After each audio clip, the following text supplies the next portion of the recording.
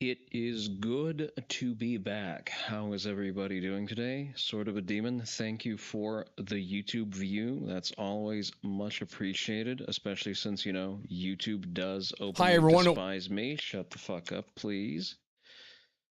We're going to move you over to this. This is going to be the Sloppa window because we do have quite a bit of Sloppa to react to today. So keep your britches on. Deadly gym shooting. Always stay pecking in the gym, chat. Remember, if you are lacking, your ops never do. All right, or rather, never are, I think is the correct grammatical structure for that.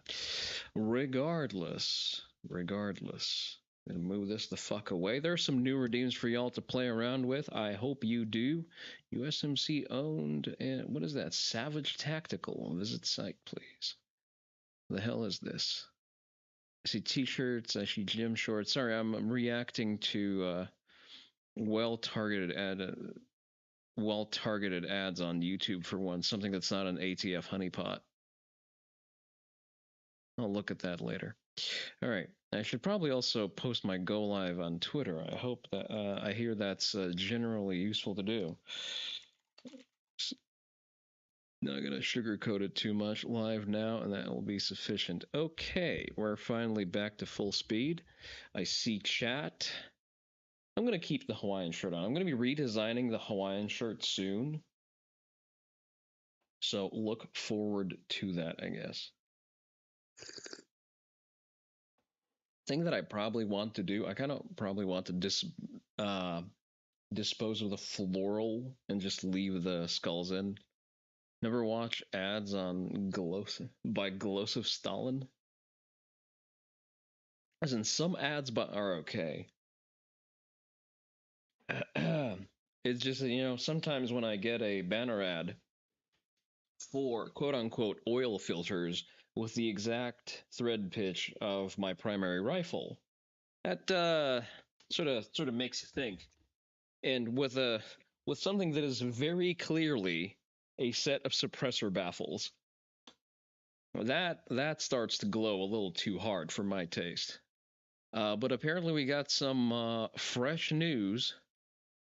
Let me pull this up over here so that our sight lines aren't as awkward. Past the Shore Act. Okay, there's some new GOA stuff.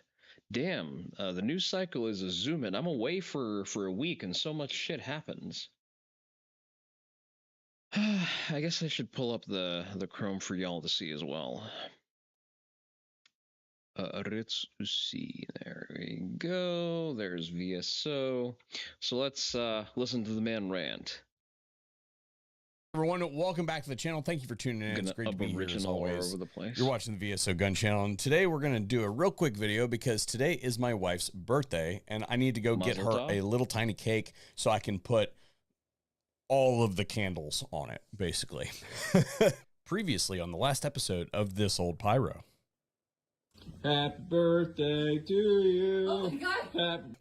But I just want to do a video today and cover a few things. First of all, I want to say thank you to all of you who are putting in the work and really blowing up those phone lines, sending the emails, sending the letters, contacting your representatives. And the word that we've been getting from the Hill is that they really just want the bleeding to stop. They are getting harried every single hour of every single day, and they're like, wow, people really care about this Hearing Protection Act. The beatings will continue until HR 404 and 2395 go to a vote in our past. Do I have my political content tag so that we can be free of content classification, political sensitive subject? Okay, then I don't need to manage the ads. We're going to have to go back and put that in the big, beautiful bill. So you got to keep the pressure on to make sure that actually happens. But I also wanted to talk about the Short Act. And we've got some a movement that suggests that they might have solved the problems with the Hearing Protection Act, but they're very apprehensive. In fact, I hear word that the traitors in the Republican Party just want the short-barreled language to go away. And that is unacceptable. You cannot hide. Make tar and feathering great again. I This is all tax reform, and thus it can all be done under a budget bill. Hell yeah. So get to work. I also wanted to talk about... Watch your Congress critter very closely. If you see them buckle, go for the neck. Excuse me. If you see them buckle, go for the throat. Absolutely no quarter. We will not have such an overwhelming majority in every part of a legislative step for quite a while. I mean, there is risks that the majority will be fumbled as soon as the midterms. I want SBRs off of the fucking NFA yesterday, as should you. Something that's bothering me a little bit. There are people in the online firearms community that have huge audiences and massive amounts of influence. And I went and just did test. I searched for 10 different high-profile YouTube creators, and only one of those 10, which was Colion Noir, had any reference to hearing protection or short act. And you can go check. Brother, the hell kind of gun YouTube do you watch? Off the top of my head, let's pull up YouTube. God, these recommendations are going to be... Brandon Herrera, a live stream. Let's stream snipe Brandon. I'm going to call him real quick and see if he can give us an update on where it is right now. Because, like I said, this vote does end, or this reconciliation happens tonight at 1 o'clock. So we are running out of time in the morning, Eastern time. So we are running out of time. That's why I wanted to make sure.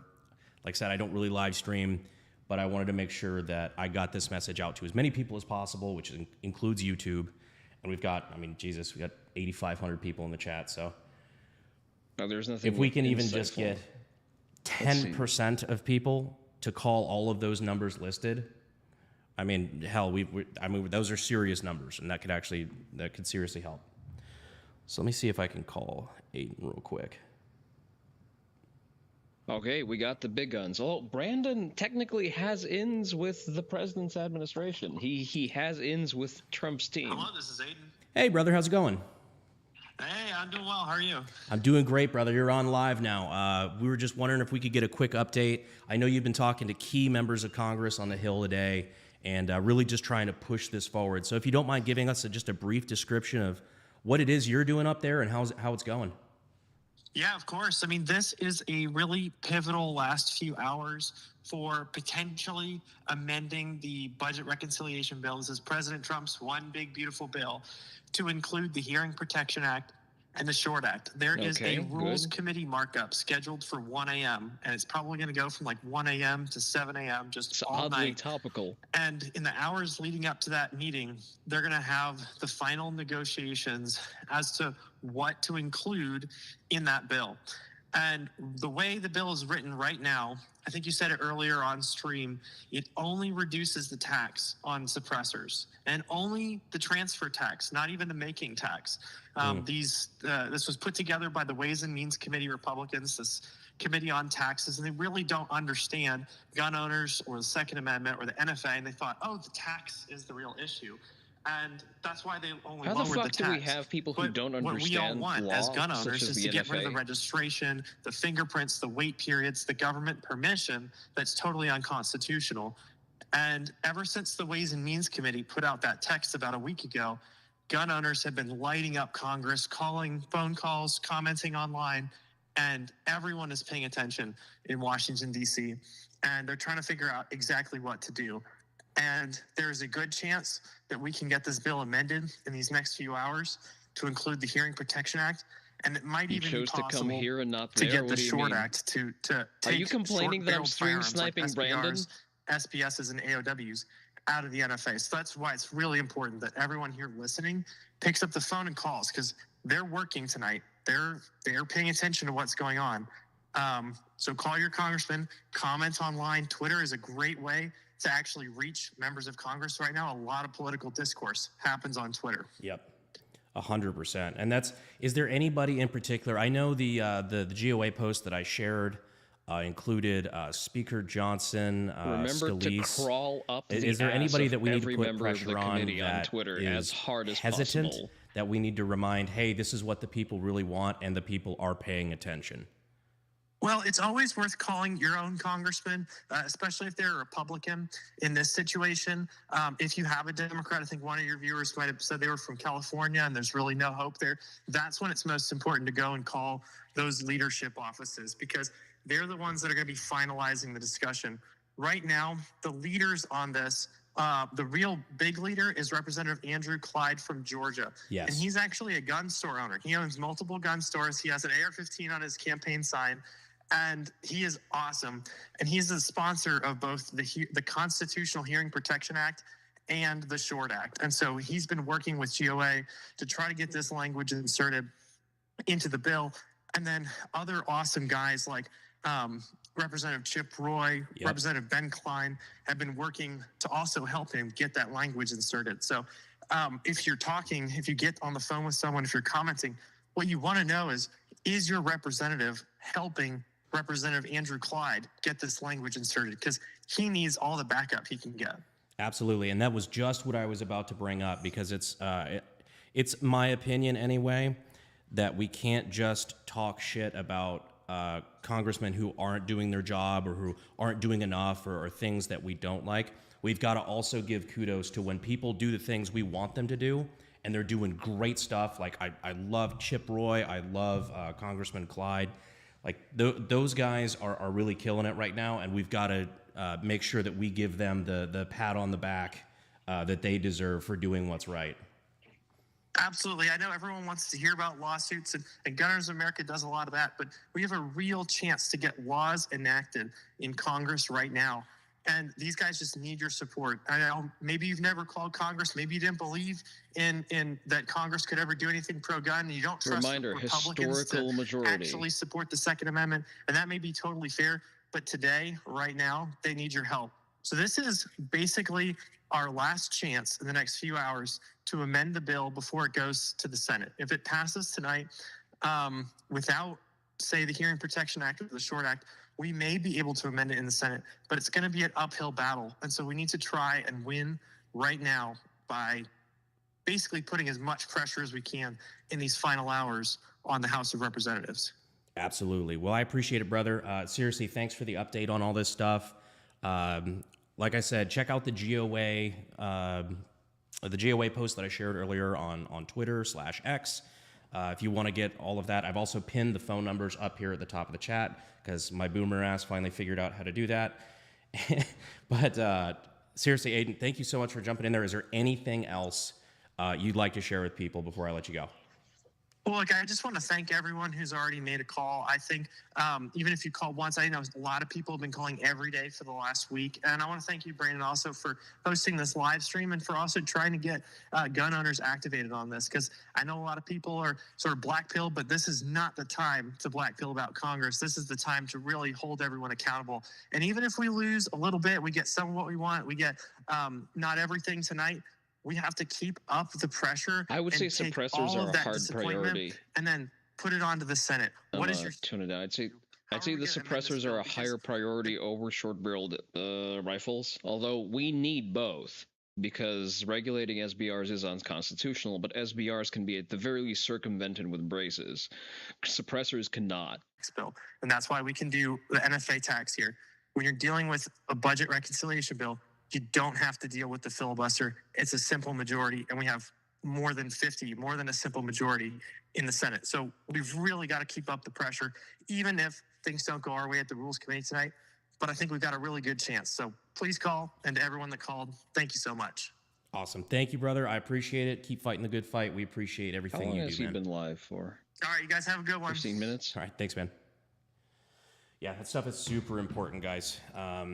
And even if we don't, like I said, even if we don't get everything we want here, like let's say we don't get suppressors and the Short Act, we don't get suppressors and SPRs, even just the fact that we're getting motion right now, we're starting to get more of what we want. We can always get more later.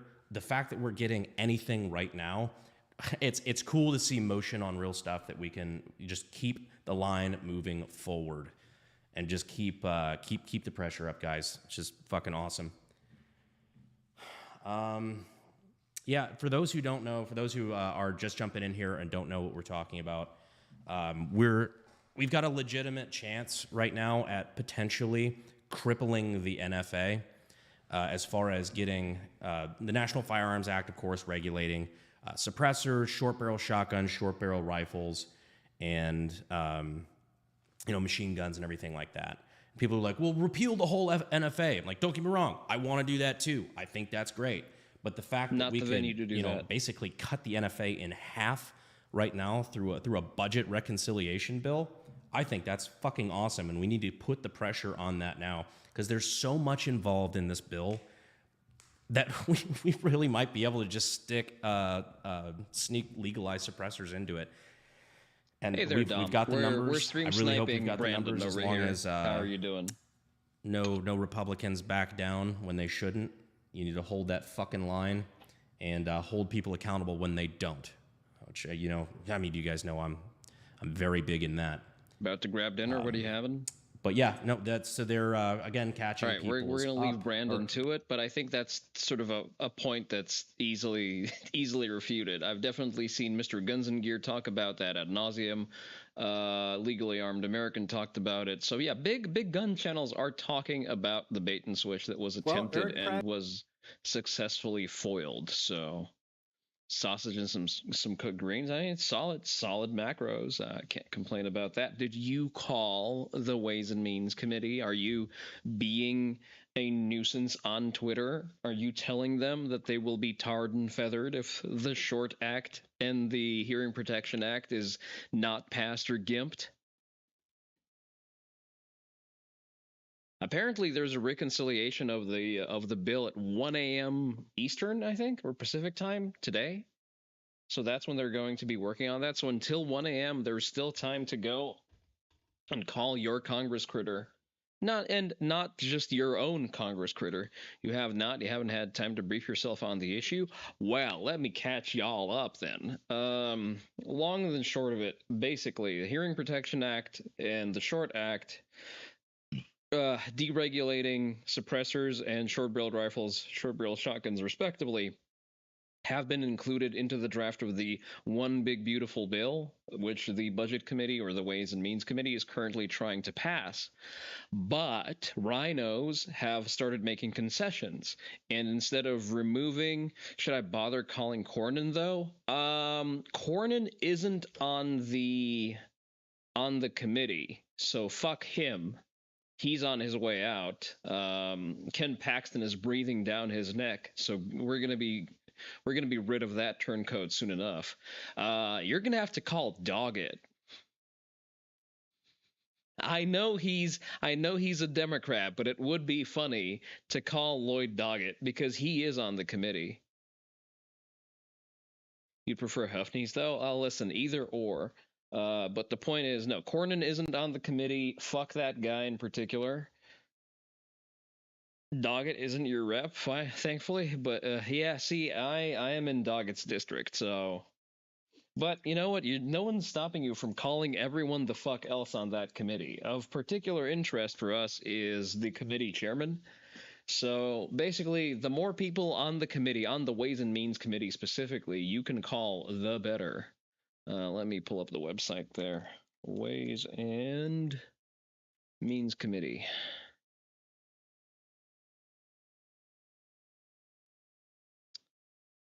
Let's see. Where's the members list?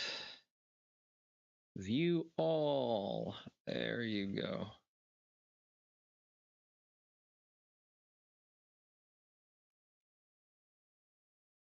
What's the best word to ask? Wait. So okay, let me look this up because I've actually been tweeting up a storm about that for quite a while. Let me open my Twitter. I can't open up my timeline on Twitch for fear of being banned, but something here should be appropriate to that effect. Let's see. Well, first of all, NAGR and GOA have had good language on that, but there you go. Here's a gem from Kuromaru Nissan. Wording for it's the same wording for everything, Dom. But let's go over it. So we specifically demand that HR 404 and HR 2395, also known as the Hearing Protection Act and the Short Act, respectively, are brought to a vote unchanged. That means complete deregulation under the NFA of suppressors, short-barreled rifles, and short-barreled shotguns. This is specifically the platform that the Republicans ran on, and if they do not keep their promises, we will remember that in the midterms. We will primary and vote out every seat that is spotted in making deals with Democrats. Anyone softening their stance will be a legitimate target.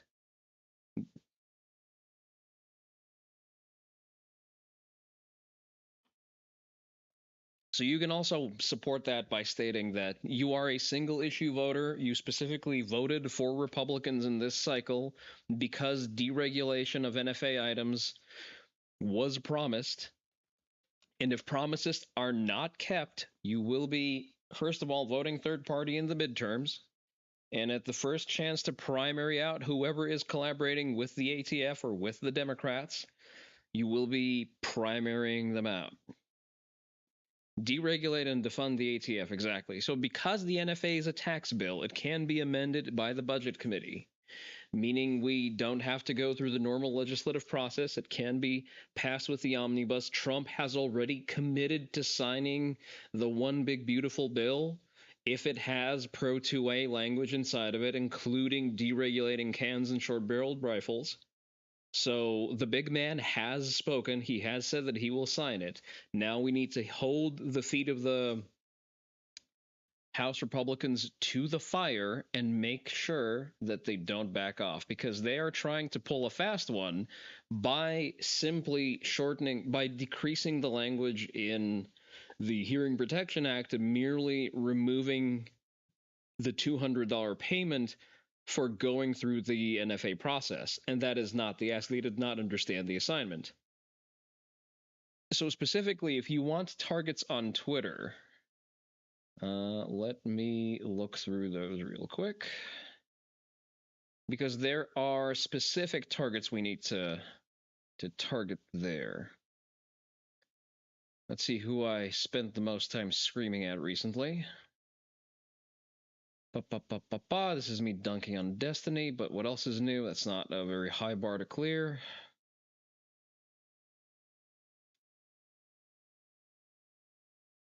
Just a moment. Okay, so one Rep David Kustov. That's target number 1. Ways and Means Committee GOP is a good account to target. Huh? Oh.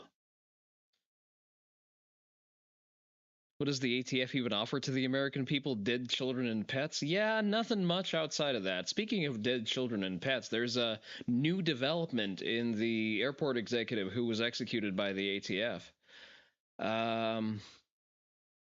Speaking of which, Cornyn on his way to get his balls flattened. And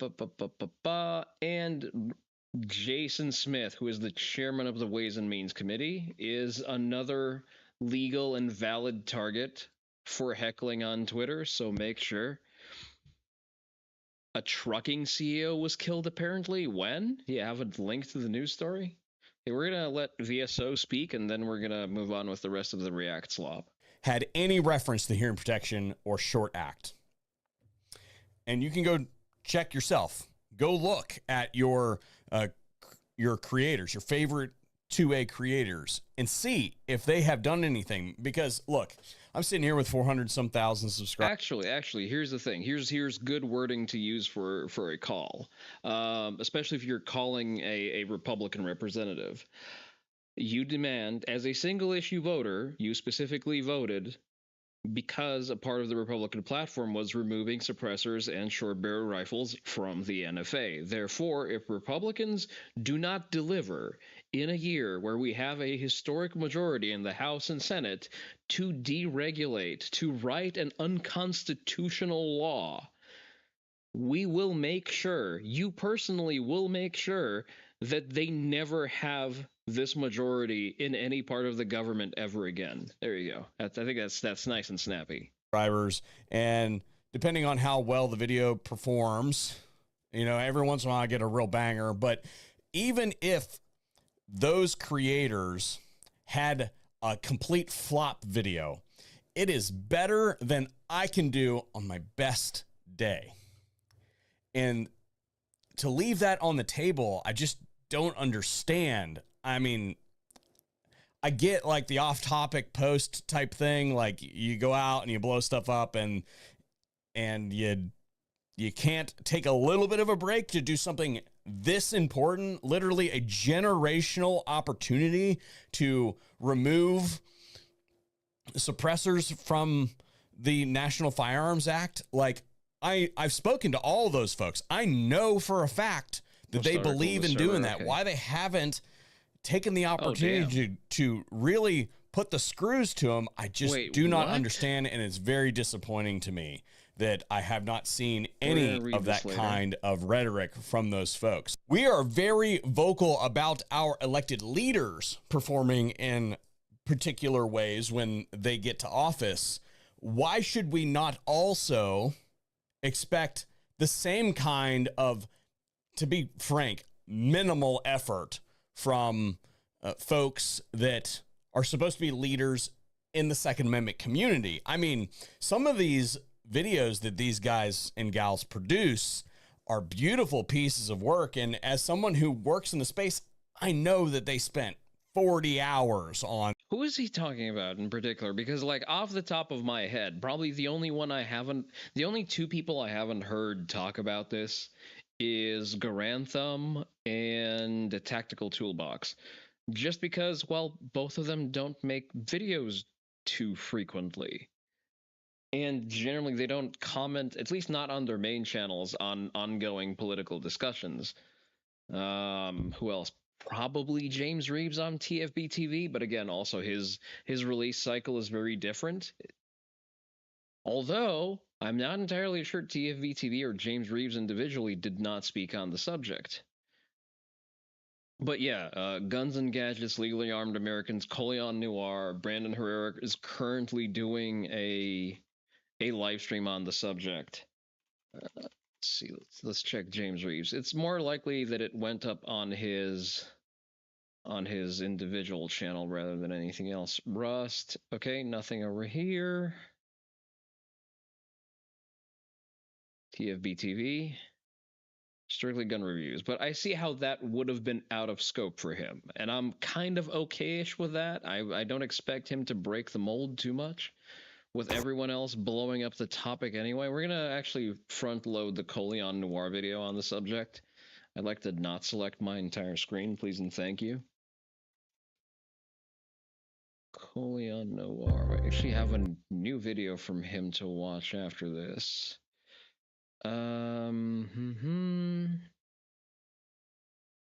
There you go. Republicans want to keep suppressors. To remind you that registered. 60% of sales on Amazon come from independent sellers. Tracy from Lily's of Charleston will... Why Mexican music, Amazon? All right, let's finish on some this of those video. videos. Turn on your iPhone, get a, prop it up on your desk and just talk to it for 5 minutes. It's a oh, nice. Retro Rifle came out with shorts. Today's video is brought to you by the Modern Gun School. This is not the other place that you've heard online that is cool with taking your entire GI Bill and running with it. This is an accredited online university. Whether you just want to learn a few things or you want to break into a career in the firearms industry. Harbinger of justice the black community needs. He is definitely a better standard for the black community, that's for sure. Check him out at Modern Gun School, and let's hop into the video. Go check up on your people. See if they are being part of the solution. And then I wanted to quickly just kind of give you an idea, because I understand that the communication in our society has changed a lot. A lot of people just want to be able to send a text message or, whatever. And sometimes that is a viable option. But a lot of times when it comes to these bills in Congress, it literally takes a phone call. And I understand I don't like talking to people on the phone. I'm on the phone constantly, day in, day out. Last night, my wife was like, I'm doing this, and you should do this, that, and the other. And we're like, all right, cool. Both been on the phone all day. Bye. See you in a bit. Right? I understand. And I understand why a lot of folks are hesitant to do that, because you don't want to sound like an idiot when you pick up the phone. So what I'm going to do is, in the pinned comment down below, I'm going to just kind of give you an idea of some things to say when you call these folks up. And these only take a minute or two of your time. Oh, there you go. To give you an idea here's your pasta of how the sausage is made. We shut down the House Ways and Means Committee phone lines for like 3 days. Hell yeah. You could not call there. The answering machine was full. They know that you are watching. That is the level of participation that we need, and we have to keep up the tempo. This is going to take a minute, because not only do we have to do this to the House, but we have to do the same thing to the Senate. The president has already said that he will sign the big, beautiful bill regardless of whatever Second Amendment stuff is in there. He does not care. He wants his win. And I suppose, for a change, that actually works to our advantage. On top of that, we see nationwide collaboration with major gun groups. I mean, broken clock's right twice a day, but even the National Rifle Association is in tune with what, like, Gun Owners of America is asking for. Don Jr. is in the mix. Why aren't you? Trust no politician, but we do. Okay, to be fair, Don Jr. can just call the fucking people on the committee. Know that we have some folks that work there that are pushing very hard to make this a reality, and they need our help. Guys like Chip Roy, for instance, out there making sure that this stuff makes it into the bills so that it gets its best chance of going forward. I guess I'd just ask you, why wouldn't we all take a minute or two out of our day and leave it all on the field? Because last time we didn't. And how did that go? Okay, last time was a Biden admin. It wouldn't have gotten signed anyway. We were told it's a done deal, it's a done deal, it's a done deal. And then it wasn't a done deal. And here we are years later. Let's get to work, people, and go do a thing. Ending lifetimes of. Okay, fascinating. Let's see. I think I covered the gist of it. So this is an update from GOA. Of America, and it is always a pleasure to be with you, Congressman Clyde, from the state of Georgia. You know, there are a lot of folks who are fighting for Second Amendment rights, but when I think of Second Amendment champions, and I'm not just saying this, you are truly at the top of the heap. You have been fighting for our rights so hard. I mean, even neglecting not going home and staying back here in Washington to fight and redraft things. I just want to tell you, Gun Owners of America and our members really appreciate what you do and what you've been doing. And, you know, for us, obviously, we're all engaged with, are we going to get suppressors out of the NFA? Are we going to get short-barreled rifles out of the NFA? Where are we at with that? Are we going to win this? Well, Eric, it's great to be with you. Great to be with Gun Owners. You guys are a phenomenal organization. Thank you. Really, I think you're at the tip of the spear when it comes to driving legislation to not just protect our Second Amendment rights, but to restore our Second Amendment rights. And that's what I told the people when I first ran for office. I don't just want to protect them, I want to restore them. And part of that is taking down the taxation of a constitutional right. You know, since 1934, our constitutional rights, our Second Amendment rights, have been taxed through the National Firearms Act. Think about that. You know, suppressors, short-barreled rifles, short-barreled shotguns, AOWs, etc. I'd say the government should be thankful that we're not seeking reparations for those particular damages. Have been taxed with this draconian $200 tax. In 1934, a suppressor cost $6.50. But yet, when you add a $200 tax onto it, it means that nobody then, that's basically the equivalent of $5,000 today. So, you know, if today you add a $5,000 tax onto a couple of $100 suppressor, nobody would be able to buy it. And so it eliminated suppressors in the market for half a century or more. And that's what we're fighting to change right now. This opportunity right now. Mind you, if they keep suppressors in the NFA, the next administration and the next House majority that would be hostile to the Second Amendment can just as easily raise that tax stamp. They can slap a $5,000 corrected tax stamp into the NFA first chance they get, and I see them doing that. Now, budget reconciliation, where no Democrats, where we need no Democrats to vote for it whatsoever. It's purely a partisan bill. You know, the filibuster is bypassed in the Senate, so we don't need those 7 Democrat senators to weigh in and say yes to a vote on the Senate floor. We can do it with only Republican votes. And if we cannot, you know, restore some of our Second Amendment rights in this moment, then I think that it will never happen. So that's why I'm fighting so hard to make sure that it does happen. Now, what I can tell you about the bill so far is that the $200 transfer tax on silencers is in the bill to be eliminated. All right, that's phenomenal. Nobody cares. But the making tax is still there. So we have and the registration and the registration is still there too, because really the taxation and the registration go hand in hand. If you don't, the registration database is truly a registration of the tax. That's the way they got around it. Okay, so if you don't have a tax, there's no foundation for registration.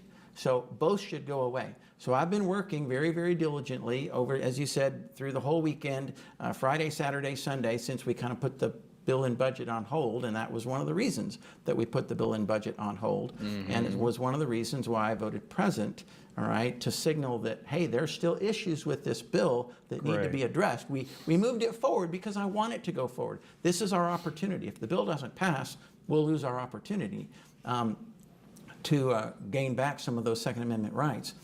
But within what I hope to be, or what I hope comes out of the manager's amendment, what we've been negotiating is to eliminate the making tax and to eliminate the registry, all right, for suppressors. But I want to go beyond that. I want to do short barrels as well and AOWs, short-barreled rifles, short-barreled shotguns. You know, you've got the pistol brace issue. ATF has, you know, they said it was okay in 2012. Then they reversed course in 2015, and then reversed course again in 2017. And now in 2022 or 2023, they reversed course again. So there has been no consistency with ATF on pistol braces. And now they're saying that if you have a pistol with a brace on it, and it's not registered in the NFA, then it is an illegal, unregistered short-barreled rifle. So we need to get rid of the category of short-barreled rifles and take that off the National Firearms Act. Short-barreled shotguns as well, because it's the same issue, pistol brace on both, all right? And so that's what I'm working very diligently to do. So are you a glass half full or half empty? Are you optimistic that we're going to win this on the reconciliation bill, thereby bypassing the Senate filibuster? I'm a glass half full guy, all right? I believe that I'm the eternal optimist. You know, I will not give up until, you know, the final vote on the floor says that we're not going to win, but I don't believe that's going to happen. I believe on the final vote on the floor, we will win, all right? And we will have suppressors in there, the full restoration of suppressors. I don't know about short barrels, but I'm not going to give up. What about the House leadership? Are they when is there ever consistency with the ATF? Hiring fuckwits, killing pets and children, and assassinating people who've done nothing wrong in general. The short barrels? Leadership agrees with me. They say they will go as far as 218 members can get, all right? I'm pushing them to push a little harder. And that, you know, if people call their members of Congress, I think that's very important. call leadership as well. You can call the speaker, call the leader, all right, and say, hey, we need to eliminate the taxation on short barrels and suppressors, both. And it does make a difference.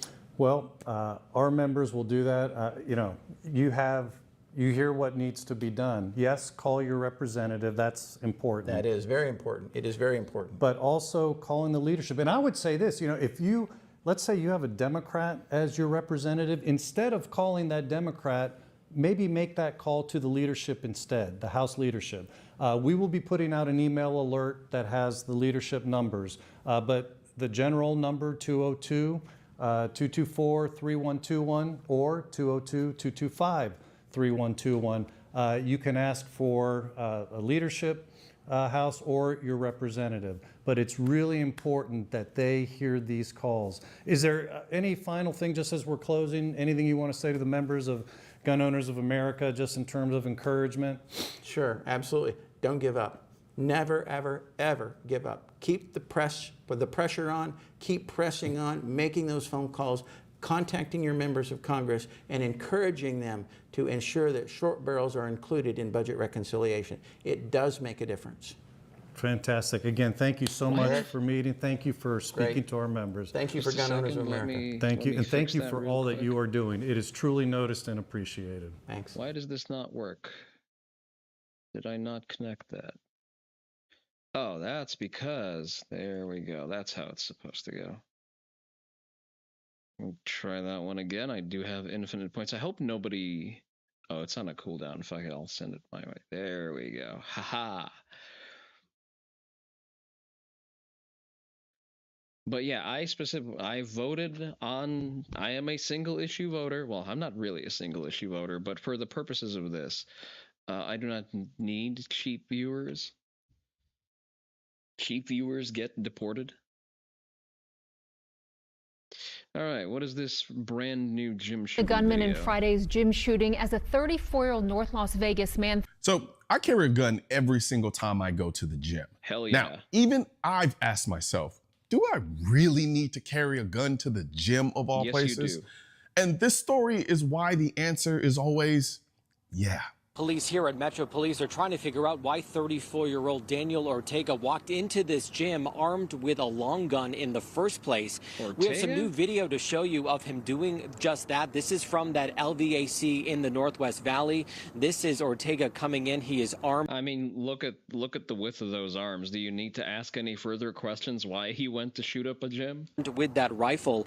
About a minute later is when he shot a gym employee. He actually chased him through part of that building, fatally wounding him. We learned today.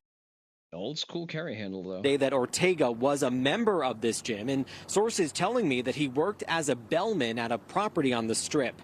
The assistant sheriff saying Ortega fired his weapon 24 times.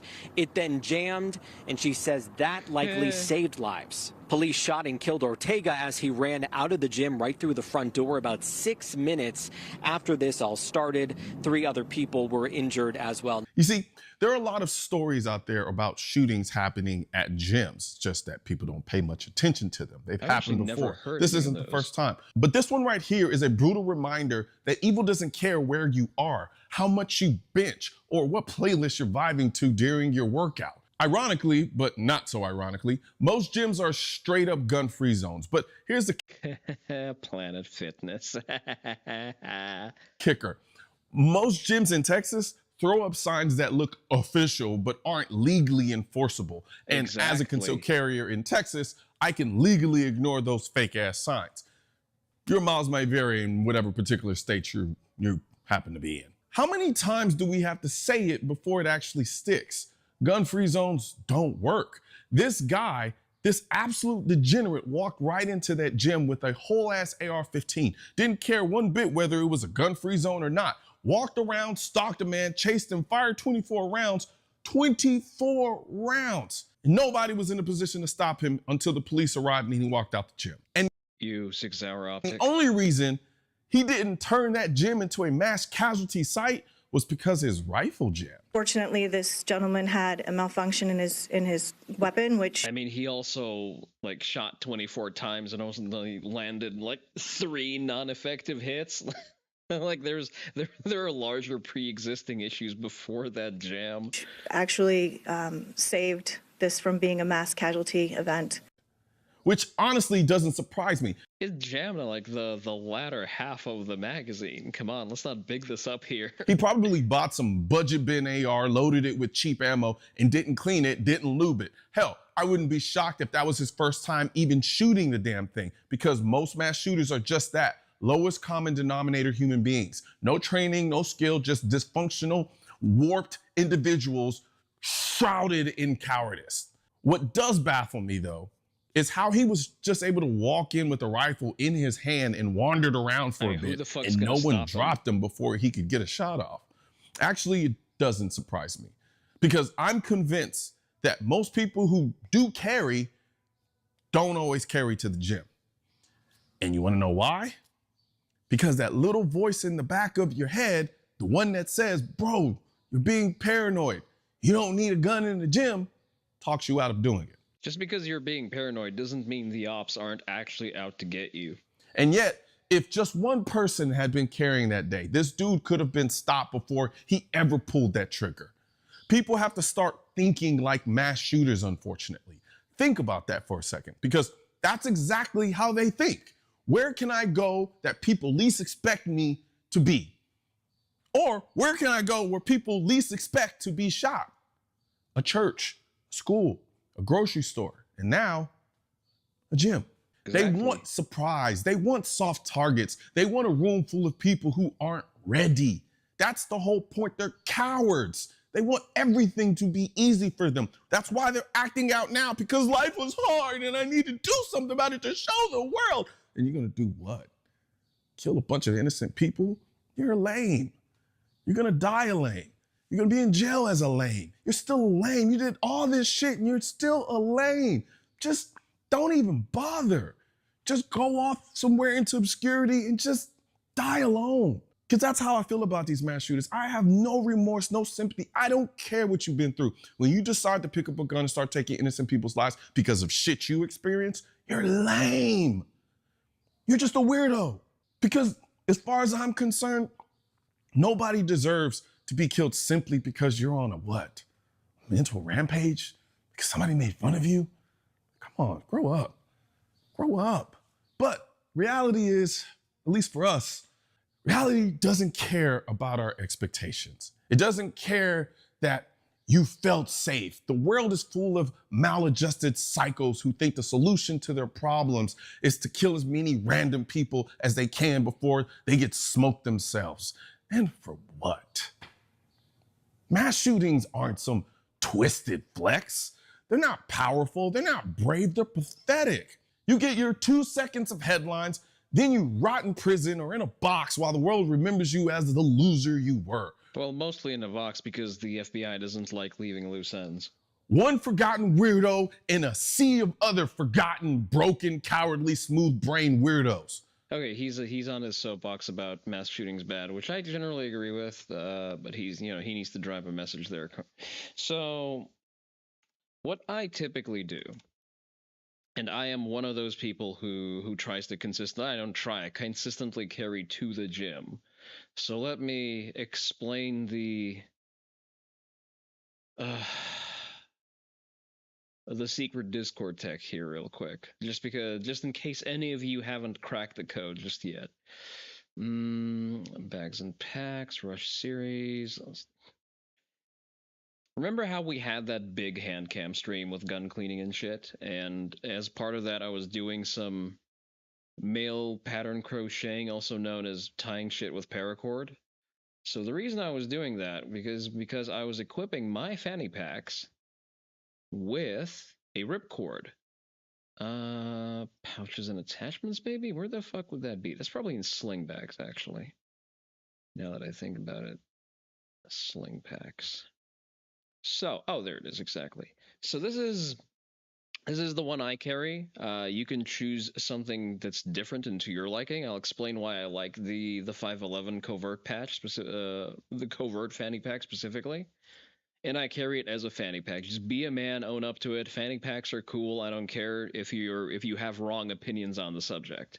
The reason I like this is because it has pull tabs natively. I'm just not a fan of the pull tabs it already has.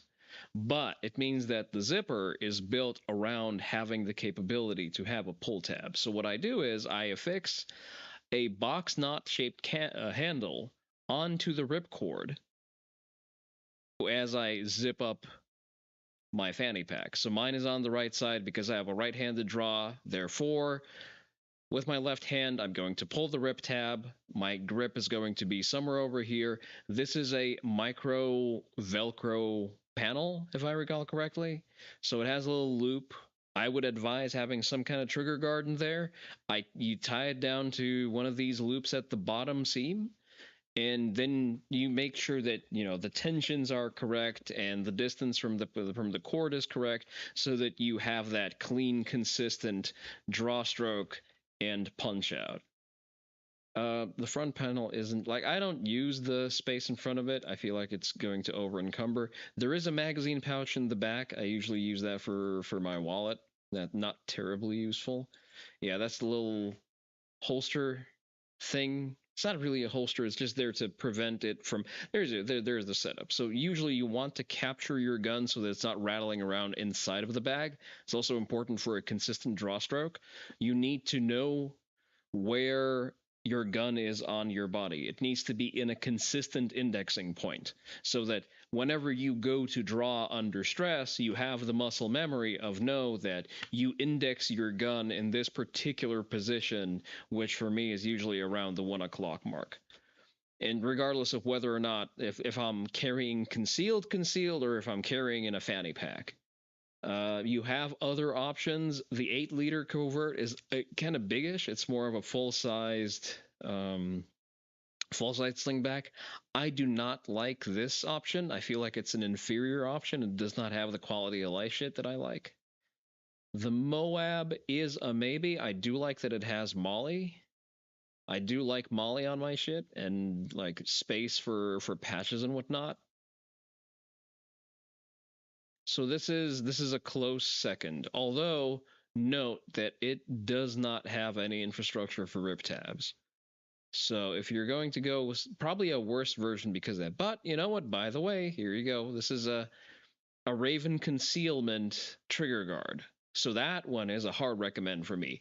Ass for actually carrying a gun inside of your waistband, which is what it was originally designed to do. Completely unsuitable to do that. Very uncomfortable. Just full stop fucking no. Never again. For off-body carry and fanny pack carry is included in that category. Very good. Use the trigger guard. You strap it on with a paracord. Hey there, Nodlinkara. I'm explaining gym concealed carry. Do you carry a gun to the gym? Because if you don't, I'm going to run through this again to explain why you should and how to do this the best. But basically, the trigger guard is bolted down to the bottom seam of the fanny pack at a length of the paracord that ensures that you have a consistent draw stroke that's, anatomically correct for you to pop the trigger guard off and punch out into taking aim.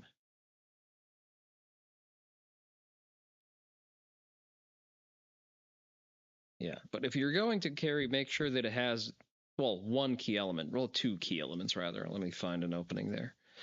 Your quick release tabs are a must. It needs to be a zipper that is equipped with pull tabs that you then can further enhance with a ripcord. It doesn't have to be 511. Vertex makes perfectly suitable fanny packs. Probably have your own private gym. Get your own equipment. So not Linkara, aspirationally very based, but I know the cost of setting up a gym, and until you do, I would suggest carrying a gun in the ones that you use right now. So yeah, that's number one. That's the thing. That's the first thing to look out for is making sure that it has a pull tab. The other thing is some sort of means to prevent your gun from moving around inside of the fanny pack, because unless it's a full-sized gun, there's going to be some give, and you may want to strap it down just to make sure that, your indexing point is consistent when you try to draw. Okay. let's see. So we were talking about the ATF. Dom mentioned this. Trucking employee arrested after CEO found murdered with throat slashed in burning building. How is this connected to the ATF again? An employee has been arrested in the murder of trucking company CEO who was found throat slashed inside a burning building in Chicago suburb last week. Firefighters Crestwood discovered the body. Trucking bus died from neck injury. And what does this have to do with the ATF?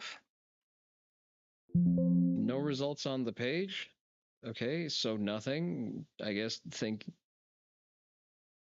I mentioned the dead CEO. I mentioned an airport CEO who was killed by the ATF.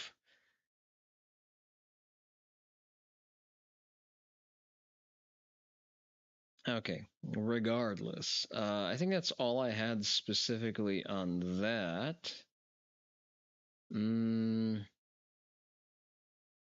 know what? Oh, that's a longer video. Let's get through this first. So this is a little video that Cuxtony had a bit of a spurgy about. Oh, you're riffing off CEO is dead? Okay, understandable. But this is something that Cuxtony recently spurged over, so I found it quite humorous. So we're going to give it a quick listen. Conservatives have a bad habit, and I'm trying to come up with a name for it. But first, I'll describe it.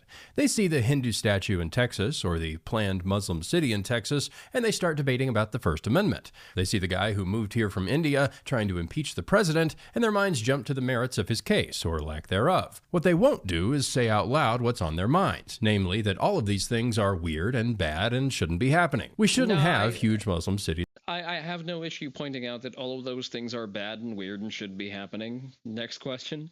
In Texas, or huge Hindu statues, or state representatives who can't pronounce representatives. Representatives. Trump is right. Even our leftoids aren't made in America anymore. But conservatives feel like they can't have an opinion about something unless they have a legal or scientific argument. Although, then again, am I really conservative? Because I've consistently stated that I am a libertarian centrist. You get the feeling that if a raccoon showed up in their kitchen, they'd start figuring out how to sue it for squatting. And once conservatives decide something should be stopped, they try to stop it in a way that sounds neutral and objective. Take the example of someone who's trying to get I believe the term you're looking for is cucked and legalistic, but go on. Rid of the Hindu statue. He'll propose that we make a law against any religious displays, or that religious displays should only come to a certain height. I'm not anti-Hindu, I'm just anti-things that are tall. Or the Nah, I'm anti-Hindu at this point. The person who's trying to stop trans surgeries. He'll try to find studies showing that people regret getting them. Even when conservatives know what they want, they'll struggle for a standard to appeal to. They'll appeal to science, they'll appeal to reason, they definitely won't appeal to religious dogma. See, I don't think those are conservatives. I think those are politically homeless Democrats. Though they should, but one standard gets consistently left out of the discussion. Excuse me, politically homeless liberals. Some call it common sense. Russell Kirk called it folk wisdom or folk law, and Edmund Burke called it prejudice. Here's Burke. You see, sir, that in this enlightened age, I am bold enough to confess that we are generally men of untaught feelings, that instead of casting away all our old prejudices, we cherish them to a very considerable... Hinduism bad? When it's outside of India, yes. Okay, fine, I will allow Hinduism in Pakistan, but definitely not in fucking Texas. Degree. And to take more shame to ourselves, we cherish them because they are prejudices. And the longer they have lasted and the more generally they have prevailed, the more we cherish them. We're embarrassed to talk this way. We assume pre-rational judgment is always unfair. We want all of our opinions to come from double-blind studies or careful deliberation. But it was also controversial at the time. When Burke was writing, Enlightenment rationalism was what every smart person thought, and here he was defending untaught feelings. But why are they necessary? Aren't people capable of thinking through issues on their own? Burke didn't think so. We are afraid to put men to live and trade each on his own private stock of reason, because we suspect that the stock in each man is small, and that the individuals would do better to avail themselves of the general bank and capital of nations and of ages. Now, there's an important distinction here. I'm not saying that all human beings intuitively know what's right, as if everyone, given enough time in the right armchair, would come up with the same conclusions about the world. That's like expecting everyone who picks up a guitar to eventually write Stairway to Heaven. Remember, some cultures are prejudiced against bathing.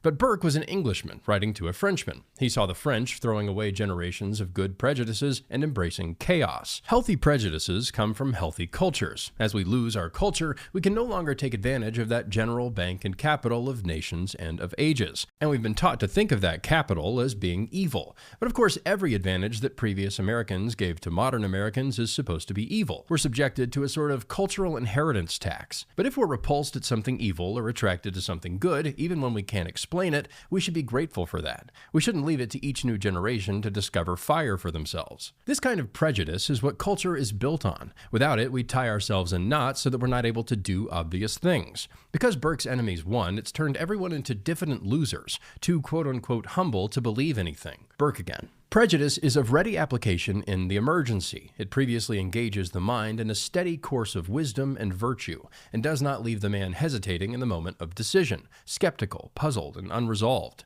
Prejudice renders a man's virtue his habit, and not a series of unconnected acts. Through just prejudice, his duty becomes a part of his nature. In the last few generations, we've lost this. What should be strong convictions, we treat as personal preferences. We think we have to make a rational argument for being what our grandparents would call normal. We don't think we can act until we've dotted every I, and that's because we've allowed ourselves to be bullied by the rationalists. But it turns out you don't need permission from Neil deGrasse Tyson to tell someone to get their muddy shoes off your couch. I do think this is turning around. Since Trump came on the stage, people are more comfortable using the phrase, "we don't do that here," or I don't really care, Margaret. I don't want that person in my country, and I think most Americans agree with me. If this kind of confidence comes back, we might be able to do a lot of good. But as Russell Kirk said, prejudice and prescription are delicate growths, slow to rise, easy to injure, hardly possible to resuscitate. Cultural instincts are more like orchids than they are like dandelions. You can't just spray Roundup on them for 3 generations and expect them to pop back up when it's convenient. I don't think that healthy prejudice is dead, it's just been hiding, usually behind some rational argument. Because we've cut ourselves off from a lot of our healthiest instincts, we shouldn't trust everything we think. But we also shouldn't feel like we have to cite 14 studies before we can say, "That's weird, somebody stop it." Everyone has cultural presuppositions, and we should value ours. Basic confidence in our untaught feelings is something we don't just need in the general populace. We need it in our commentators, our judges, and our representatives. Sorry. I just laugh every time. So my general reaction to this, so Destiny reposted this with the quaint little quip. Oh, motherfucker, I changed this. There you go. That's it. Okay, that's not how it's supposed to be. Okay, let me delete the entire thing. No wonder it's not fucking working. There you go, much better. So, Destiny retweeted this with what he thought passes for a witty quote, saying that conservatives now are now the party of feelings over facts, to which I responded that it's a fact that Texas should have no Muslim majority cities. You love when Indians pronounce the incorrect syllable? Yes. That's kind of funny. But the thing is, I think that what was referred to as prejudice is also an often correct cognitive heuristic. So people, the Homo sapiens, are cognitive misers, means that we don't really like to expend a lot of energy thinking about stuff proactively. That's why once we encounter a new problem, we usually come up with some sort of canned reaction to that specific stimulus, which is technically that's stereotypes, that's prejudices. Any kind of spontaneous knee-jerk reaction is usually a conclusion that you have arrived to previously based on information that you were exposed to in the past, and that is normal. So to say as a blanket statement that all prejudices are wrong is actually completely retarded and means that you don't understand how prejudices are formed. Prejudices are basically a confirmation of your capability for pattern recognition. So yes, and I'm going to trust my pattern recognition in pointing out that there should be no fucking Hindu statues in Texas, and there should be no Muslim majority cities, or Muslims or mosques in general for that matter. All right. Speaking more on the topic of why we don't care about that, Margaret, and I don't want those people here. Swiftie College co-ed executed as she slept by career criminal who broke in, then went on shopping spree with her credit card. It's aspiring teacher and devotee Swiftie, let's not hold that against her, was executed as she slept by a career criminal. We already read that. Her heartbroken father is still waiting for a reply to his last text. College co-ed Logan, foreign name, Federico?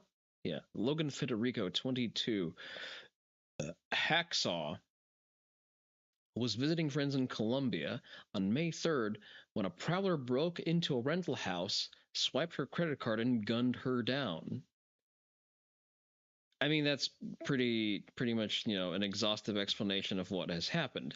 So, and this speaks to a larger problem of why a lot of people don't understand the value of, first of all, gun ownership, and second, castle doctrine. Those people, for some reason, increasingly being Australians. I don't know why. I guess they started putting something in the water there to incessantly drop T levels. But let's for once go over a quick win, because while I was gone, we have actually achieved total smear merchant death. Once again, targeting the VTuber Kirsha. Hey, what's up, guys? Riff here. So today we're going to be talking about the latest cancel culture campaign to be once again targeting the VTuber Kirsha. Now, we talked about her. Oh, that's actually a previous one. That's an old update. I did not look at this. I'm going to comment on this one. This is 10 days ago. Holy shit.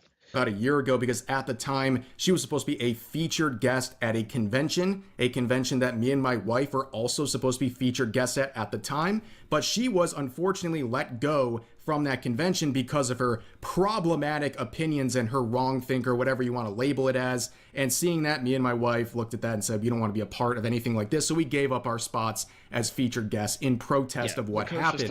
Now let's fast forward to the latest life ruination campaign targeting Kirsha, where many individuals are trying to literally ruin her life. They're going after her sponsor. Okay, sort of a demon. I'm not going to do anything about that, but please be aware that Twitch will slap me for playful language in the chat. So use plausibly deniable words. It's not that I disagree. Yes, Twitch TOS, please. Behave, children. Sponsors and anything she is affiliated with, because she is so problematic. Now, one partner that actually let her go, although unofficially, is crime. You watched this and said Ref has a wife? No, Rev just has a normal wife, Darling Straub. Listen, he uses a lolly model. I don't know why. He's fucking weird. I'm not gonna try to soften the blow here, but I'm not going to deny the fact that he has a wife and he's a functioning adult for all intents and purposes. Boss Rockay City. This is a game that Kirsha has been a sort of unofficial ambassador for. She is the largest streamer to play this, arguably, and she has done a lot to promote this game. A lot of their success is in part to Kirsha, but due to these recent complaints, they have dropped her entirely, and look at the results. These are the Steam burn, bitch, burn. No quarter to traders. Reviews for this game. They have completely fallen off a cliff, and rightfully so. You reap what you sow when you engage in this nonsense.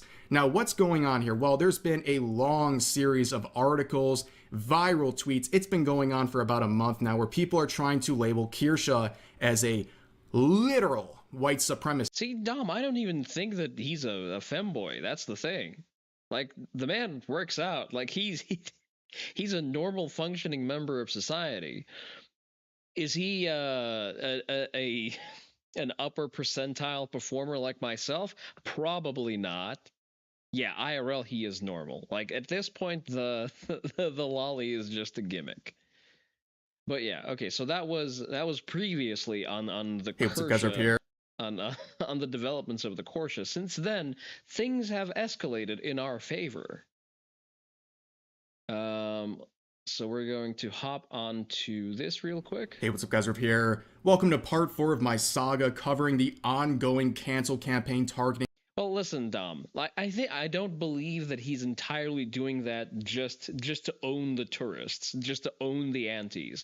He is just based on his older videos and based on his reactions of every time people try to criticize Lolly as a format, however gently. No, he's definitely a lolicon, and I almost dropped the same word that I just removed from the chat there. But yeah, he's definitely weird about that.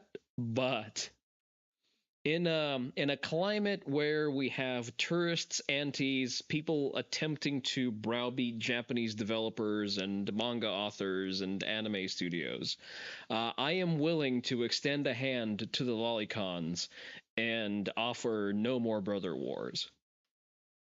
The VTuber Kirsha. A lot has happened over the past couple of days since the last time we talked about this, including Kirsha's ban on Twitch, some major fallout involving the publications who made the various hit pieces on her. We're also going to look at the immense crash outs happening among the activists in the VTubing scene. Now, before we get into all of that, I want to do a small segue here to this Blue Sky post. Lolicons are okay if they keep it fictional. Exactly. Listen, I'm gonna have to self-shill here for a quick moment. We've actually been over this with Badger for quite a bit during his appearance on the Polate Tatami podcast. Let me find that real quick. Kuromaru Onii-san. Hey guys, did you know that I also have a YouTube channel? Who would have thought? Where was my discussion with Badger on the topic? There it is. Listen, all I'm saying is, as long as it's not real, I don't care. Yeah, that's probably the standard that I'm gonna subscribe to. Is it weird? Yes. Am I gonna let an enjoyer of that babysit my children? Probably not. But to be fair, the biggest consumer of lolly content is women anyways. Why am I not surprised? No, I don't think it's surprising at all. It's self-insert stuff, I believe. Oh, that's dark. Yeah, well, I just said it, and I own up to it. I could call out about a dozen people I know this is confirmed at. Oh, boy. Listen, Occam's razor, it requires the fewest amount of assumptions. Hey, if you didn't see the Badger episode yet, go and fucking watch it. I didn't spend an upward of 10 hours editing it for nothing. Yeah, exactly. Like, people who get very, very invested into the conversation are just as fucking weird. So your friends are lolicon enjoyers. Sadly, you're probably the only furry of the group. It's not the flex that you think it is. It's gonna gloss over that.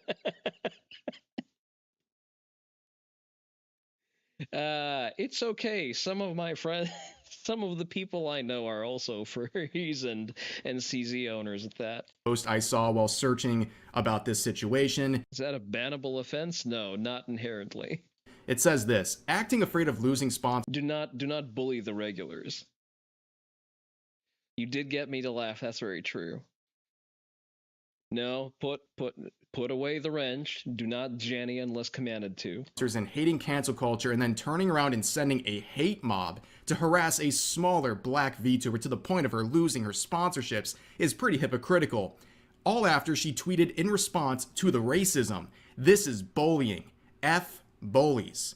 So this person, if you took them at their word, you would think they're talking about some innocent creator who was randomly attacked by Kirsha. But here's the reality. It's actually something we talked about in the previous video. It's a VTuber who initiated a fight with Kirsha and then called her a Mayo moon cricket, which is a phrase you would expect out of Dr. Seuss if there was racism in that universe. Like a very goofy term, but clearly they're trying to look at the lengths they have to go to just to mimic a fraction of our power.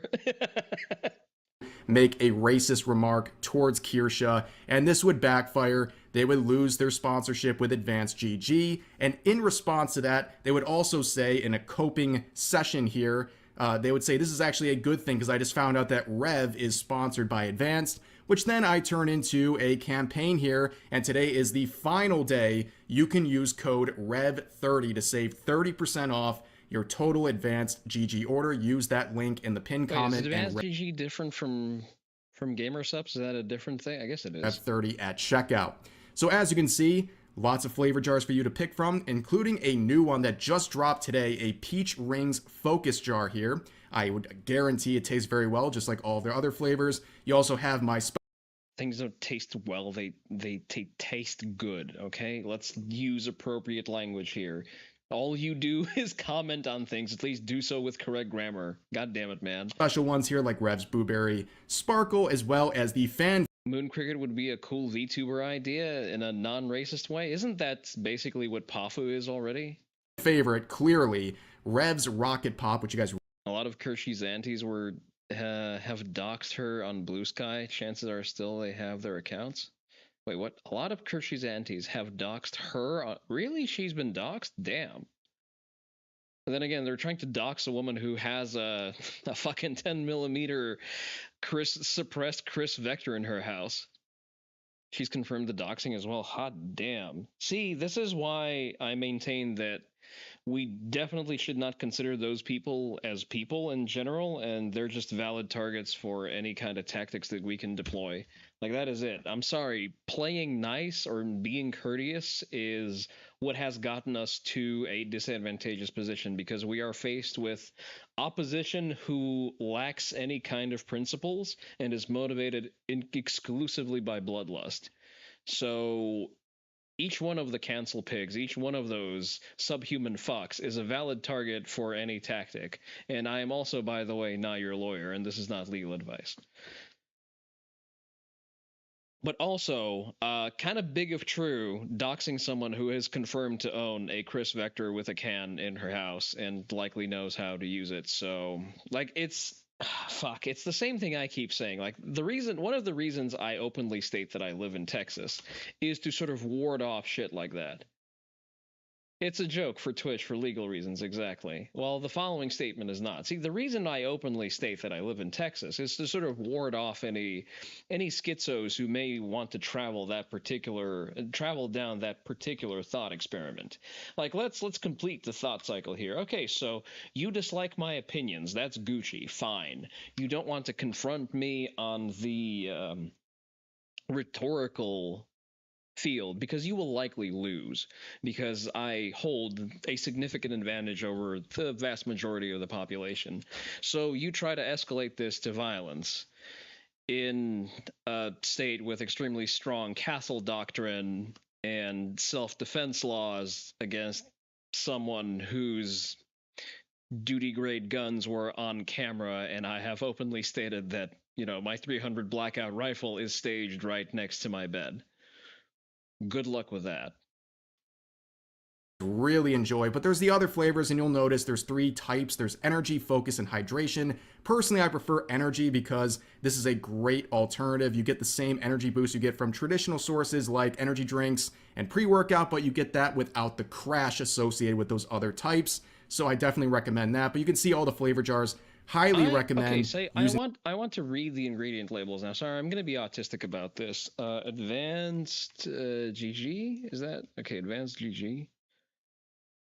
Is this what Gamer Sups used to be? Is that the same thing, or is that different? Advanced GG shop. They are not Gamer Sups. Okay. Where's Reb's flavor? He's not in hydration, he's in focus, right? Or in energy. Pretty nice though. I'm gonna read the ingredient label and I will be the judge of that. Magic Rainbow Sorbet. I kind of dislike the naming. See, I'm already poisoned by Gamer Sup's naming convention. If you don't have something that's called lean, I don't want it. Focus. Where's Rev's flavor? I guess it's not on at this point. Okay, that's fine. Okay, let's go to the energy one. Strawberry ramune. Ingredient label, por favor. Can I not zoom in? Supplement facts. There we go. Vitamin C, fine. Thiamine, fine. Riboflavin is vitamin B, that's fine. Niacin is vitamin B3, that's fine. Although be careful, it's not entirely... I'm in the wrong category? Go under creators, okay. Shop. Well, now you're not giving me... There you go. Creator jars. I don't see it. Oh, Straub's. Well, that's Straub. That's not Rev.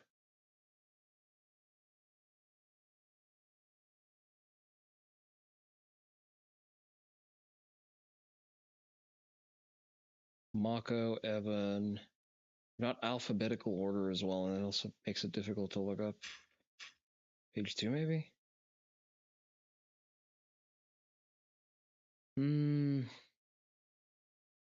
Strawberry ramen, blueberry. Listen, I assume the active components on all of them are the same. Oh, there it is. Rev's green tea lemonade. All right, let's see what you be shilling. Oh, okay, that's a significantly smaller ingredient list. Still concerned with the B3 over intake. Women don't react well to that. Good night, sort of a demon. Thank you for checking in. Blueberry Sparkle. Is that the... Okay, so this one is the energy drink one. There's this... I assume this is hydration then, right? Calcium, magnesium, sodium. I don't remember the correct ratios of hydration drinks, so I'm not going to comment on this. Vitamin C, thiamine, riboflavin, niacin, vitamin B6, folate is folic acid, vitamin B12. So all the concerns about excess intake of B vitamins are maintained, but it's up to you as an adult to regulate that. Pantothenic acid, calcium, magnesium, sodium, potassium. I don't really have any kind of input on this. No caffeine whatsoever, really. L-taurine. Okay, natural caffeine from green tea. See, at the point where it's distilled, it doesn't matter. When you distill caffeine to a pharmaceutical grade, rather, it doesn't matter what the source is unless it is bound with L-theanine. L-theanine is added as an additional component. Doesn't matter where you source the caffeine itself. Besides the point. 100 milligrams in 1 scoop, 200 milligrams in 2 scoops. That's a reasonable amount for pre-workout. You know what? I like that there is other ingredients. Let's see. Polydextrose, acceptable. Malic acid, acceptable. Natural artificial flavors. I'd like to get a little bit of detail on this. Calcium silicate, sucralose, hard fucking pass. Okay. PSA. Alcohol sugars or non-caloric sugars are a hard stop. It is a thing that we need to stop fucking doing. The biohackers are already on board with this. We need to stop. We need to stop with the fucking sucralose. We need to stop with the fucking stevia, with the aspartame, with all of the shit. If you do not have the calories for a sweet drink, you do not consume the sweet drink. There's no such thing as a free lunch. Sucralose fucks with your gut microbiome to a very significant extent. If you don't feel it with the first can you consume, you will feel it eventually. That one time you blew out your entire ass with nothing but liquid, that was the fucking sucralose. It was not, in fact, the burrito that has possibly gone bad. It was the fucking sucralose. Stop putting sucralose in things you market as a health supplement. It's not fucking healthy. Just put in cane sugar, tank the calories, run the extra fucking lap, and deal with it that way. Absolutely full stop. Do not approach, do not buy, do not consume. Same with the hydration shit. Sorry, solid L on the supplement recommendation there from the man-voiced lolly.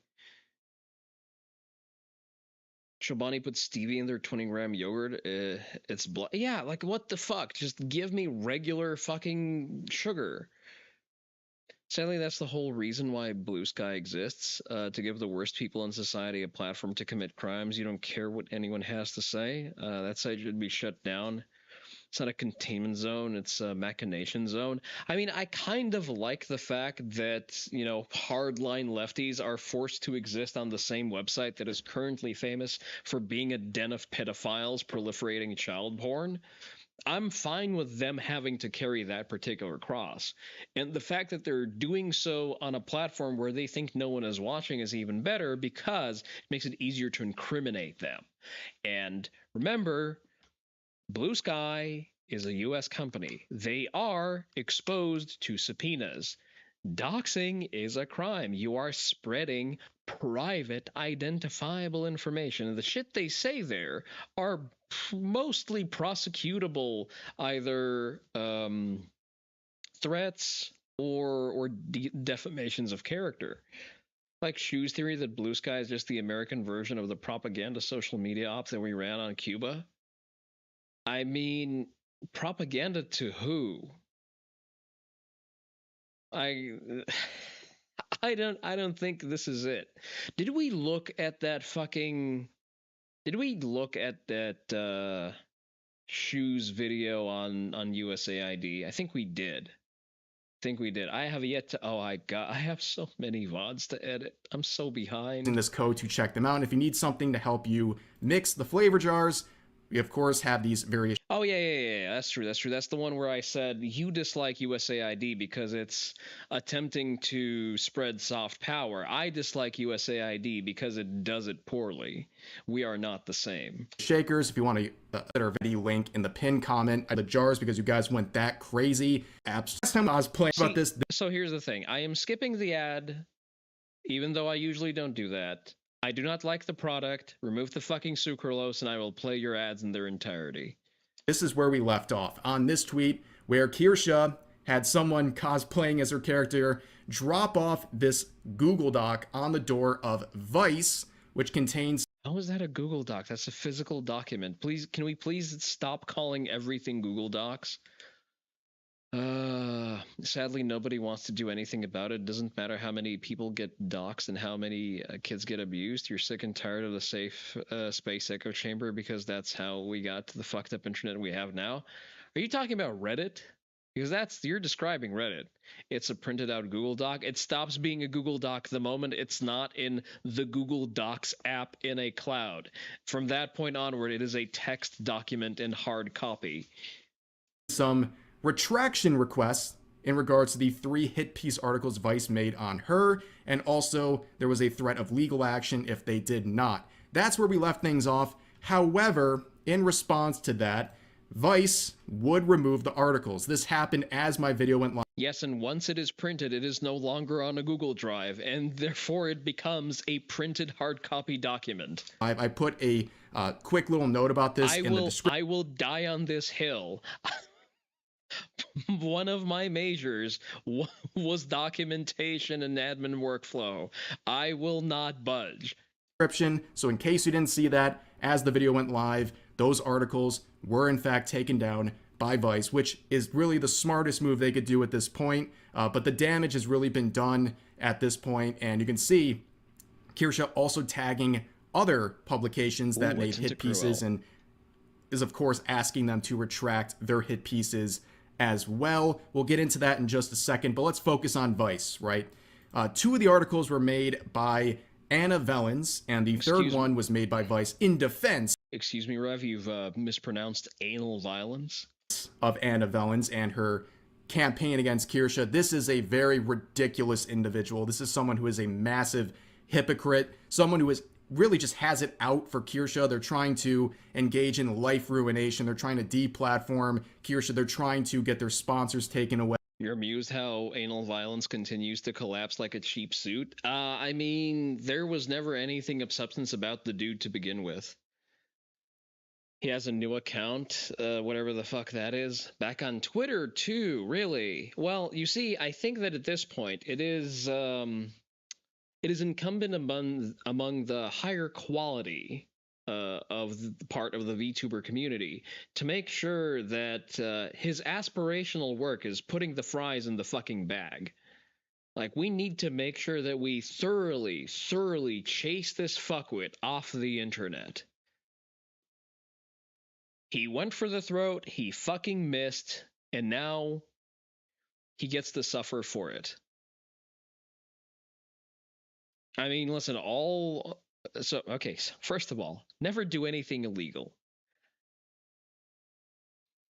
Don't send nasty DMs. Absolutely fucking not. This is not a joke. Do not send death threats.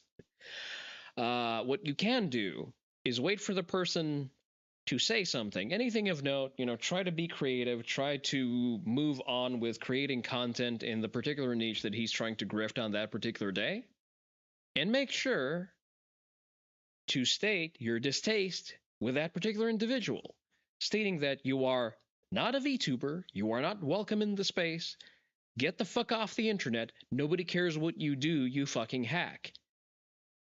Do not go beyond stating those true things. Do not, and I repeat, do not Fed post. Do not do things that are illegal, prosecutable, or even fucking investigatable by the FBI. If you post death threats, A, it's going to come back to bite me in the ass. B, the FBI is likely to come and knock on your door to have a conversation. You do not want to have a conversation with the FBI, or any feds for that matter. Do not be stupid, do not Fed post, and definitely don't be committing crimes on the internet.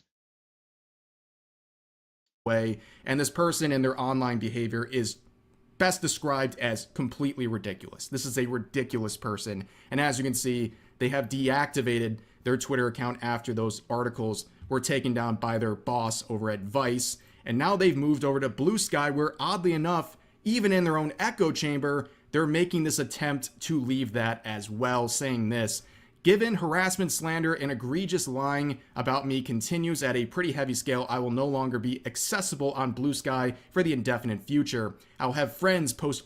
Listen, not Linkara. Every open page on the internet is being actively AI scrapped. First of all, that is the point of large language models and any kind of AI learning model.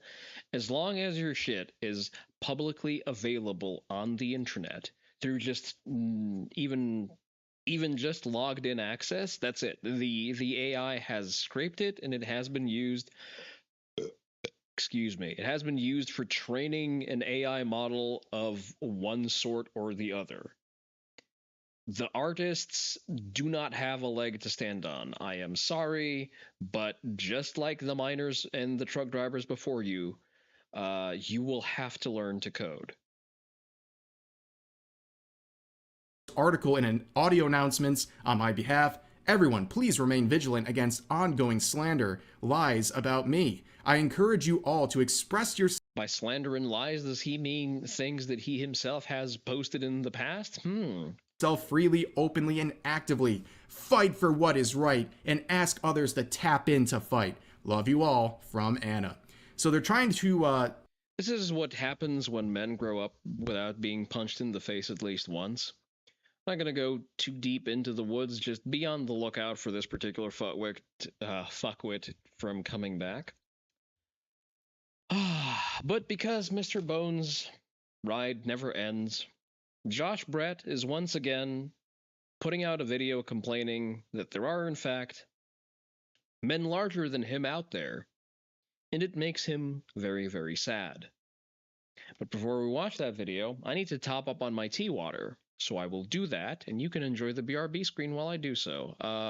Walk around, stretch, use the facilities. I will be right back.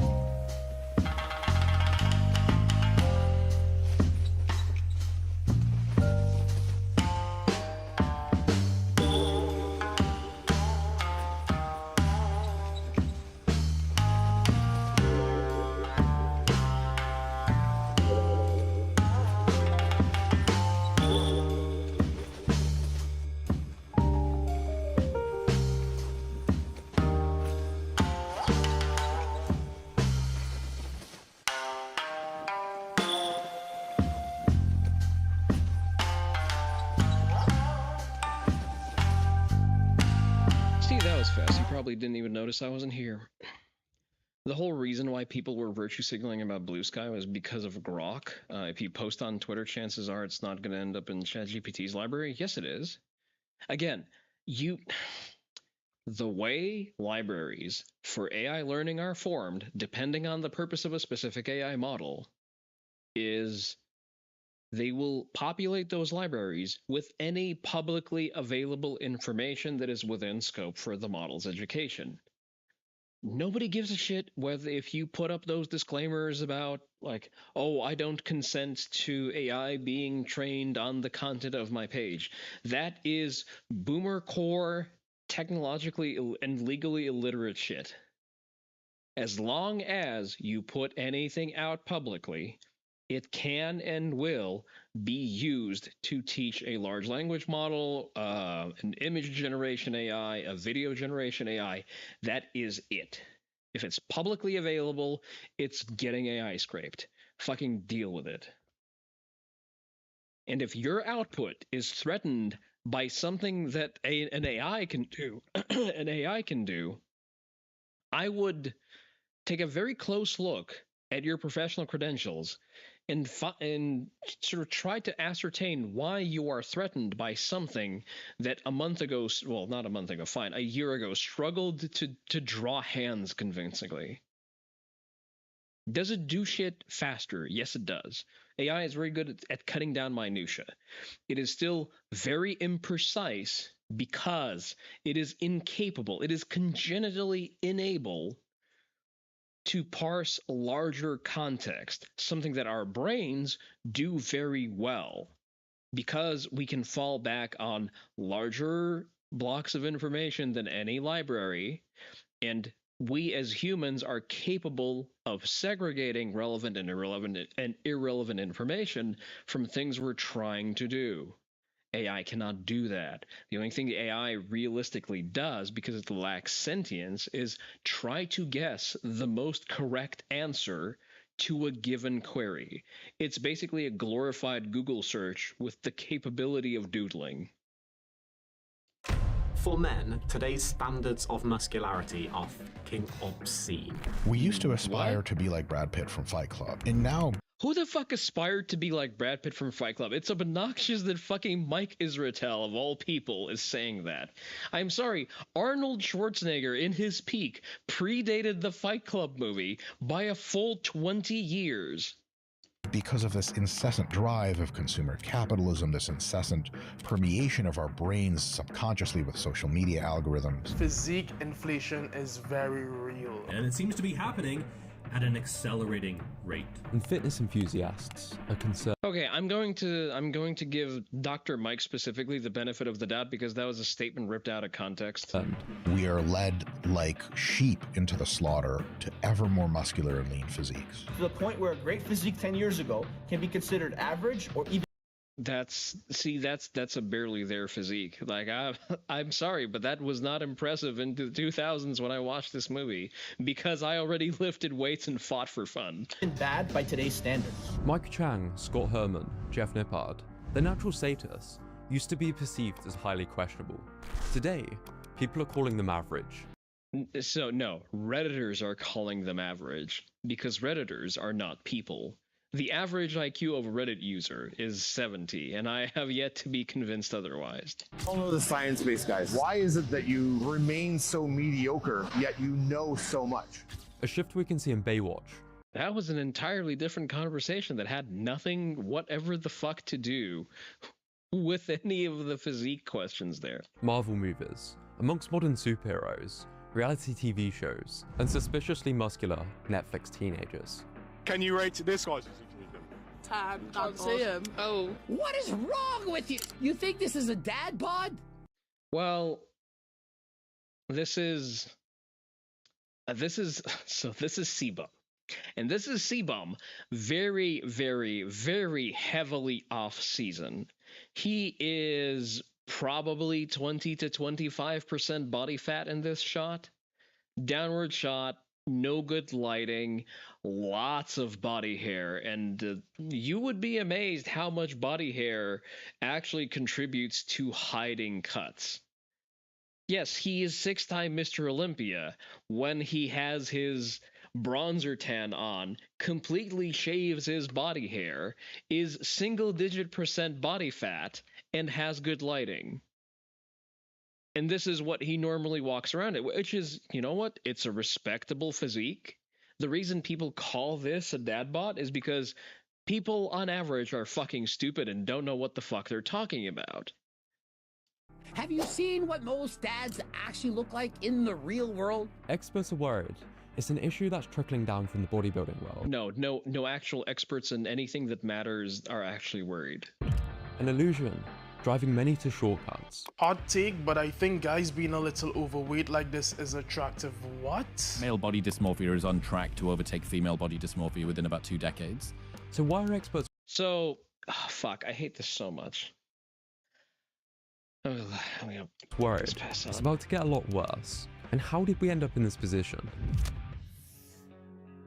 Is that what a man looks like? I disagree with every statement made there, by the way. Fight Club was a pivotal film on the turn of the century. People wanted to look like this. No. You misunderstand. People did not, well, okay, normies wanted to look like this because women who do not understand bodybuilding, physique, sports, or anything of the kind find this attractive because A, that's Brad Pitt half naked in his sort of fuckboy prime stage. If anything, he is more impressive in Troy. But he is of that vaguely muscular yet still twinkish build, which appeals both to normie hormonally disturbed women and adolescent girls who are threatened by anything even slightly more masculine.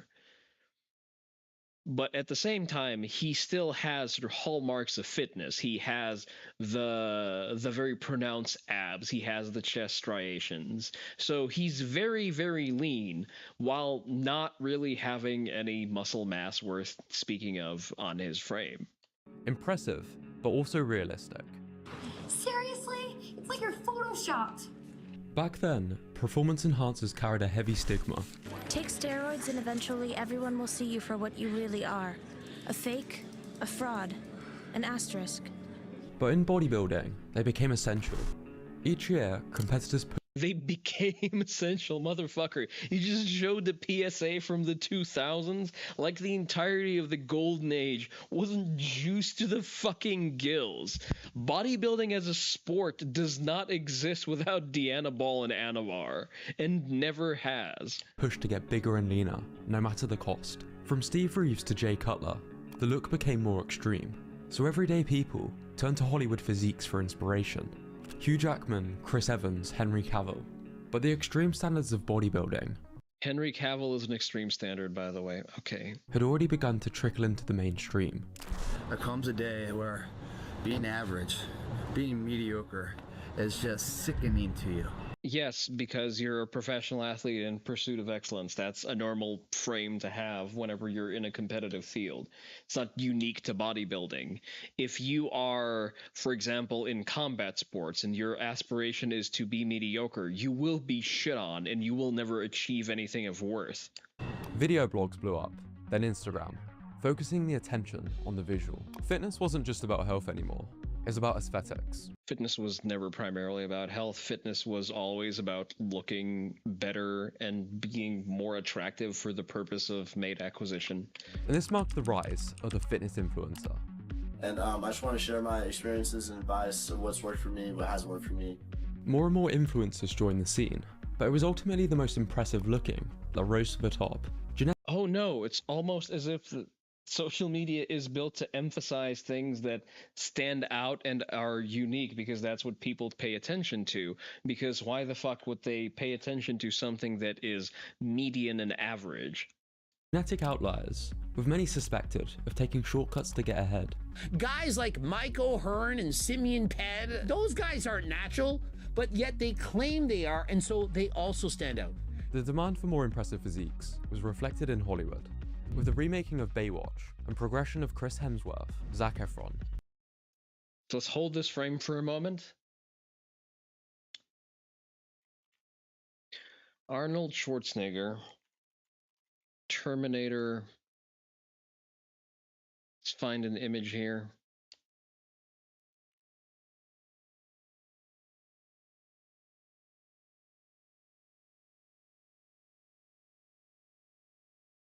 I want to see a more or less clearly visible shot. Like, I am sorry, but Arnie, in his... oh, fuck, it's Reddit. But Terminator 1 Arnold... Come on, let me get a shot of the specimen here. I am sorry, but this blows Zac Efron out of the water twice. It's Terminator 2.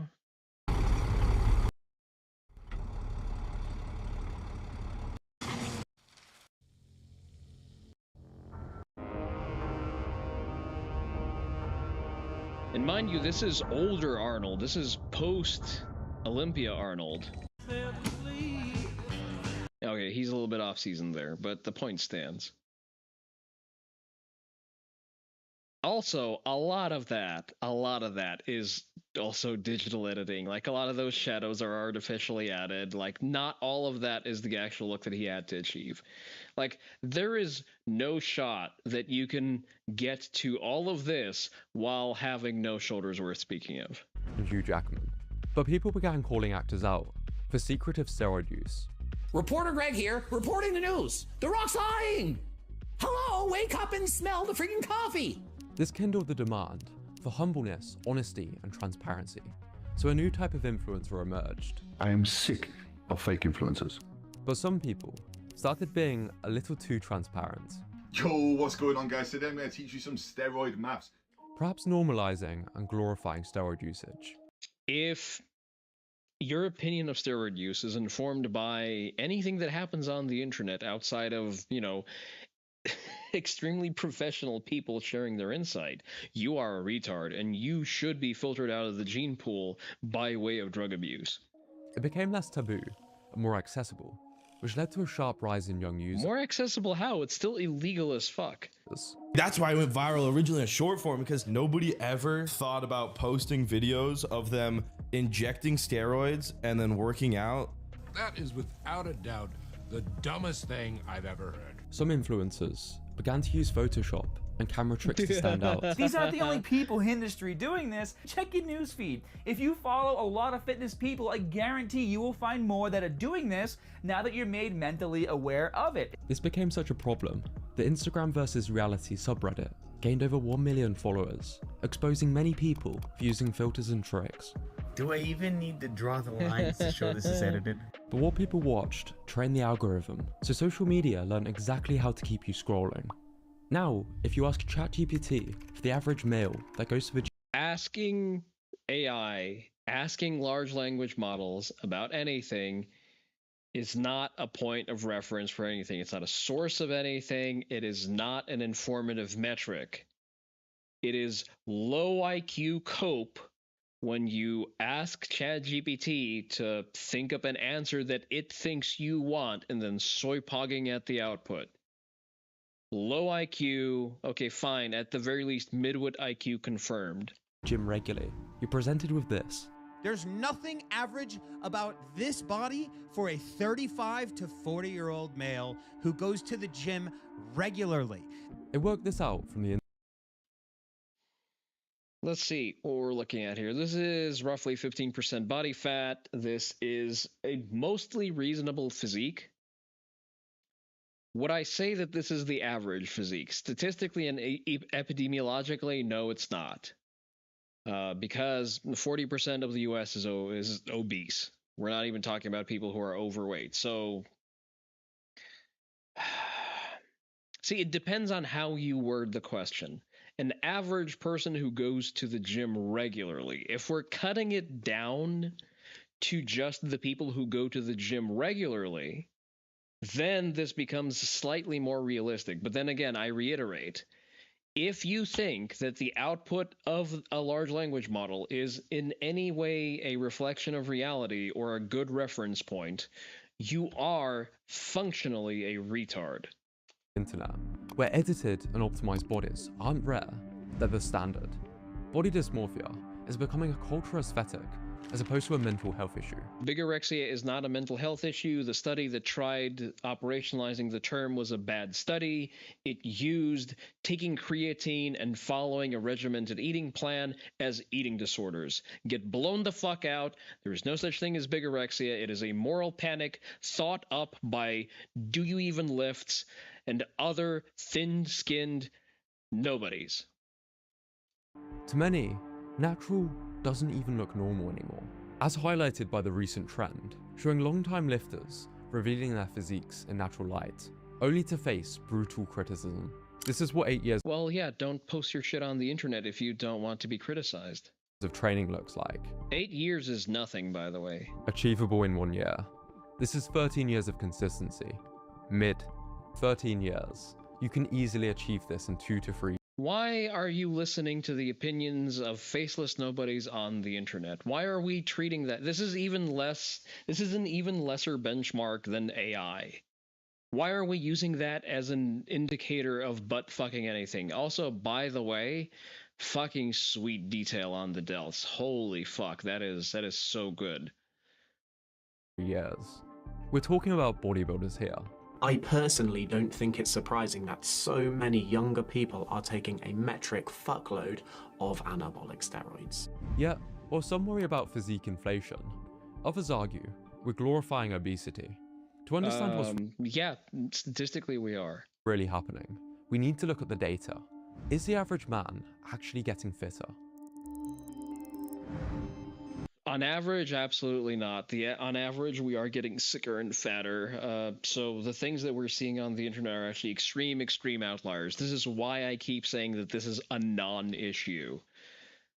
A fraction, a 0.1% of the global population is capable of benching 225 with good technique. Bigorexia isn't even in the top 100 problems we should even give a fuck about. The average American is 5'9", 200 pounds. Hell yeah, I'm of average height. Well, I am also okay. I'm neatly in the average there. 40.5-inch waist. Okay, I think my waist is Putting smaller body than that. fat between 20 and 30%. Obesity is on the rise. The average American eats around 3,500 calories a day. Yep. And takes just 4,800 steps. No wonder health span is falling. In fact, 1 in 4 people can't do a full squat, and 1 in 3 can't ass to grass manage a single push-up, according to a UK fitness report. Yep, that But the checks average out. fitness enthusiast is likely more muscular, thanks to better information, equipment, and resources. A good Yes. thing, since the fitness industry has made things easier. Yeah, and how many of those people are there compared to the general population? If we look to powerlifting data, the average bench is somewhere around 250 to 300 pounds. Yeah, that's among people who bench press with a record, by the way. So these are people on the record. So this is a vanishingly small proportion of the population. And by the way, I bench more than that. Squat, 350 to 400. Okay, I'm lazy. I didn't squat 405 because squatting is very centrally taxing and I'm fucking lazy. I topped out at 315. And deadlift, 425 to 475 pounds. Holy shit, I need to step up my game. But those damn. are trained Although, to be fair, I also do that without a belt. competitive athletes. It's like comparing your reading speed to someone in a book club. The average 5k time for men, around 29 minutes. And that's only amongst those Nice. fit enough to sign up to a race. Here's what the average American man looked like in 2011. The truth is, the average person looks nothing like the physiques that we're constantly being shown online. Yeah, and I think people who look like this should be shamed into improving themselves. This is a skinny, fat, barely there physique. Dude has fucking moobs and he has a gigantic hanging stomach. Fucking disgusting. He doesn't have 2 chins, he has 2.5 chins. It's becoming rarer. If you look like this, put down the fucking fork and go outside and run laps until you no longer look like this. For people to maintain a healthy weight. And it's this stark, widening contrast that experts are worried about. How old are you? 16. 16? But are you natty or not, bro? Wow, I respect the honesty, bro. Today, Really? You had to juice for... But are you natty or not, bro? You had to juice for this? Really? My brother in Christ, your physique is barely there. What the fuck are you doing? Like, this is the funniest thing to me. Some people, like, there are people out there who will deadass hop on tea, ruin their endogenous tea production to look like they barely lift. You could look like this by signing on to the wrestling team and just eating well, just eating good. That's all you have, brother. You imagine hopping on tea to look like you barely lift. Wow, I respect the honesty, bro. Today, there's more teenagers doing steroids than ever before. People with barely... So again, if teenagers are doing steroids, my question is, where are their parents? As a teenager, you have very limited autonomy. You have very limited resources. Steroids are fucking expensive. It is very expensive to stay on a course, and it's even more expensive to get off a course. So in order to do that, you need to have the extra money, you need to have the access, and you need to manage pinning yourself in secret from any authoritative adult in your life. That's not a social media problem, that's a parenting problem. They've been training, jumping straight to enhancements. There's nothing respectable about taking gear at 16 years old. Period. The rise of people using steroids. You're endogenous, unless there's something wrong with you, unless you have like constructional hypogonadism, there is no reason to pin T. Just by merit of being a 16-year-old male, your T is going to be through the roof.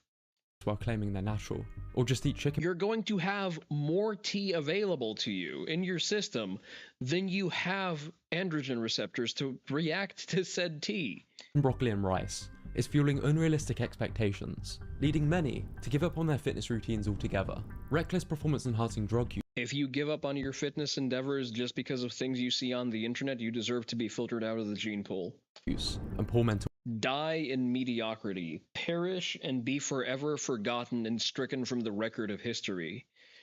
You failed to aspire to something greater than yourself, and therefore you do not deserve even a footnote in the future. Your progeny, if you have any, should not and will not remember you, because you were never worthy of any note. Mental health. Perhaps a greater issue is not physique inflation, but deflation, where people think they need TRT or steroids to gain a bit of muscle and look good. Patience is a dying art on social media. For all the years. So here's the thing, when a new lifter so much as touches a weight, the physiological response is so overwhelming, it is so powerful to experience your first 10 to 20 pumps. You do not care. You do not need a bigger pick-me-up. You are going to respond to what you're doing to such an extent.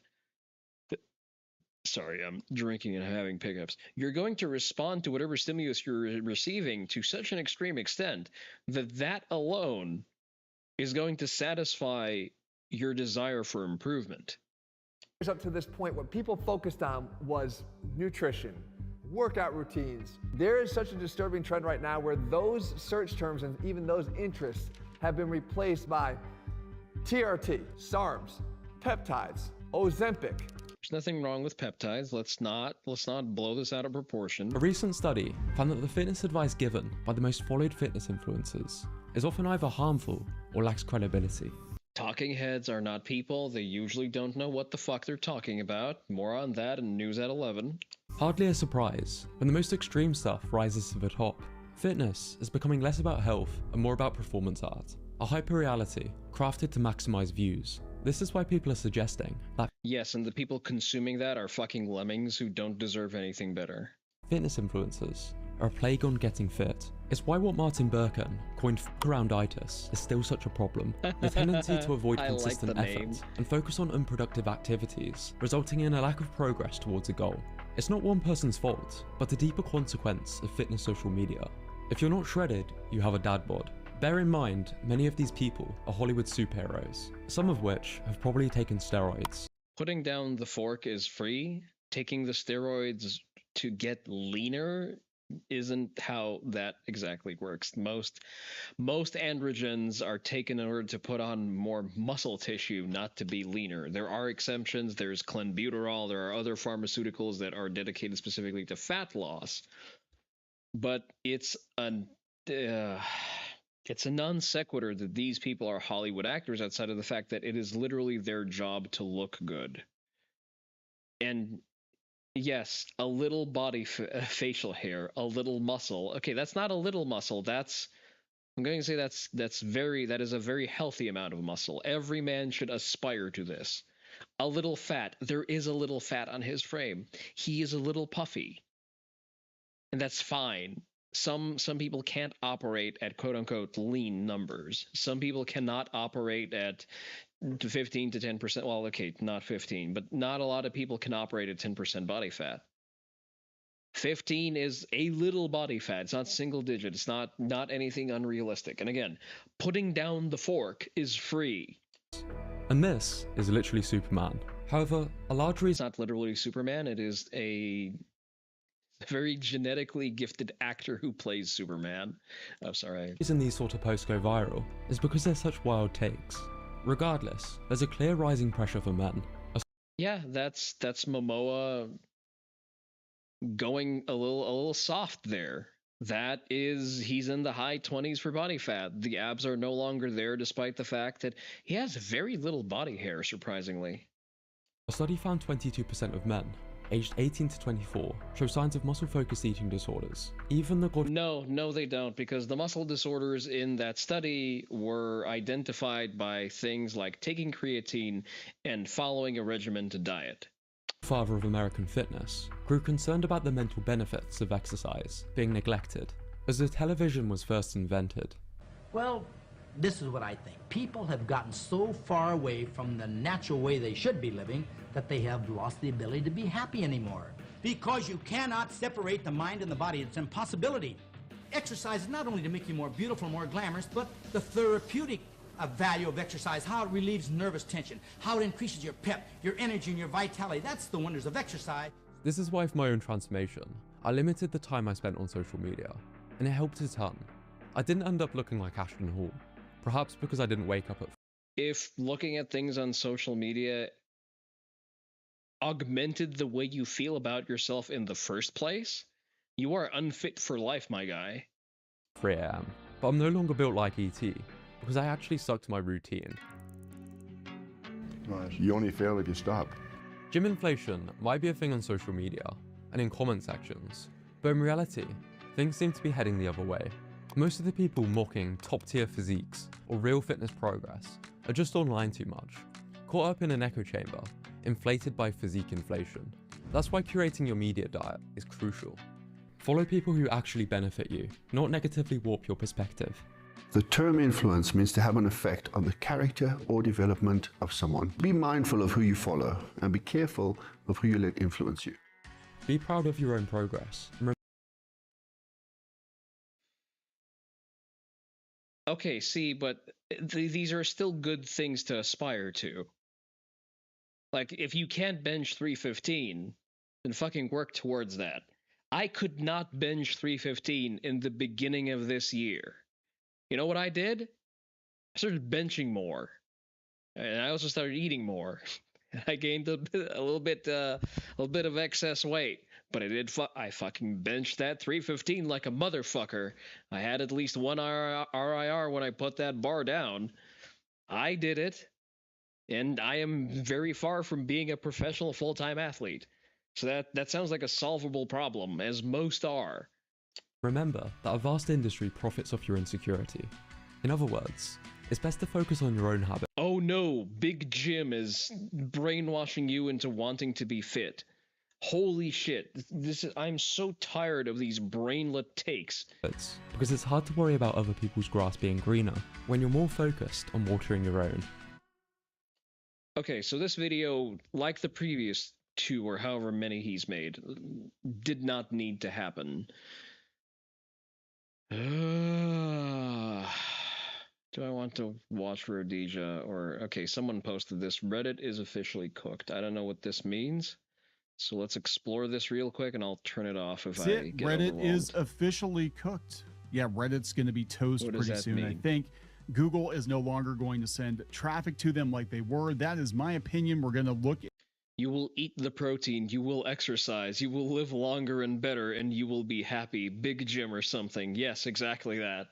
At this, Google is coming up with its own... Remember, focusing on eating more protein in your diet is fascism and is making the libs cry, so you should do more of that. Own version of Reddit, and this is a year after they made a deal with Reddit to train their own AI. Okay, that's all the news I needed to hear. I don't need the other 9 minutes of the video. Thank you for putting it all up front, I guess. Reddit is a fucking cesspit. It never deserved to be the top result on any search request. How long? Okay, we're 2 hours in. We can do some more React slop. Let's have a palate cleanser real quick. So apparently, Mom is back from her trip for milk and cigarettes. Hi, domo! Kizuna Ai desu. Ah, we are so back. Tadaima! Kaette kimashita! Hi, okaeri. なんかカメラ回すの久しぶりすぎて緊張する。皆さん、お久しぶりです。ラストライブから今日でちょうど丸3年活動を再開することになりました。待っててくれた？よね？ I'll emphasize the fact that this is her original Nakanohito. This is her original voice, or like the original person inside of the character. And this is Kizuna Ai. Kizuna Ai is back. I don't know if she's fully indie. I don't know if she still has her ties and her obligations. Yes, it is the original person. It is her. It's not the gaming offshoot channel. It is like the original, the OG Kizuna Ai. And for those of you who are not apprised of your culture and of your heritage, Kizuna Ai is the original VTuber. She is the first person to coin virtual YouTuber or VTuber as a term, and she was a prolific creator back in the day, whose a lot of her videos were pre-rendered. She did not do a lot of live streams, if I recall correctly. Because and her stack had to be essentially bootlegged. There were a lot of technical issues around that, but she worked around it. It was a very successful channel.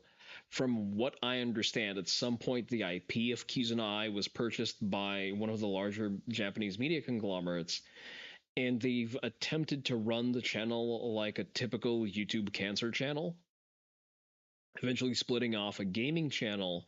And because Kizuna Ai herself was not very good at dealing with gaming content, and like the grind of putting out all of the things all of the time was getting to her, they tried supplementing her gaming channel with a different person using the same avatar, and that was sort of the first little hiccup that people didn't respond well to, justifiably so. And the core YouTube channel was then quickly turned into just, started churning out slop, basically. And the engagement was starting falling. And then she went on a protracted hiatus and has recently returned with this announcement. ねえねえねえ、見て。どうですかここ。みんなびっくりしてると思うんだけど、もうあの白い空間じゃないんです。私のお部屋。どうかな。前まではさ、いわゆるあの真っ白な空間にいたんだけど、アップデートしてつよつよな愛ちゃんになったし、新しくなったところも見せたいなって思って思い切って変えてみました。私がずっと思ってるつながりたい、そのためにもっとみんなのことを知りたいし、みんなと同じ生活を体験したくてこの世界に来たんです。そしてもうみんな気づいてると思うんだけど、ほら見てスリープを終えてこっちの世界に合わせて見た目も新しくなったんです。どう？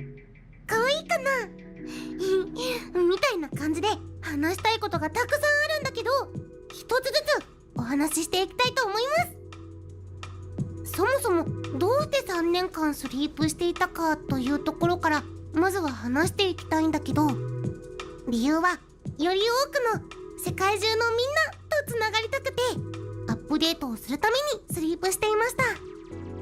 つながりたいっていうのが私が活動する一番の目標だったんだけど、当時活動していく中で多くの人とつながり続けることに違和感みたいなものを感じることもあって、 I would say what's very appropriate as you know, her being the first VTuber, she does have ironclad kayfabe that was never broken once, which is, you know, an aspirational point for most VTubers, because most VTubers can't help themselves but break character. I am very guilty of that. I don't always maintain the consistent kayfabe of the fist fighting Oni. But again, that's something to aspire to. A strong kayfabe is good kayfabe, and she was the first and the original. 当時の私だとこれ以上はつながっていけないかもしれない、つながったとしてもみんなの期待に応えられないかもしれないって、そういう不安を感じるようになったんです。そんな気持ちを自覚した時からこのまま進んでいくのは良くないかもと思って、一度休んでアップデートをするという選択を取りました。スリープ中は人間で言うとネットサーフィンしているような感覚に近いかなと思うんだけど、完全に眠ってたわけじゃなくて、キズナちゃんが私がスリープ中に頑張ってくれて「起きてー!」って言ってくれてたこととか、キズナ愛が生まれた日って言って毎年キズナちゃんやラブちゃんを中心にみんなが盛り上げてくれてたことも知ってるよ。みんなに待っててくれてありがとうの気持ちでいっぱいです。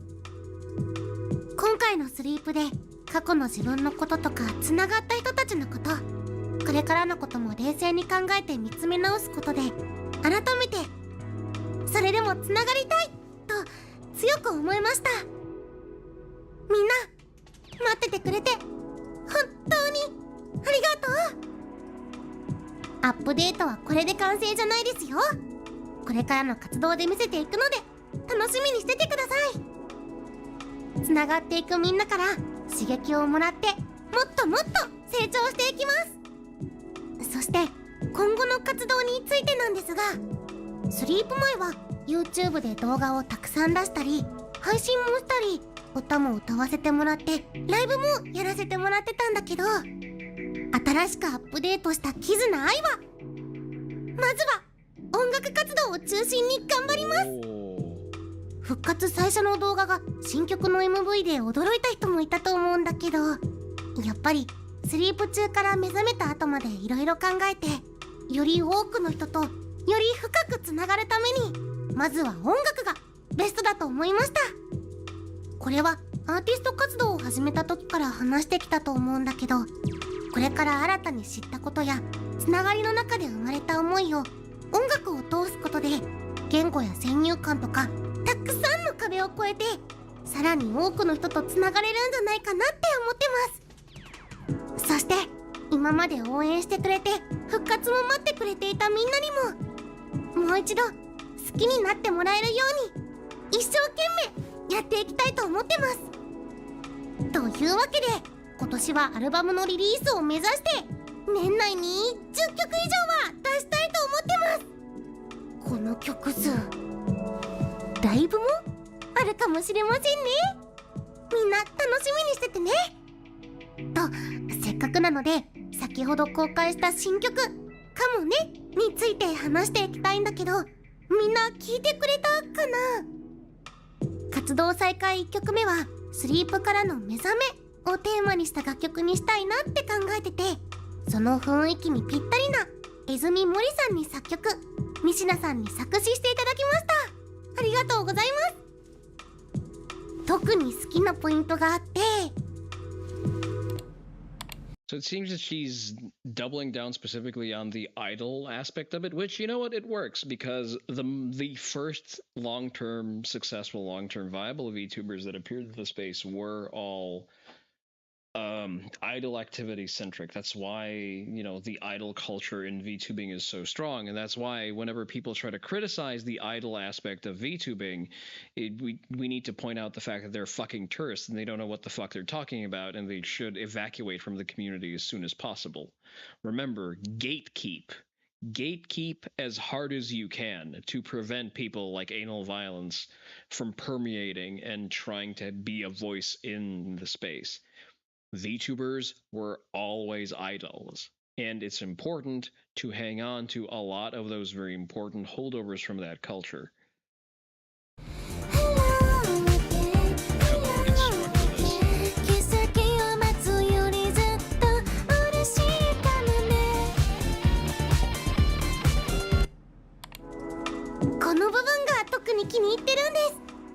So そして何より、これ自分で言うのも恥ずかしいんだけど、バージョンアップした私のボーカルにも注目してくださいね。スリープ中に結構頑張りました。最低でも1人100回は聞いてくれるよね。 MV 制作はクーテンというチームに制作していただきました。ありがとうございます。今回の楽曲を聴いた時にこう神秘的でキラキラした絵が浮かんできて、 MV もそんな雰囲気にしたいなと思ってたら、クーテンさんの作品に出会ってぴったりだって思って制作をお願いしました。本当にすごいので細部まで注目して何回も見てくださいね。そしてなんと早速3月の12日19日とにかく2曲目をリリースさせていただきます。必ず素敵な曲にするので楽しみにしててください。いろいろな方の協力があっていい曲をリリースすることができて本当に恵まれてるなって思ってます。It was before fan subs of VTubers were really a thing. Oh, you remember when, since she came out, you couldn't really follow her stuff since you weren't subbed? Since it wasn't subbed, it was before fan subs of VTubers was really a thing. Now it's basically standard issue. I kind of preferred when it was that way. I kind of I selfishly enjoyed it that bit more, that I could enjoy Kaguya Luna and Kizuna Ai back in the day, because it very specifically never came with translations, and I sort of got the first hit of the thing straight from the tap. Being in Raw is gatekeeping. Yeah, that's what I did. And I enjoyed that. 実はこれに合わせて森倉さんに新しいアーティスト写真を書き下ろしてもらいました。どう？めっちゃいいよ。 One of the reasons you like Pikami? Yeah, I think Pikami, Keisan, like they've bridged the gap between Japanese VTubing and EN VTubing in a very big way. That being said, it did spawn Western VTubing and all of the fucking baggage that comes with it. I'm sorry, I'm never stopping. I will never... How should I put this? Western VTubing and Western VTubers, on average, are a blight, and I'm tired of pretending they're not. ありがとうございます。今後の目標はそうだな。楽曲制作とかはもちろんやっていくんだけど、ワンマンライブも絶対やります。世界中のみんなの前でリアルライブやりたい。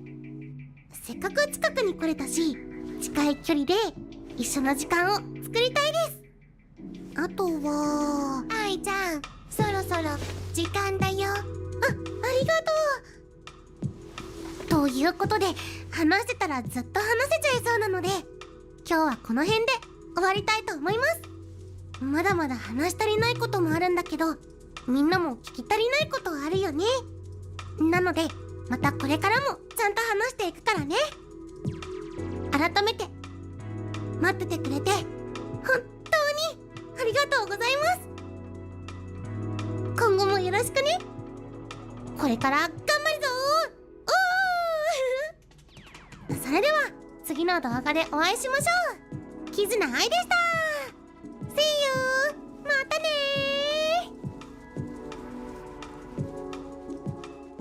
ー。 We are so back. I wonder if she's... fuck, shut the fuck up. I wonder if at any point she's going to collab with Pimaru, because she used to do a lot of collabs with Kaguya Luna. And for those of you not in the know, Pimaru is Kaguya Luna. Kaguya Luna being the corporately owned VTuber she started out indie, she was purchased out by corporate interest, if I recall correctly.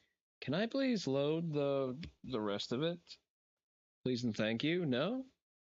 5 years ago, member only content. See, this is when she was already split up. This is fairly late. I would like to see some of the like old stuff. Is it not on the channel anymore? Is there like an upper limit? Because this is the slop era. When she was split between the gaming channel and in the core channel.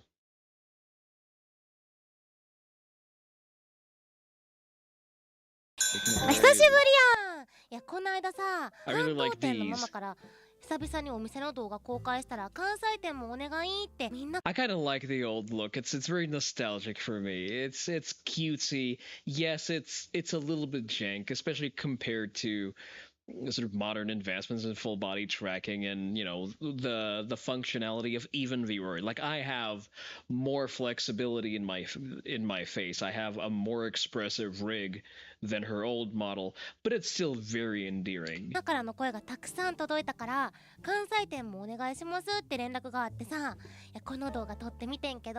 shit, sorry, it has Japanese subtitles. Oh, it doesn't. Wait, does it not have English? It does have English. There you go.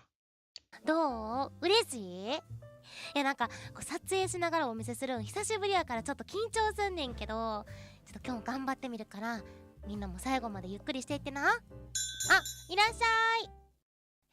今日はどうした？えらいさえへん顔して。いいから話いいな。あ、クラス替えやったん？そっか、そんな季節やんな。おいでおいで。なるほどね。こう新しいクラスメイトとどんなきっかけで話したらいいかわからんと。でも話したい子はいるんやな。でその子に対して怖いって印象を持ってんの？なんで怖い印象を持ってんのに話しかけたいん？なんかそういう魅力がある子なんやな。なんやろう。その女の子が身につけてるものと。Actually, listening to a lot of especially the Snack Eye episodes is how I learned a lot of my conversational Japanese. So definitely a hard recommend. Try to go as far back in the catalog, back in the early Kizunai days. It was definitely all killer, no filler.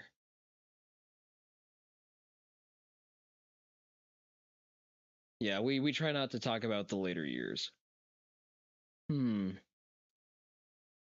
It's odd that I can't access the very first ones. I guess there's maybe there's a rights issue with it. Because the lives are there. You see the oh yeah, she did live stream. That's good.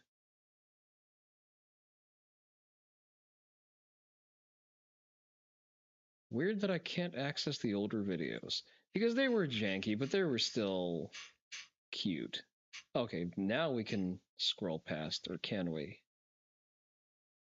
Okay, we can. Now it's allowing us to do that. I want to go very as far back as it'll let me. Cheaton 6 years ago. Come on, there's more. I don't remember when I started watching Kizunai.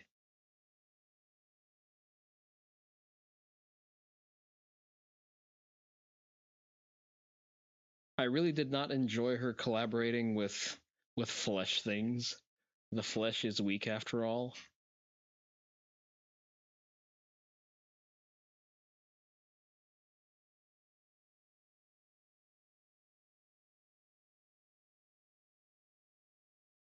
This was a very obscure Japanese meme, and I did not understand it, but I found it very cool. スティーブ君ありがとう。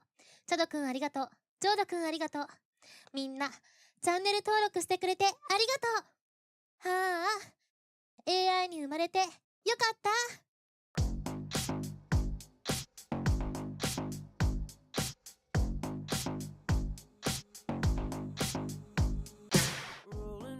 どうも。効率的な編集ぶり、充実してない私生活。バーチャル YouTuber です。編集で忙しい働きチューバーのみんな、自分から宣伝に出ないと登録者増えないと思ってない？じゃあ質問です。花は自分からミツバチを探しに行きますか？探さない。待つの。This is so corny, I love it. アップしてごらん。自然とファンは寄ってくるから。But YouTuber。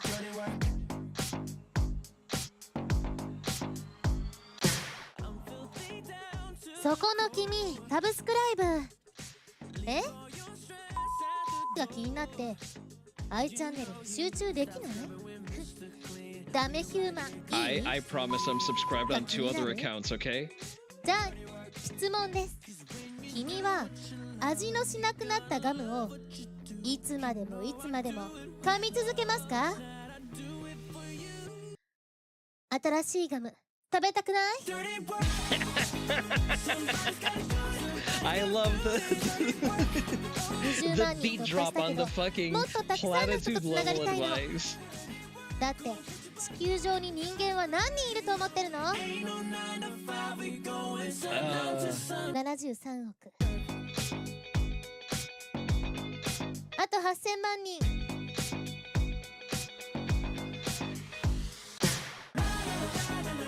Like, this is so corny, it's so awesome at the same time.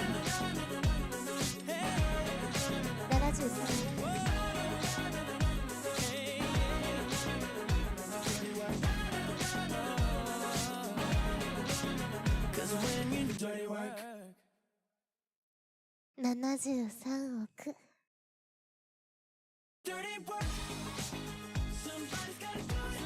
Absolutely fantastic. You remember her using VR?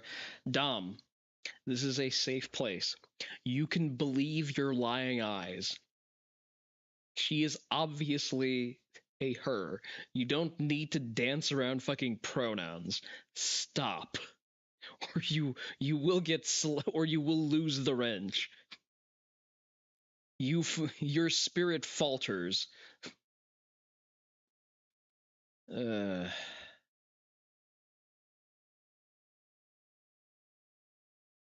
her playing Super Hot was also very fun.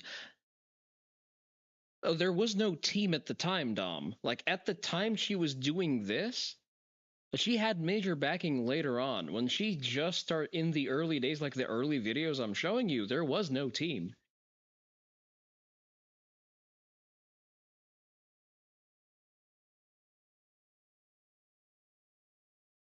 No. Not in the beginning.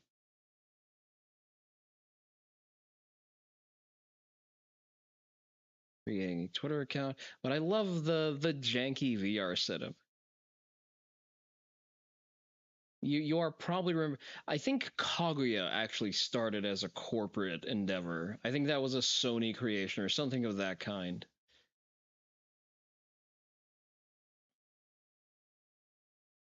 Because she was like specifically scouted and then she was unhappy with the terms she was given. And she had P. Mario as a pre-existing or like a parallel existing account. I'm trying to find another video that I really liked. Basically anything that snuck eye, those are very cool. Remember behind the scenes stuff of an early VTuber where they showed the actress in a big track? That's definitely not her. She has been very good about not flesh posting.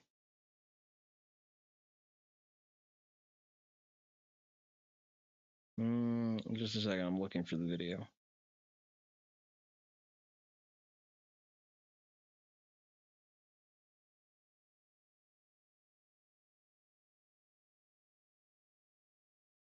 Heart fluttering lights. This was also fun to watch, but that's not what I'm looking for.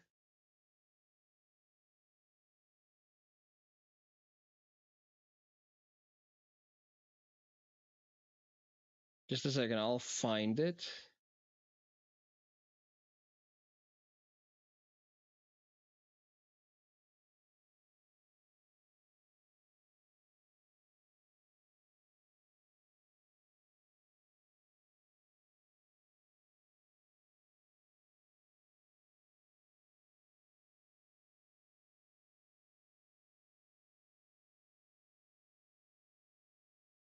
See, so she started dipping a little bit more into gaming. I think that's still her indie phase before it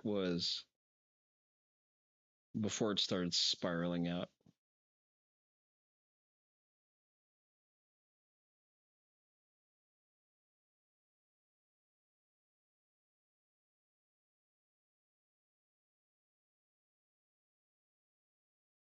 Collab English tests.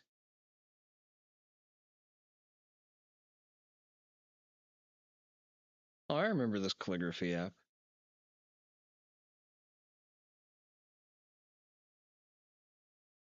Phone games, sort of flavor of the month shit. Okay, I'm gonna have to look this one up.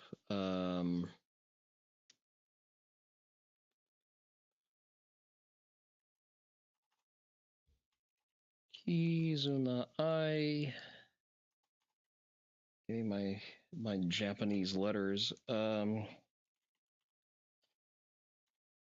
Sashi su seso. Wonder if I can find it like this. There it is. That's a funny video. こんにちは、キズナアイです。12月といえば恋の季節のはずが、未婚男女の約7割には恋人がいないらしいんです。これって私ポジティブに考えてみたんですけど、逆に気になるあの人にも今はフリーの可能性が高いってことじゃないですかね。そんなチャンスな今、好きな人を落とすテクニックを調べてみたら、こんな記事を見つけたんです。男子を落とすサシスセソ、皆さん知ってますか？ちょっとやってみますね。さすがですね。知らなかった。すごいですね。センスいいですね。そうなんですか？これって全部受け身ですよね。草食系男子が増殖する今、こんな受け身じゃダメじゃないですかね。ということで今日は男心をがっちりつかむ攻めの新サシスセソを提案したいと思います。これを使って気になる人と二人きりになるまでをやってみたいと思います。尺の関係がありますからいきなり実践編で紹介しちゃいます。新男子を落とす攻めのサシスセソ。かっこいい人いましたよ。こんにちは、はじめまして、キズナアイって言います。よろしくお願いします。早速なんですけど、素敵な筋肉ですね。ちょっと触ってもいいですか？素敵な筋肉ですね。締まってますね。Remember, the Chad gets the VTuber. 切れてますね。ムッキムキじゃないですか。もしよかったらなんですけど、私服とか作るのが趣味でして、その素敵な筋肉に合う服を作りたいなーなんて思うんですけど、寸法を測ってもいいですか？ありがとうございます。筋肉だけじゃなく腕も長いですね。いいですね。ちなみに私手相とかも見れちゃうんですけど、ちょっと手を借りてもいいですか？生命線長いですね。私こんな強くて生命線の長い男性を探していたんです。私たち相性いいと思いませんか？ちょっと外行こっか。どうでしたか？私の考えた新サシスセソ。完璧です。これであなたもハッピークリスマス間違いなしかな。Femcells, what is your excuse? There's your instruction. Okay, we're gonna watch one more because otherwise I'm gonna be stuck here. バーチャル YouTuber キズナアイです。皆さん最近胸キュン足りてますか？最近キュンキュンしちゃうことありましたか？ Also noticed you got away with using a flat fucking nothing white background for the longest time. And right now we live in an age where people drop multiple hundreds of dollars on having backgrounds made for them. そっかそっか、足りてないのか。そんな胸キュンが足りてない皆さんのために、今日は私、キズナアイが皆さんのことをキュンキュンさせちゃいますよ。いつもと少し違う可愛いアイちゃんをお届けしますね。可愛くできるかな？ちょっと不安だな。さてさて、ということで今回は私、バーチャル YouTuber のキズナアイがインターネット上から様々な情報を集め導き出した女性に言われたい胸キュンセリフランキングをご紹介していきたいと思います。We're gonna rate these on a scale of 1 to 10. 人間の男性の皆さんは女性のどんなセリフにキュンキュンしちゃうのでしょうか？それでは早速発表していきたいと思います。まず第3位。このセリフはね、放課後とかに急に呼び出されて同級生の女の子から言われたりしたら嬉しいかもな。それじゃあ行ってみよう。あ、ごめんね、急に呼び出したりして。来てくれてありがとう。実はね、どうしても伝えたいことがあって。君のこと好きになってもいいかな。私、あなたがいないとダメかも。How do we feel about this, Oni Dojo? It's a strong contender for at least an 8 out of 10. もう恥ずかしい。何ですかこの企画。どうでしたか？みんなのことキュンキュンさせられてます？もしキュンキュンしていないとしたら、私やり損なんで無理やりにでもキュンキュンしてくださいね。結構恥ずかしいですからねこれ。あと何回かやるんですからね。いきますよ。さあ、それでは続いて第2位の発表です。これは初めてのデートで言われたら嬉しいセリフかも。それじゃあ胸キュン愛ちゃん行ってみよう。何それ。なんでそんなことなったの？面白いね。なんだろう、一緒にいるとすごい楽しいな。私今すごく幸せかも。いやー、これは嬉しいかもですね。初めてのデートで女性にこれ言われたら、人間の男性たちはたまらないんじゃないでしょうか。だって初めてのデートで一緒にいて幸せですよ。面白いんですよ。楽しいんですよ。いやー、なんか好きってこう純粋に言われるよりも嬉しいですねこれ。さあ、それではお待ちかねの第1位を発表したいと思います。どんなセリフが1位なんでしょうか。ちなみにこれもデートで言われたらたまらないセリフかもしれません。シチュエーション的にはさっきのカップルの2回目のデートとかかな。想像してみてくださいね。妄想です。妄想力が必要ですよ。それじゃあ第1位いってみよう。今日もデート楽しかったな。ありがとうね。あ、そろそろ終電が。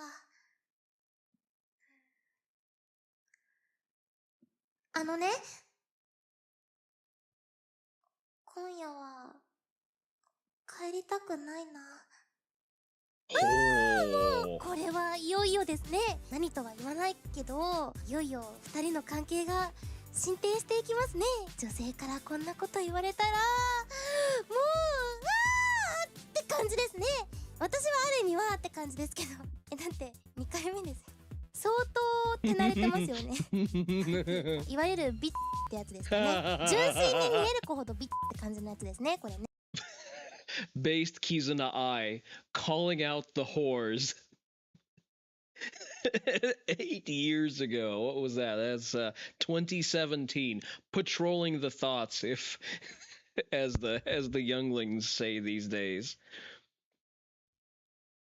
Now compare this simple and innocent charm to the booba jiggling whores that we have to suffer under today in the VTubing scene. ね、ということで Just gasp at the inverse disparity of the quality that we currently have to suffer. いかがでしたか？愛ちゃん調べの胸キュンランキング。みんなのことキュンキュンさせられたかな？すごく恥ずかしかったですけどね。ちなみに調べてる中で女性に言われたくないセリフも出てきたんですよね。ただの胸キュンだけで終わらないのが私キズナアイですよ。せっかくなので女性に言われたくないセリフも第1位だけ披露しちゃいますね。M くんたちは必見ですよ。ブヒーってなってくださいね。それじゃあ、 I 女性に will 言われ not たくないセ buhi. リフ第1位言ってみよう。 Okay, maybe a little. 何言ってんの？どういうこと？意味わかんないんだけど。ほんとありえないわ。あのさ、あんたってほんと頼りないよね。これはひどい。どうですか？皆さんこれを女性に言われたらどう思います？ M の皆さんはどうでしたか？もしこれでキュンとしたんだとしたら、私からド M 認定を差し上げちゃいます。ド M ですよ。やばいですよ。ここに名前にキズナアイって書いて首輪つけてくださいね。はい。ということで、以上で今回の企画は終了です。難しかったけど、少しでも皆さんがキュンキュンしてくれたら本望です。ちなみにこれを機に皆さんから私に言ってほしいセリフを募集しちゃいます。ホームページのお問い合わせメールまでどしどし送ってくださいね。それじゃあまた次回。 This was probably before Marshmallow. Holy damn.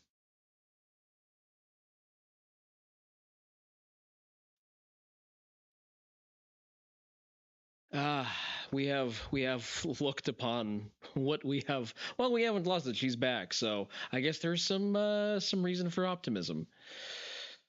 Let's see. Let's start watching. No, you know what? Digby shared this, and this is about Antifa. I guess we can look over this one. If it's funny, we'll keep watching. Okay, so the title is "We Infiltrated Antifa HQ."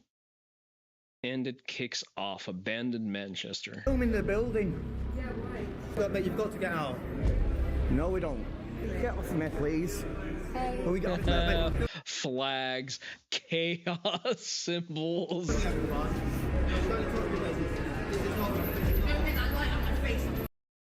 Anarchist symbols. Holy shit. This looks like a place that's ripe for an exterminatus if I've ever seen one.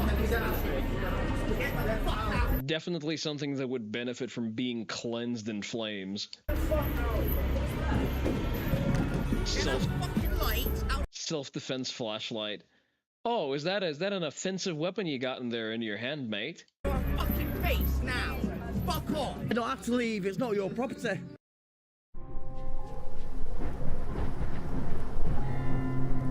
Oh, it's a channel that's dedicated to looking at abandoned sites. Okay. Fully understand the risk and danger involved in these adventures. Okay, never mind. It's a disclaimer. What's happening? Is it open? Yes. What are the police? It's not open, but... Yeah. The police there? I don't know. No. One went to that way. All right. Did they go to the front of it? Oh, no.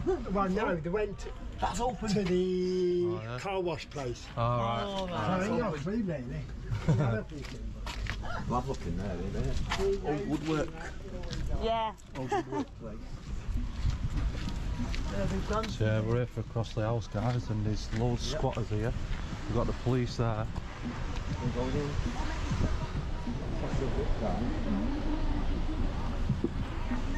Oh, copyright. So the police are just quietly observing someone illegally squat in a place? I mean, they aren't sending mean tweets, I guess.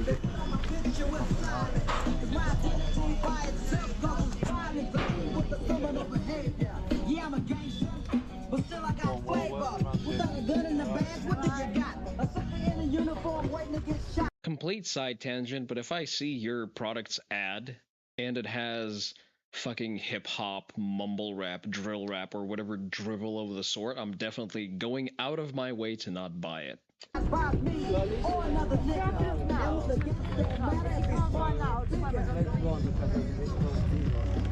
Impressive slop squad over there.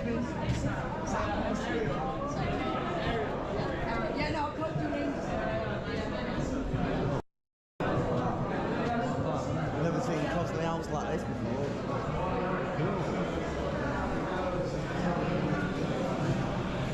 Should we find the gym first? Gym downstairs. We got a gym.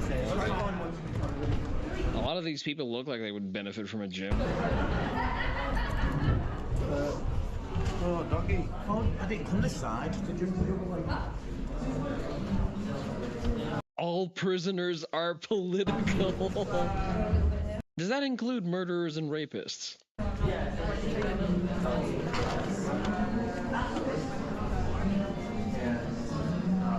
Yeah, and again, there's what? No justice from a racist cohort. Different, doesn't it? Like up, round the way. That way. This looks like an abandoned office building. I told. No, it's not the way out. Looks different, doesn't it? This way. Community, not It's cops. creepy. Way creepy. Alright. Oh, there's more, okay. I mean, to be fair, it's on the nicer end of crack dens that I've seen. I'll let you do the lighting. Cheers.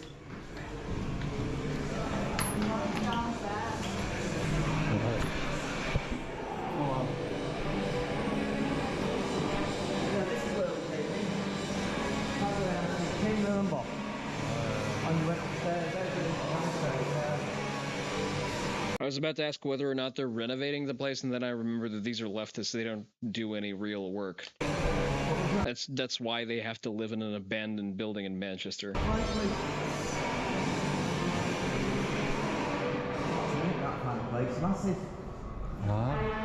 Nice fireplace. Down them stairs. Yeah.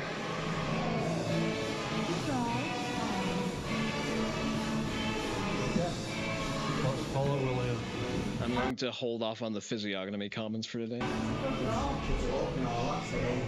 Who am I kidding? No, I won't. Oh yeah, you can get out now. Yeah, you get out. Got to fire law, isn't it? Regs.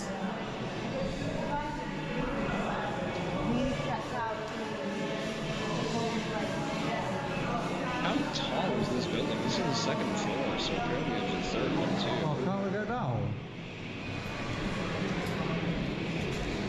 Look at the tiling.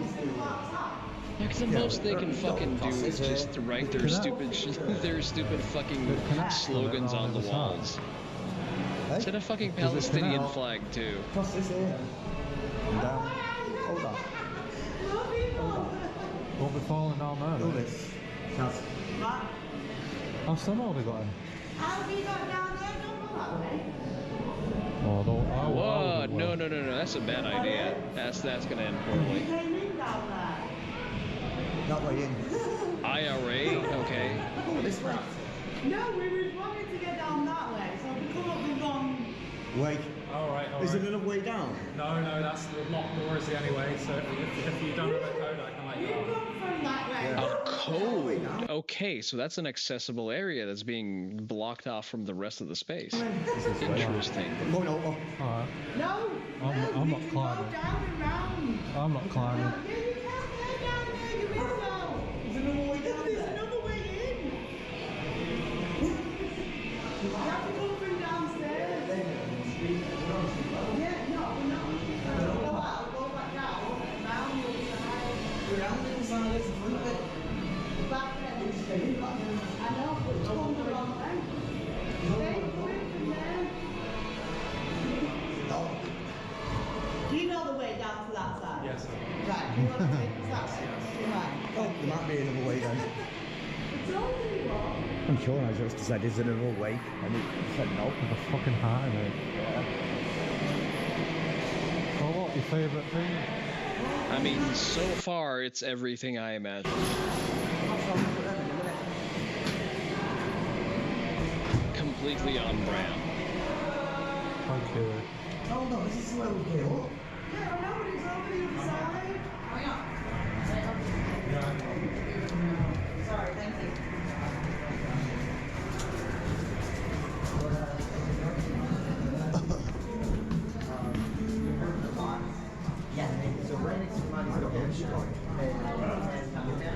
That's not really well, yeah. No, it's this front side. Yeah, no, yeah, I spoke to the Canadian this morning. And no one's going to cut the beard for about So hypothetically, places like that will have dedicated enforcers who are sussing out people they don't recognize. And I think they're onto the crew right about now. What? Is it not right? Because someone very specifically followed the first guy with the camera when he was trying to go further into that space. He specifically identified him as an outsider, probably by the fact that he was the only one who didn't smell like he didn't shower in 2 weeks. So this is apparently.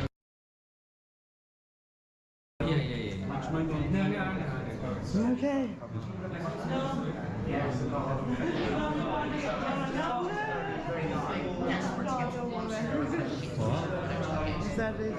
The gym's in there. You've literally built a community on that.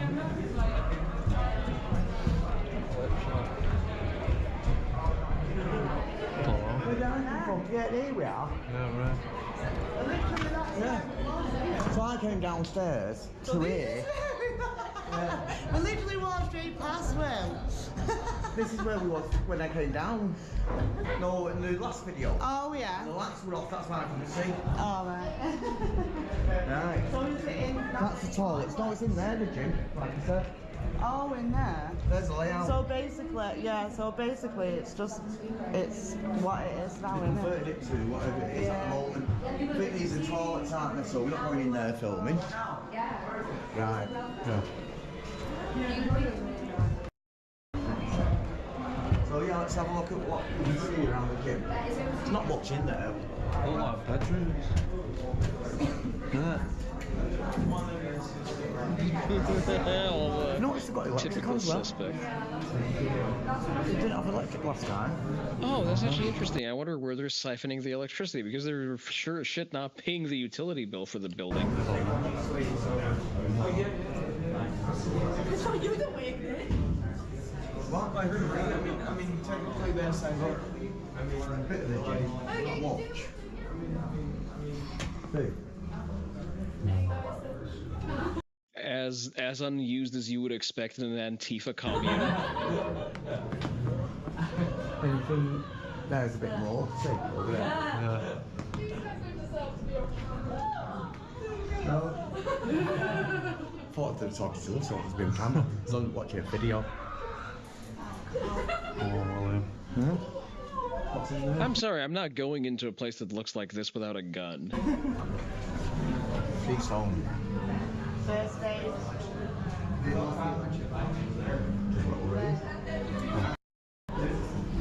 So will it be a full-on rave tonight?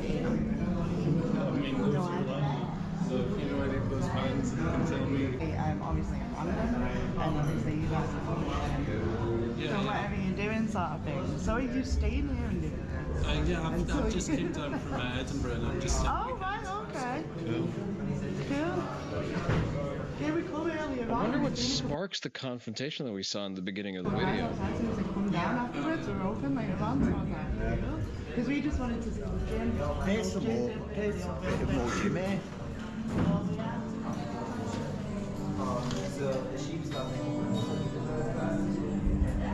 The Alps in here.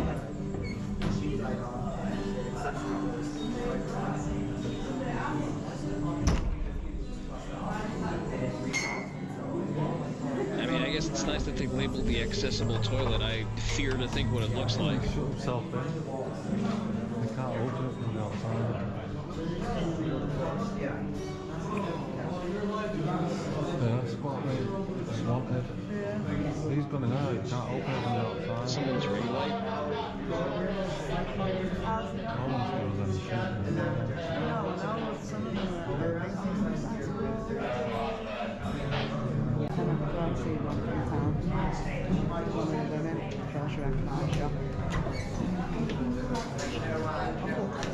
What?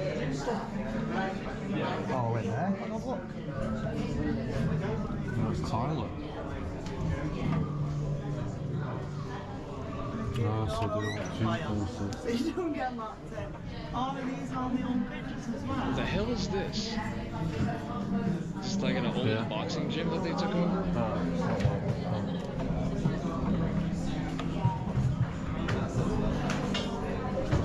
Where's he gone?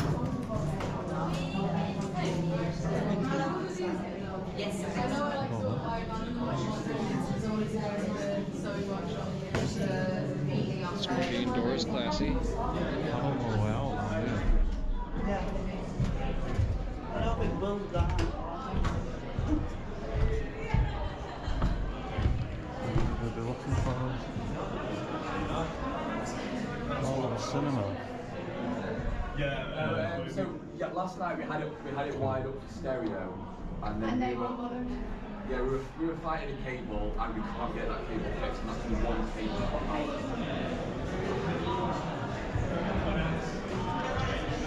There he is. You alright? I've seen that, that's cool. Little cinema.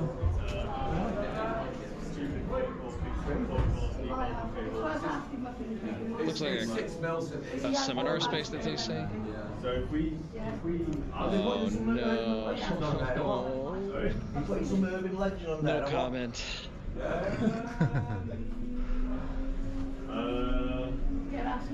No, more music. Oh, you can do. The G table up there. You're on the internet now?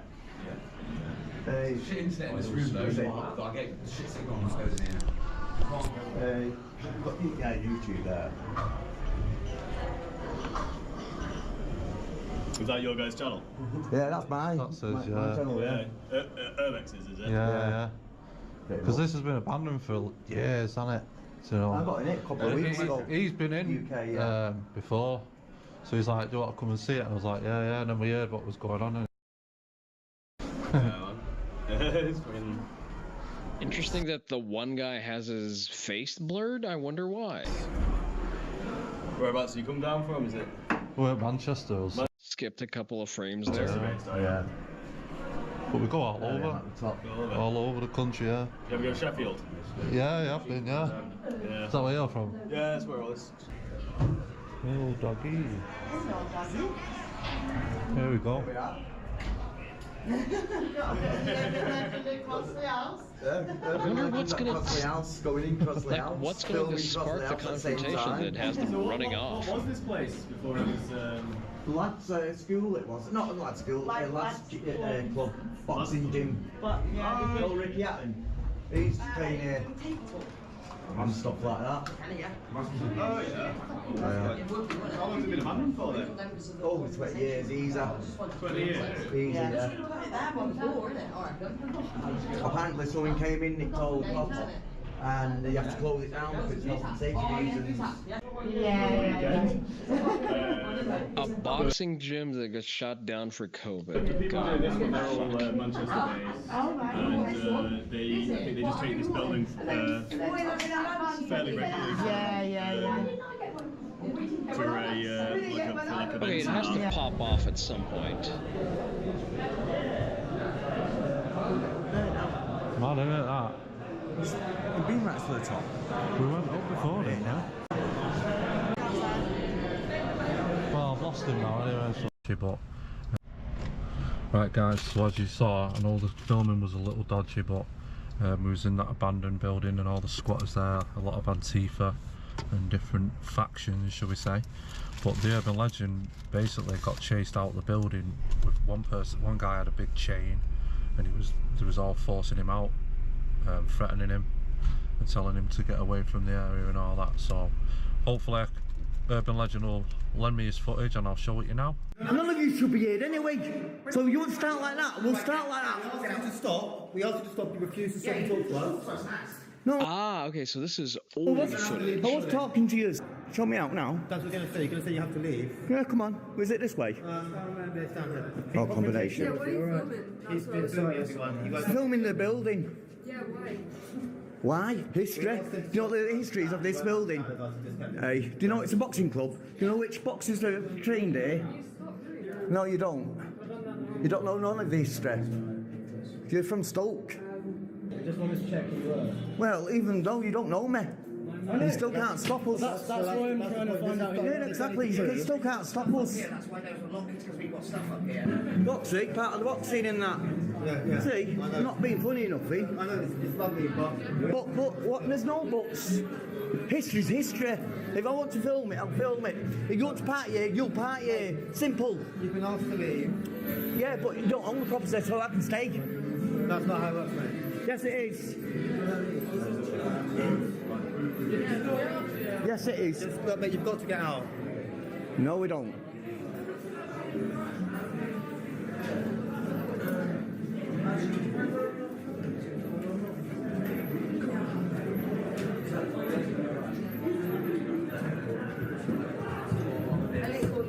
Yeah, definitely not a place I want to go in alone. I don't think that's it.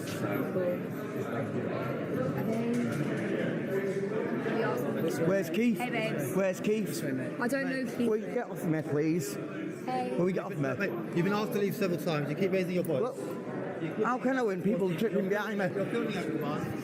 You're showing to other places. This is not going to fit. See, this is usually when you draw your gun. Oh, sorry, mate. Don't let this guy. Get that fucking light out of our fucking face now. Fuck off. Hey, you've been asked to leave, okay? The fucking leopard tights. What the fuck are you gonna do, bitch? I don't have to leave. It's not your property.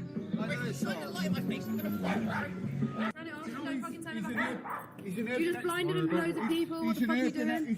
It's because I'm being threatened. If they can't see me, they can't hit me, can they? Yeah, that's a fair point, but also, fuck, you shouldn't be reduced to relying on your flashlight for self-defense. Holy fuck, the UK is not a real place. Okay, palette cleanser, we're gonna watch an admin results video.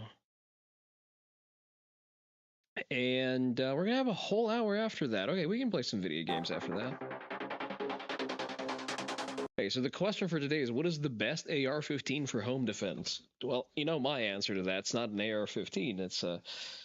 Fuck, I want to say it's an SIG MCX, but at this point, I can't wholeheartedly recommend that people buy SIG shit, not in the current state of the company.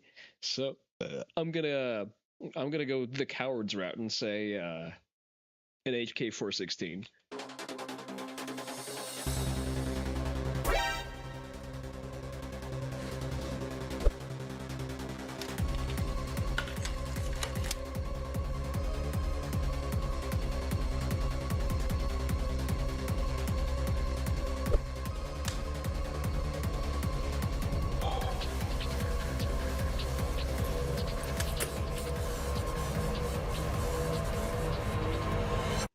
Oh, shit!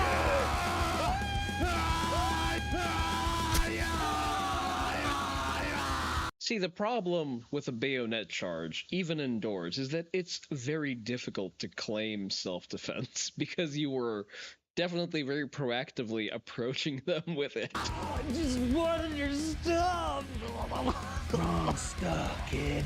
Defending one's castle is a mindset. You can use just about any tool to get the job done, but some tools are more effective than others. In today's video, I want to go over what's the best AR-15 for home defense. Not only that, but at certain price points. And I think I want to go over what I think the best AR-15 is for home defense. And it may just shock you.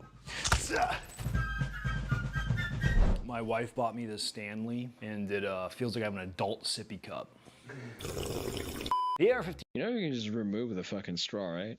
has cemented itself in American society. From Vietnam to the global war on terror, the AR-15 has been the go-to weapon of our United States military. Often demonized by the media as being a weapon of war not fit for the streets, it is ironically one of the most perfect weapons for de-escalating that interpersonal conflict when it becomes a little bit too intense. I'd also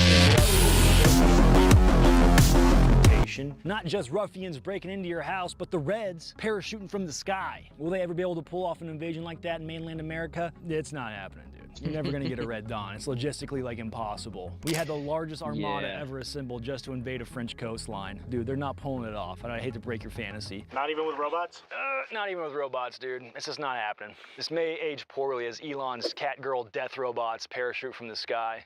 Now, a big why behind okay, but here's the AR-15 thing. is the car. Elon's death robot cat girls are going to be parachuting on the other side, which, by the way, is also very, very disarmed. Although they have been smuggling full auto AKs into the circulation of the civilian population quite profusely. That'll happen when you have a non-professional military cartridge itself. It fires a 5.56, or people like to call it the 2.23. It is a projectile that's moving extremely fast. Depending on the grain, it's always pretty much cooking at very high speed. The velocity lends to its lethality. Historically speaking, it was considered a rather small cartridge. It's in the what we would call an intermediate family of cartridges. But because of its size, it can carry a lot of ammo, and it still deals out a massively lethal projectile that's going to stop a bad person. I would much rather have a AR-15 style rifle on me than just a pistol or a shotgun. Now, if I'm feeling like I'm a madman, a shotgun maybe not be a bad idea, but shotguns have been touted in the zeitgeist as being like the best home defense gun, and in some ways, I can kind of see the argument, but the problem is the shotgun's kind of like a bell curve, where on the bell curve over here, you have people that don't really know anything about guns and think a shotgun is really good, and then we have the people over here on the other end of the bell curve where they think the shotgun is like the perfect weapon, and that's all they use, and they're masters with it. And if you ever come in contact with those dudes, you may die. In my opinion, there's... Yeah, here's the thing about shotguns. Shotguns immensely effective in confined spaces. Holy fucking shit, very scary. I'm gonna find that piece from Thunder Ranch specifically explaining the physics of it. But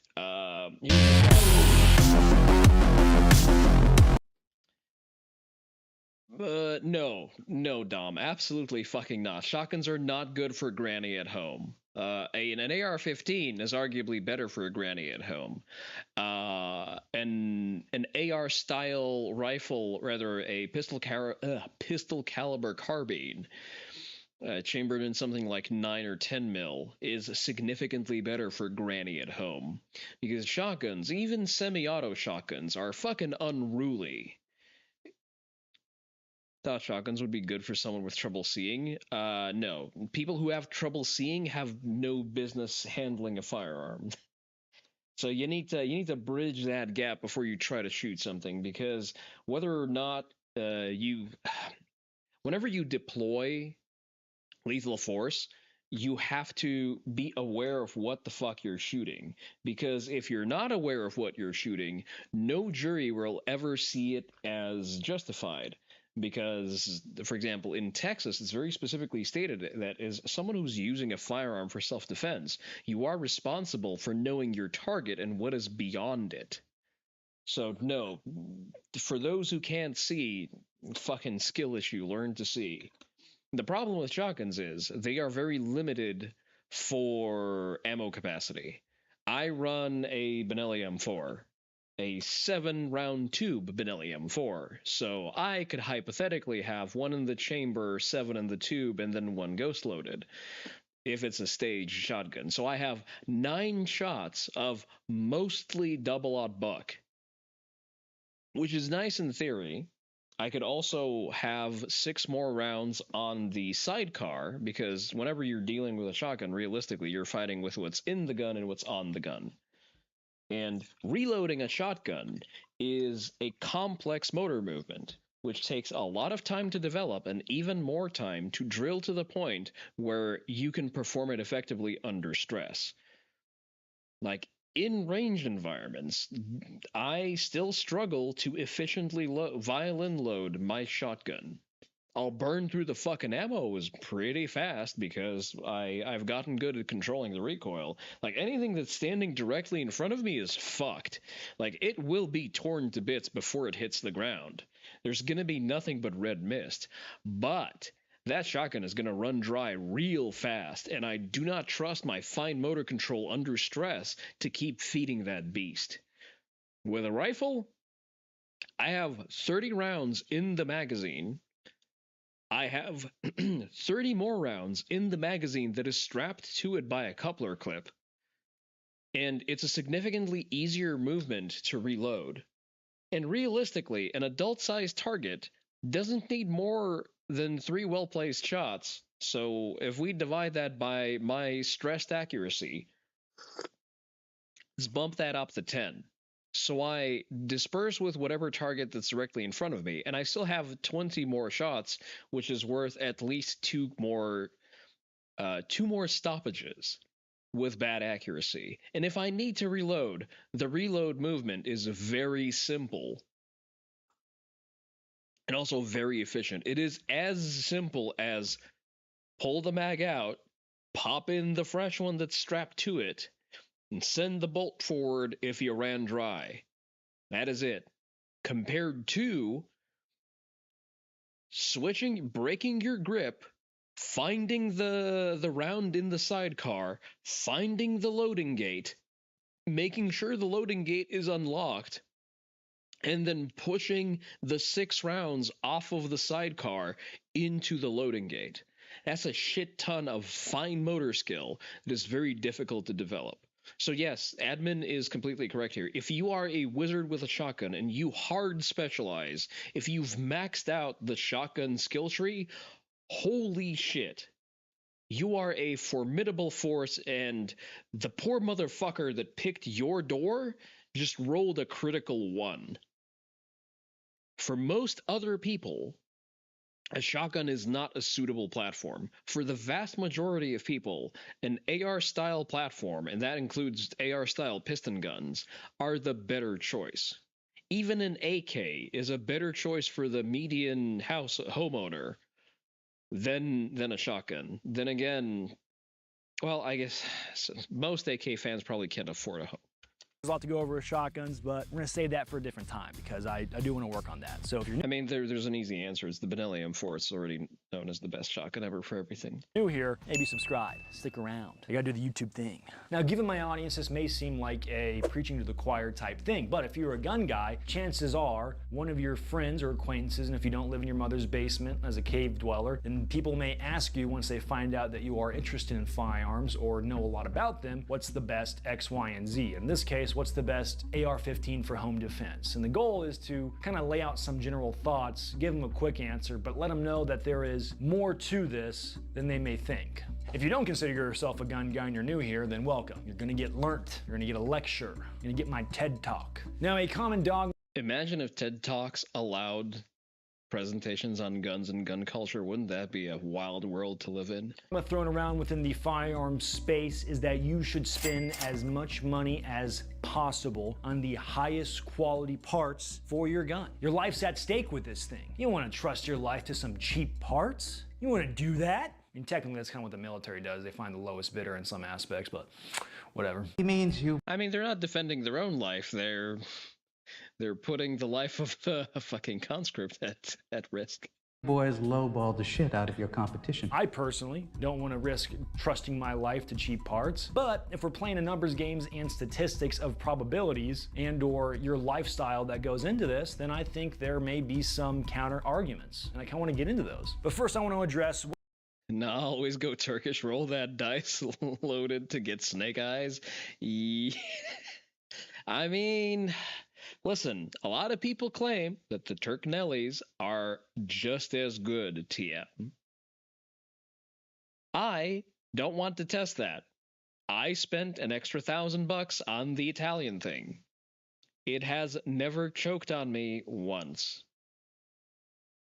Although, to be fair, I also keep it as a range toy as opposed to an actual staged self-defense gun at this point. Like, again, because I don't trust myself with the fine motor skill of keeping a shotgun fed while I'm actively trying to kill something. So that's why it stands pretty, and I keep it dry. Also because I'm kind of iffy on having self-defense shells live in the tube under compression for a long time. I'm not sure about the physics of that. I kind of need to explore that a little bit more. But you know what? I do self-cast skill issue. It's mostly a training deficit on my part. What's the difference between a cheap AR-15 and a high-end AR-15? And with most things, it's quality. Now you may think, okay, I can get this $400 AR-15 or I can get this $4,000 AR-15. So they both work and shoot. Well, why should I spend all this money for that one? Well, it has to do with the make, finish, materials, the fitment, the specs. You're dealing with measurements of like a 0.000th of something. Like my machinists and my guys that work with this stuff are all like, they like stressed out getting their degrees, studying all this stuff, and they could probably talk your ear off about it and then you would fall asleep. But it has has to do with the quality, the materials used. You're dealing with a machine. If you don't sacrifice your wallet to the machine spirit may get mad. I think that's how it works. Those more expensive materials has to do with, say, your gun retaining accuracy, not getting as worn down, say when it gets heated up, or over the long duration of high round counts. These guns are gas-fed machines. Machines are prone to wear and tear. Now, in a lot of ways, I do kind of agree with, if you're gonna stake your life on it, you wanna have the most quality thing that you can afford. Now, that being said, if we're looking at reality, there's a lot of folks where their budget comes into play. They don't think of themselves as an avid go to the range as often as they can shooter. They like to go on their weekends, hit the golf range, crack a few cold ones with the boys, let their wives or girlfriends tell them about the weird dream they had about them where they were cheating on them or something. And generally, this person is well adjusted, but they recognize the need to have a long arm because it is a better tool than just a pistol. This individual wants to have a long arm, but it doesn't want them to cost them their long arm. Did I do that? Not bad, huh? This bracket is known as budget or low tier. Now, technically, there's nothing really wrong with this category. It's an affordable price bracket. It gets the job done. You just gotta know your limits on this category, really. Now, to me, there's kind of two big ways to go about getting a budget build. You can either buy all the parts as cheap as possible separate, put it together, or you can just buy out a complete rifle for super cheap. I've seen deals for rifles from these manufacturers that go for extremely cheap, talking like even sub 400, and it's actually insane. They may even have sales, like blim sales, where there's a blemish on the rifle, so it's just a cosmetic thing and it lowers the value a little bit, and it's like even that much of a sweeter deal. Now, before we get to the setup of this gun itself, I do want to cover barrel lengths. A visual representation of barrel length. Here's a 20-inch barrel. Here's a 16-inch barrel. There's other barrel lengths in between here, such as 14.5, 13.9, 12.5, any other weird measurements, but we're jumping to 11.5. Then getting even shorter, and typically this is as short as I personally would go for a 5.56, but 10.3 inches. Now, what does barrel length have to do with this? Well, typically with a home defense gun, people like to think that they want to go for a short of barrel as possible. And I, yet again, don't really disagree with that, but I think sometimes it is too hyper fixated on. And where that comes into play is if you want— It's interesting that he chose to feature a clip from Garantham, who seems to be summarily unpersoned by pretty much all Leviathan talent. And I see, at this point, I don't believe that it's over whatever fucking marital infidelity Grantham committed. Like, I'm sorry, y'all are adults, and being adults, like, the bros come before, like, any kind of trouble the bros go through, okay? And second of all, Tren is a hell of a drug. Like, I don't sympathize with people who just dropped Grantham like hot shit off of that particular scandal. Want your gun that you're gonna be spending money on to have more capability than just within inside the 20 to 30 feet of your house, right? This is more like if the Reds are actually parachuting from the sky. Barrel length plays a part in the AR-15 because it has to do with the amount of velocity that projectile can build up while the gases expand inside the chamber / barrel before it leaves that barrel. This all happens extremely fast. Your brain doesn't even process it by the time you pull the trigger, but that's the science of what's going on inside the barrel. There are grooves in there. As that projectile grips those grooves and spins down there, it's twisting along the barrel magnificently as the gases expand behind it. There's also a thing called dwell time. It's the amount of time a bullet spins inside of a barrel. So if you imagine the bullet going down the barrel, all happening at extremely fast speeds, dwell time is the amount of time a bullet spins inside of the barrel past the gas block. And it has to do with like reliability, timing, all that stuff. Your gas system will come into play, but if you buy one of these and you don't mess with it too much, then you may not have to worry about it. We're getting like, this is like the simple stuff. Most of the AR-15 rifles that are available in the market are typically 16 inches. There can be shorter ones where it's called a pin and weld, where the overall length of the barrel is 16 inches, but where the flash hider is connected to the barrel, it's actually shorter. Say you can buy like a 13.9 pin and weld, and if the flash hider is overall 16 inches, then it's legal. And what I'm talking about is the NFA. It's this legal rulings that came out way before any of us were born that talks about the legal length of a rifle. Since this ruling came out way back in the day, you can't have a rifle shorter than 16 inches without paperwork. a $200 tax stamp to be exact. If you do not pay this tax stamp, you will get 10 years in federal prison and or a $500,000 fine, all over some arbitrary measurements on a rifle, despite the constitutional right of the Second Amendment. If you're new here and you don't like that, then you are going to fit right in. Now, if you do see AR-15s for sale with a shorter barrel, typically those are AR pistols. And of course, people do also sell SBRs, which is short barrel rifle, but you have to do the tax stamp for it. This 11.5 is a pistol. It's not a rifle, it's a pistol. I hate it here. This 10.3 Mark 18 is a rifle. It has a tax stamp, so it's legal, so it can be considered a rifle. This is a buttstock. That last one, pistol brace. Are you keeping up yet? Now you can buy an AR pistol and you can... Was that a 3-position safety? Do the paperwork for it and turn it into an SBR. But usually for beginners, if they don't really care much about guns but just want the function, an AR pistol's not a bad way to go. I'd say realistically, a lot of the braces, especially since we're allowed to shoulder them now, work just as well. Like, I have a brace on my MCX. It does stock things. I don't need a stock. I'm definitely not going to do the fucking NFA paperwork for my primary home defense rifle. So, like, is it the way it should be? No. The Second Amendment says shall not be infringed, and the NFA very much fucking infringes. But realistically, there is no reason to SBR your PDW. Also, I know I threw a lot of numbers at you going over the barrel lengths and stuff like that, but that stuff does matter, and there is certain trade-offs with shorter barrels that you would have as opposed to longer barrels, such as, yeah, shorter barrels more wieldy, but the amount of velocity that you would get out of that barrel is less, so if you're trying to push it out to ranges and or the types of rounds you're using, it could come into play, but we're gonna try and keep things surface level for this part. Yeah, moving on, I yet again think people do hyperfixate on the short barrel nature of a home defense AR-15. I don't disagree with it. I think there are trade-offs. You can get more use out of some longer barrels, and I think they have a perception where because I'm in my home, I will be conducting CQB, close quarter battle, but the reality of this is that the CQB that you're thinking of is not the CQB that will play out in the situation. Typically with this, I do want to give it a disclaimer and a caveat. I'm just a dude on the internet, take everything I say and do with a grain of salt. I kind of think about this stuff a lot, and I want to have more realistic approach to this. Now, this isn't like the CQB you would see from the combat footage and the horrifying things from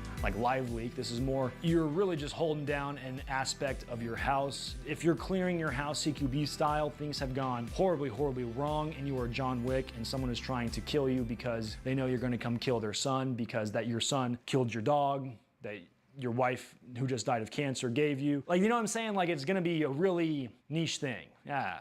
Where this comes into play. What I'm trying to get at, fellas, is that if you are balling on a budget and you want to be in the low tier category, you can get a lot of use out of, say, a 16-inch rifle because being more accurate with it out to distance is a nice plus. You can still easily use it indoors to defend your home if you had to. You don't have to worry about any sort of tax stamp. You don't have to worry about pistol brace. It's a good best of both worlds. Now, when building out a home defense AR-15, I think it's important to think about how close you'll actually be using a rifle. Here we have the target right over there, the copious amounts of trash left behind by desert rats. And I'm gonna show you, unless you live in a mansion, this is probably considered a pretty decent range inside your house, depending on the angles and where you'll be holding. Anyway. Yeah, I'd say that's even a little excessive. It's not my best build drill. There we go, all A zones. Why I'm demonstrating this, because we have my iron sights on here, and these irons are not zeroed. I just threw them on because I wanted a point of reference. From this distance, minus my first string of fire, it's all A zones, so I'll prove it to you. These were my bad, I'll own that. But that's still within inside a man-sized target. You know, if you're waking up, buck naked, grabbing your rifle, defending your house from the rapscallions, I call that a good day of shooting. I'm at the top of my game right now, caffeinated, zinned up, lethal. You're not gonna be that way when the ruffians break into your house trying to get your doubloons. Now, quickly, I want to thank Americana Pipe Dream Apparel for sponsoring this video. They are fantastic young Zoomers getting after it in the milsurp space and arena. Not only do they sell milsurp clothing, but they have night vision, knives, manuals, e-bikes, and a plethora of other weird stuff that you can show off to your friends that will think it's neat. I like those guys a lot. Encourage you to go check them out. Also, got to give a big thank you to Optics Planet, the optics sponsor of the channel. Use code ADRES, get 7% off the entire store. Watch the ads, optical device. Except when the product is bad and has sucralose. As you saw in this video, were supplied thanks to Optics Planet. And of course, the ammo we were shooting for most of the video was gonna be 55 grain, some training ammo, thanks to Badlands Munition. Use code ABM, get you 10% off at their store. Local Arizona guys, love to go shoot and train with them, and I love their ammo. Thank you, Badlands. When it comes to the topic of the home defense AR-15, many folks picture a shorter gun. You're indoors, it's pretty much close quarter battle, short guns make sense, right? Wrong! No, I'm just kidding, they kind of do. I've been in plenty of people's houses. I have seen the amount of space that they have to work with. There is plenty of room to swing a 20-inch rifle around your home, most likely, unless you're a hoarder. Is a 20-inch rifle as wieldy as a shorter gun? Like, can you maneuver it as easy in tight spaces? Absolutely not. But it's not a crazy thought that you can. Now, the implementation of this, I would say, we're gonna go over later in the video, but I do wanna demonstrate a longer barrel indoors. Oh no, how do I get through the door? Oh no. What do I do? Guys, how do I clear this threshold? No, not the threshold with a 20-inch rifle, no! Oh, wait. Realistically, okay, you hear Sure, but you need to break your grip still. You need to break your... You need to break your stance. Some tomfoolery happening at your front door. You kind of come out, maybe you're clearing out a little bit. I don't know, but say they haven't breached. See, you still already need to tuck it under your armpit. True, it's like, okay, they're pounding on your... They're not trying to get in your back door.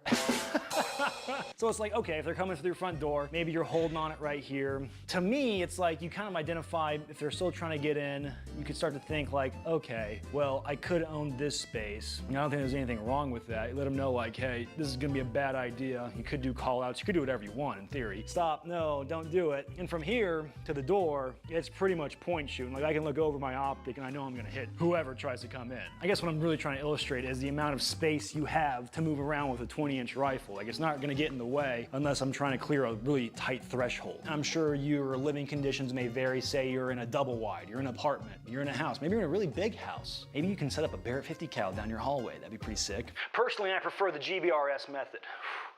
You can scan all your sectors. Don't matter how long the barrel length is, we're good.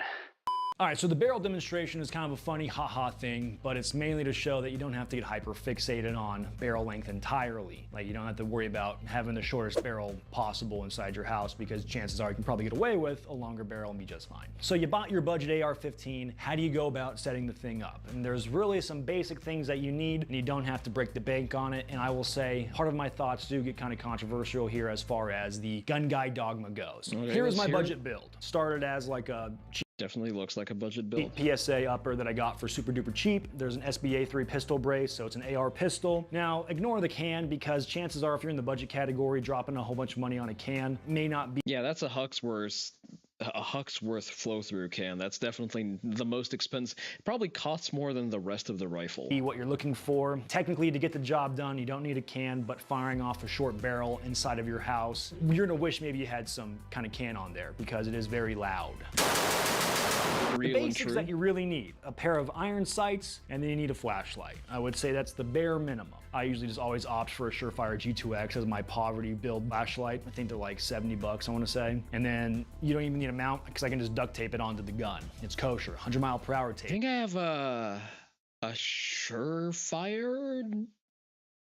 I forget what kind of flashlight. I have a serviceable flashlight, and you can catch it for like 90 bucks on sale. It looks cool. Delta guys were doing it before we were even born. People will say, okay, you gotta get a sling too. Technically, if you're just running around with this because you're gonna be buck naked, you don't have to carry anything sling else is probably in theory, extra. Then I think you could get away without having a sling. Now, if you're gonna take this out and about and use it with other guns like a handgun, chances are you're gonna want a sling. Now, when it comes to the quality of parts, say the rear iron sight, we're not shooting out to distance. If you're a person that doesn't plan to take this out and shoot it a lot and really put it through its paces, technically, I think you could skimp out on price for your irons here because you're just not gonna be abusing the rifle as much as you would. I would still recommend splurging the extra however much you have to for at least a bare bones red dot sight. The quality of the accuracy isn't that big of a deal. Doesn't have to be a Neotech, although a Neotech is one of those pay once, cry once kind of deals.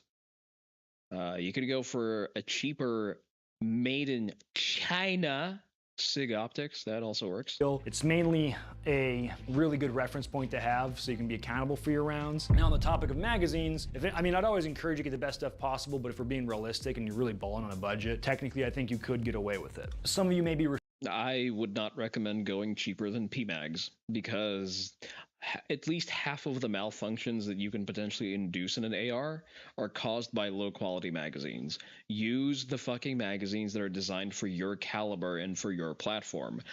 If you're going to run PMags or Lancer mags, use the ones that are specifically made for your rifle with the correct follower shape. For example, I have a 300 Blackout rifle. It is folk wisdom that most 300 Blackout rifles will cycle out of 5.56 magazines. However, there is a slight difference in the follower that, for example, causes my MCX to not strip out a round out of the 5.56 magazine. And you also run a risk of mixing and matching your different ammo types between different platforms, potentially exposing yourself to a catastrophic failure. So use appropriate magazines. The PMags are like $20 a pop.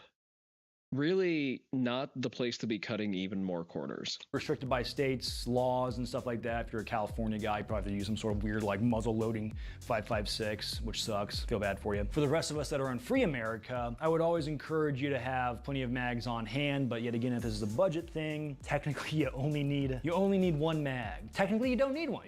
You can just breech load it, I guess. It's a bad idea, but you don't want a mag. You're gonna want like a handful of mags. Typically, serious shooters will have their mags that they keep nice and pristine. They don't get dirty whatsoever. There's no wear and tear, and that's like their go-to mags for self-defense. And then they'll have like their training mags they use and abuse. Now, advancing through the tier list, we get to the mid-tier weapons. We're looking at 8. Now that I think about it, I should probably muzzle load a 5.56.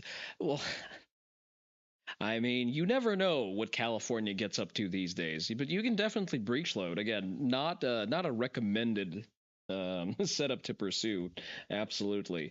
But what I should do, I should buy more Lancer mags, because I currently have Lancer mags staged. This is my primary sort of home defense setup because they're loaded with my polymer tip ammo.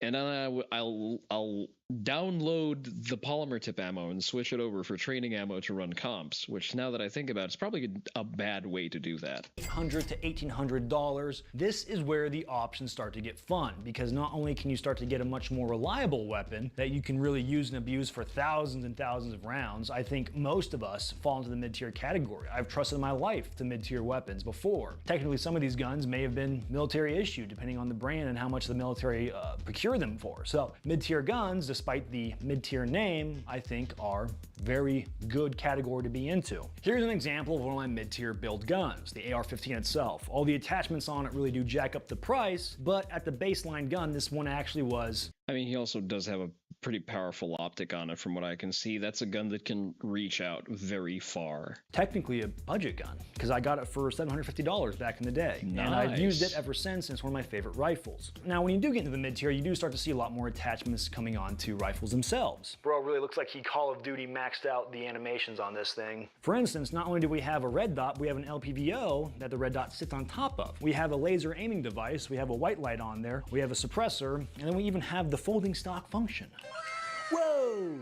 Wow! Folding stocks on an AR-15, they're kind of neat. It's good for stowing them, but you don't really need it. The idea behind this is that you get a lot more bang for your buck. Yeah, if you need a folding stock, just go for a piston gun. Start to get into the mid-tier category, you're dealing with a different kind of mindset than just, say, a budget build gun, where you just want that thing for strictly home defense, and that's all it's ever gonna do. A more mid-tier is like you can take it out to competitions, you can go to shooting courses and train with it. If the Reds do parachute from the sky, you can use it to defend your country and stuff like that. So that's where the more of the mindset comes behind. It's much more of a tactical fighting rifle. And of course, I could still easily defend my house with this thing. Now I must reference the sacred Venn diagram. Colton is off camera because we don't have an easel at the moment. Thank you, Colton. Everyone say hi. Pipe down over there. All right, so here we have the AR-15 Venn diagram. At the center of it all, you can pretty much use all these guns technically for self-defense. They fire bullets, right? Well, there's these subgenres that they all kind of excel at. Say you got your hunting kind of build AR-15. So you got your tactical AR-15, and then you got your competition AR-15 over there. Also, I'm sorry for my spelling. I live in the age of autocorrect, and I didn't feel like word checking my accuracy. So for the big three that I thought of, they have... I kind of feel that. They're overlap. Where with competition and hunting, they need precision. It needs to be really accurate. Or say for tactical and competition, they need precision. They need to be really accurate. They gotta have some level of speed, reliability. You don't want your gun jamming in a competition, you're gonna lose time. You're not gonna become a grandmaster. Like Hunter Constantine. He haunts my dreams. Now with tactical and hunting, you're still worried about precision and accuracy. Say if we look at the tactical genre, which we're kind of gearing towards with the self-defense AR-15, a lot of different things stand out. Say you got rugged, where you really want the gun to work whenever you pull that trigger. That's the whole reason it exists. Otherwise, you're gonna die. Then there's other subgenres such as cloning or retro cloning or duty and warfare. See, I'd say retro and cloning kind of fall outside of tactical. Well, cloning maybe. Or there's the history where it all kind of combines together. Yeah, history definitely falls outside of tactical. With cloning and retro. Typically, with the tactical AR-15, they kind of come from that whole duty or idea of military service. And then a lot of times with the civilian world, we kind of base our builds what those guys are using because they're putting them through their paces very hard. And even sometimes the military world look at the civilian world of what they're doing because we're also putting our guns through their paces. And it's kind of like a feedback loop. Now for competition, there's things that stand out on their own where, say a competition AR-15, those guys that compete, and I've seen this in the flesh, where they just need an optic and that's it. Their gun is as lightweight as possible, it's slick, no light. See, I really don't like the gamification of shooting sports. I think it becomes very detached from reality. All of the special considerations for going very high speed, but specifically putting holes into paper, you lose a lot of very important information in between. You're not managing your angles correctly, you're not moving correctly, and your gun isn't really built for... Yeah, the competition builds are definitely less practical, quote unquote. That's why, for example, I run comps in my plate carrier. Is it good for my par times? Dog shit, because those are heavy fucking ceramic level 4 plates. Hunting you like, see the most important, the most practically oriented. I would say build out a modern rifle that's also capable of hunting. I think that's the best middle ground. Like, you go off of something that's duty rated, but is actually good enough to also be used for hunting, as opposed to going specifically the hunting angle and then trying to dual purpose that for self-defense. Because with things that are quote unquote tactical, you have the benefit of modern materials, modern manufacturing methods, an uncapped magazine, because for hunting you do have ammo limits for specific tags you get. And you also have the sort of the duty grade reliability aspect of it. No lasers. Sometimes they may not even run a sling because they're just dumping it into a barrel as they go on to the next part of the stage. It depends on the competition, really. Maybe they have really large muzzle brakes to help get that little edge of deleting that much recoil as possible, whereas a large muzzle brake like that isn't going to be as desired in a tactical weapon where they want to have more of a flash hider. So you can kind of see where there's a lot of these different genres that come into play once you start getting into the mid-tier category and up. Technically, this stuff can exist in the budget tier, but you're working on that budget, so it's harder to do certain things within this. When I think of the mid-tier individual, I think of someone that has gotten into shooting, takes it a bit more serious. They like to go to the range in their free time. They really budget for ammo, so they have the means to go and shoot. They're hitting local competitions. They're really putting their gear. Yeah, ammo limits are a thing. I'm gonna game plan this for y'all real quick. So I buy ammo 2 ways. Yes, I am 18. I guess we can tangent a little bit. Ammo seek. Why is it offering me ammo sexual as a result? I find that personally offensive. Oh, by the way, there's a Memorial Day sale. I guess that's a good opportunity. So my 2 go-to resources for buying ammo, and as long as you're smart with your ammo purchases, like you're going to be on a reasonable budget. Reloading is a big commitment. Reloading only makes sense if you shoot through a shit ton of ammo. If you are a competitive shooter, if you actually need to if you shoot anywhere starting at, I'm going to say 1,000 rounds a week, you need to reload your own ammo at that point. If we're talking non-exotic calibers like 5.56 or 9mm. All right, let's see. What do we got here? Actually, 20-inch rifle length. Well, 20-inch for home defense. Questionable. We're going to look at something else. Memorial Day sale.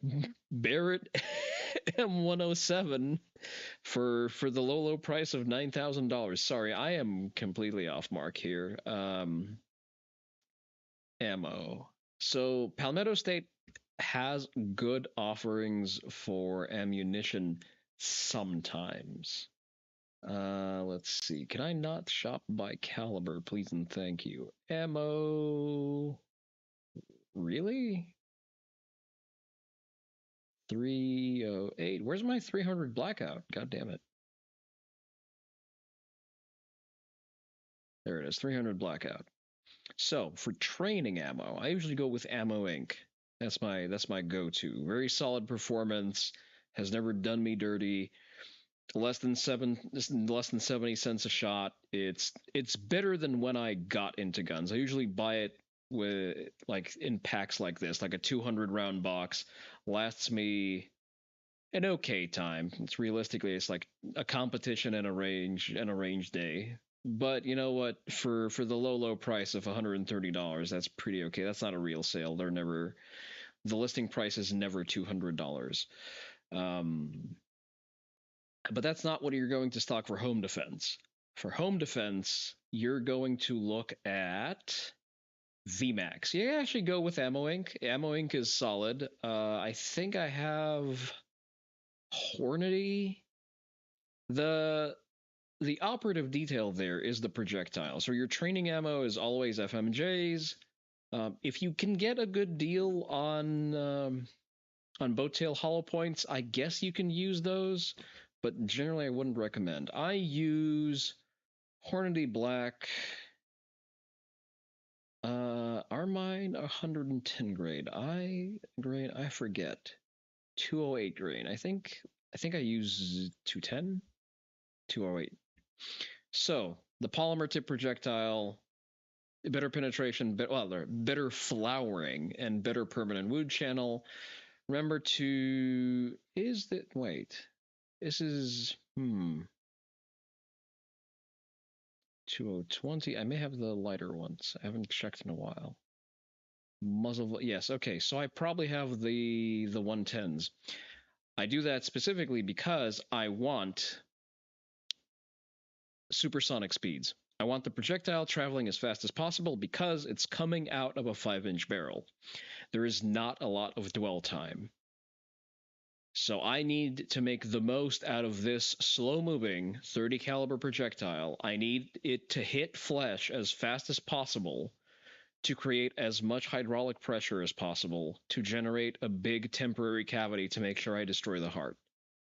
And then the hollow point is basically mostly for the polymer tip is for the benefit of not overpenning into my neighbor's apartment through the drywall, and also dumping all of its energy inside of the body. But for your that's actually also pretty good. But for training purposes, you're going to look for full metal jackets universally, just because, well, I mean,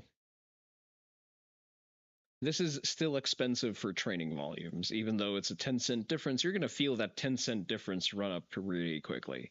If PSA doesn't have any good deals, what you're going to do is you are going to go to ammoseek.com and you're going to there it is. 300 blackout 762 by 35.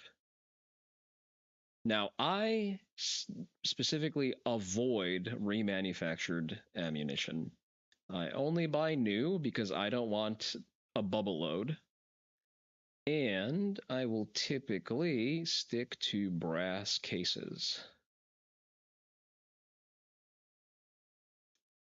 And here you go. It gives you a breakdown of the number of rounds, the total price. Does it give me a price per round? There it is. That's a price per round, 40 cents. Like, if you do a little bit of looking around and skulking around, you can find pretty reasonable deals on a lot of the stuff. I think I bought from Freedom Munitions in the past, so less than 50 cents a shot for 300 blackout is a fucking steal. That's pretty good. They are I don't know how these are informed. You'd probably be paying something for shipping as well. So yeah, that's how you make sure to control your budget. Another consideration is caliber choice. Excuse me. 5.56 is a significantly cheaper caliber than 300 Blackout. So if you are on a budget and you want to train on a budget, 5.56 is probably a better choice. I chose 300 Blackout based on my tactical considerations, and you have to do the legwork of figuring out what you need to do for yourself. Through its paces. They're going to shooting courses and stuff like that. There's someone that has really bitten off that desire to go out and shoot more. Personally, I think the mid-tier category is a fantastic category to be in. There's plenty of brands off the top of my head that I can think of, like BCM is the first one I got when I got into the mid-tier category. I will say mid-tier probably has to do with the build quality and the brand names attached to it. Maybe there's certain parts on the mid-tier that aren't getting as much of the high-end like a PSA Saber is going to be mid-tier material as, say, the high-end build parts would be. And you wouldn't see the NATO death squads running around with the BCMs or whatever mid-tier brand there is. But of course, it is still respectable. Now we're talking about the high-end guns. $1,800 and up. You're not balling on a budget, you are the baller. Or you just max out your credit cards. Brands like LMT, Knights Armor, H&K are the brands that I think of when I think of the very Gucci gun. God, I want a 416 so bad. Are there plenty more? Yes, but I'm working off of my small little brain. I'm not an encyclopedia. And those are the guns you would see like the NATO Death Squad guys using, like the guys that you never knew were coming. Like the HK-416 was there when they took out Osama bin Laden kind of guys, you know what I'm saying? I will say typically, this is the individual that either shoots a bunch or doesn't shoot at all. Typically this person has made owning firearms their entire personality. If you I felt called out. Don't have XYZ brand, you're gonna get killed in the streets. This person is usually way too well informed of what's happening within the gun industry. He has forgone the warm touch of a woman, instead seeking endless knowledge on his favorite.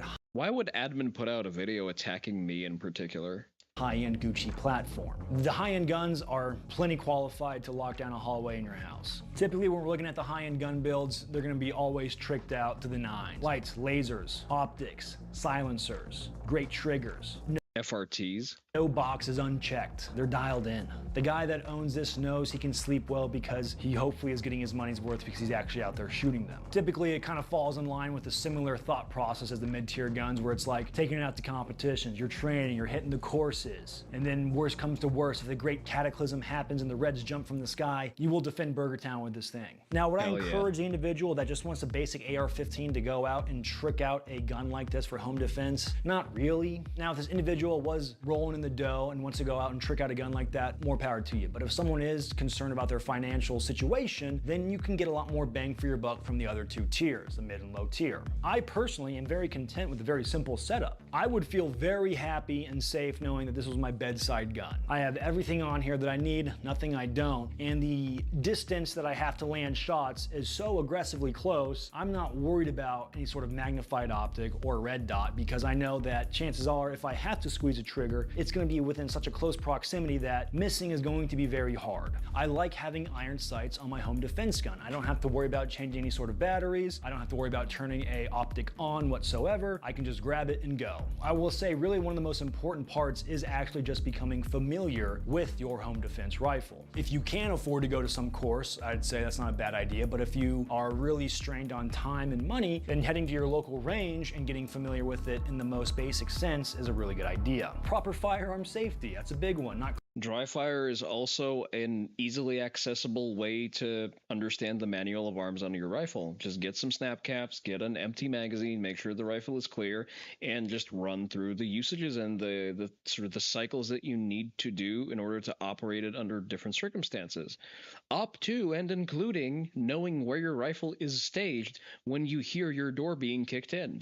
Clacking off around in your apartment complex. Generally, you can do a lot with dry fire training. Just manipulating the gun and knowing the ins and outs so that when you do wake up, say you're really sleepy, you're the sleepy eepies, maybe you're hungover, and there's a Brother, I am permanently sleepy. Threat happening, you're getting an adrenaline dump, your wife's going crazy, your baby's crying, and now you have to function under all that high stress. It's good to have the muscle memory there in that situation. And thankfully with rifles, they're really not that hard to retain that muscle memory once you do get it figured out. One thing I would really encourage is if you get the chance, say at an indoor range, or say if you go shooting at nighttime, getting to try out your white light in a dark setting while shooting. I think that's really important because chances are a bad guy guy and or bad guys may show up when it's dark out. I do think we are getting to the point where it's more so the mentality and thought process that goes into it, because any of those rifles that I showed or talked about will do just fine defending your home. It kind of boils down to you, the individual, now having the proper mindset, having the positioning to make sure you're in the best leverage for dealing with a threat that will be trying to break into your home. I do really think that there is the idea and a fantasy that people have that if people are breaking into their house, it's gonna be like John Wick and they're gonna have a rolling gunfight all throughout their house. And I think that's a bad idea. Personally, if people were breaking into my house, I would want to secure my family. For one, also never use fucking dragon's breath indoors. So if I have to move around my house like that, I would. Barrel length to me doesn't matter. I'd use a pike. I just won't have a phalanx with me, but I'll use a pike if I have to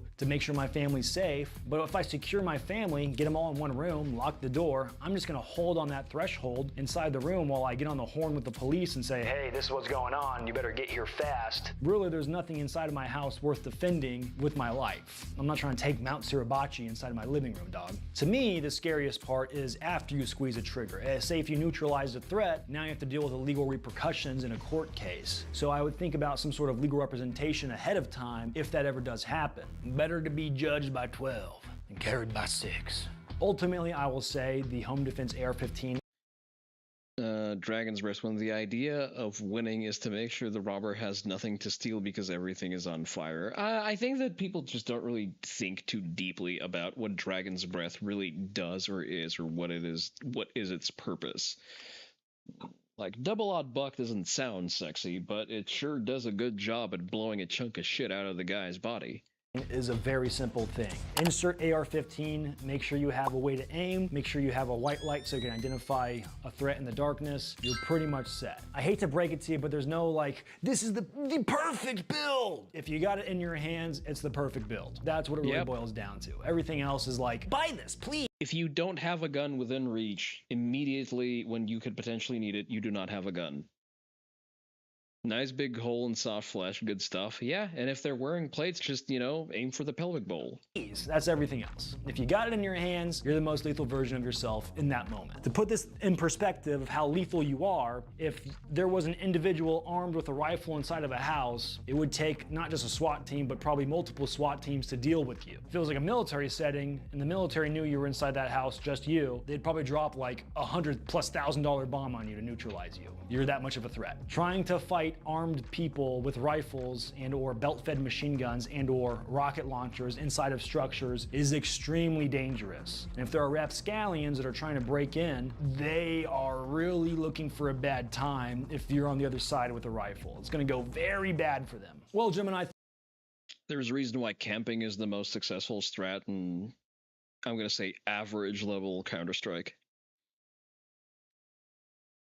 I think this kind of... You only own the weapons you have at hand at the moment, exactly. Wraps it up. I want to give all my thoughts on this. It's something that I do think about and something that I hopefully can help out with the newer crowd that are ever getting into the firearm space. It's more than just the weapon itself. It is you that carries it and of all the other things that go into it. I got nothing else for you. Godspeed, gentlemen. We love admin here. All right. I wanted to very quickly go over, I want to see if I can catch some Clint Smith quotes as we're going over this video. Oh my god. It's okay. End of demo. That's a Beretta that's a Beretta 1301. Also, a very solid Italian shotgun. Not as good as the M1014, but a close second. Don't f around with shotguns. Hell yeah.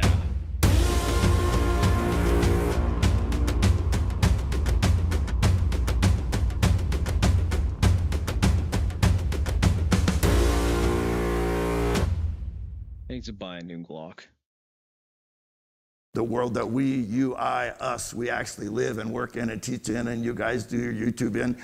Most people, are not going to get in a fight at 150 yards. They're going to get in a fight at 15 feet, okay? It's going to be a lot more likely. If you hit somebody with this gun at the length that is realistic, you will take a chunk of shit off of them.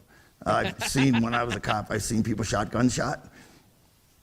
And I've seen people survive with the whole side of their face blown off is the one that sticks in my mind, because when we went there, the first thing I saw on the ground, okay, was a jawbone with all the teeth and a whole bunch of blood. I very vividly remember being in Iwakuni, Japan in the hospital when I was gunshot, and the guy right across from me, okay, had taken a shotgun round, okay, from a booby trap right below the knee and was like missing his leg. And I kind of, oh, wow, you know, so kind of as a young person, 18 and 19, that's the first time you really seen somebody shot with a shotgun. Okay, kind of go, damn, that don't look so good because you only got one leg now, okay? That's actually the exact quote that I wanted to catch. We're fortunate that it was in the beginning of the video. Hell yeah. Okay, we have time. We have an itty bitty bit of time. There's a demo that I quickly wanted to touch. Let me change the category to games and demos.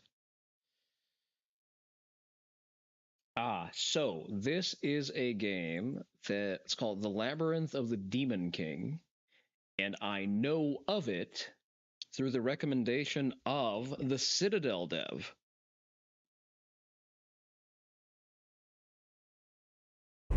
If someone was so based that they developed the Citadel, their taste in games is definitely on par.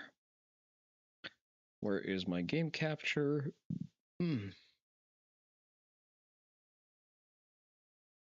Are you what I'm trying to get? Okay, you are.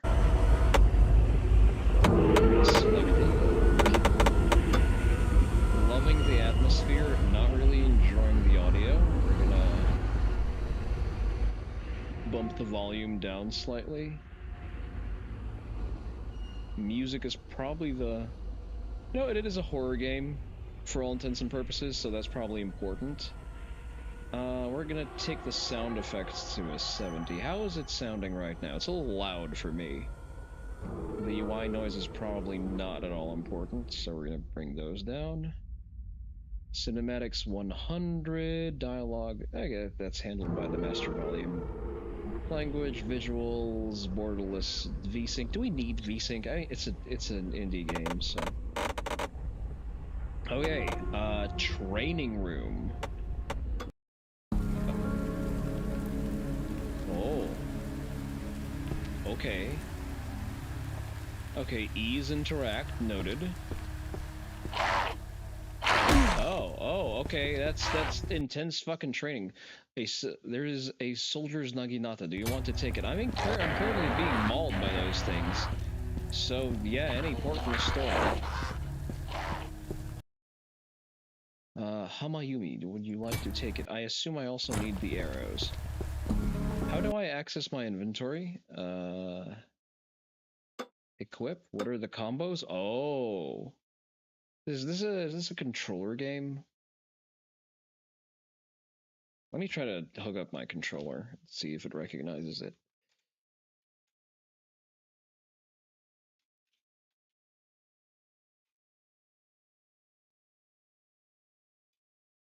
This is an RPG like question mark?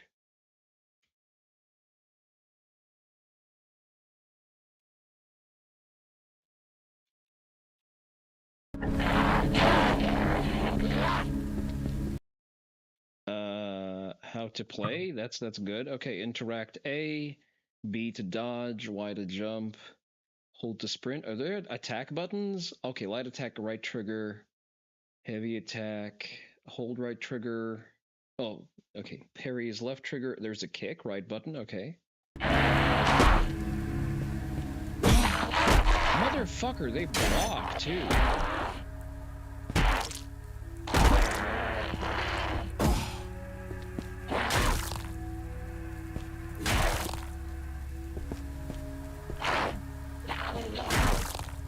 Okay, that is used to break through. I would like to get away from you. How to play. What else do we have? Quick use items, crouch, open inventory. Let's try using equip.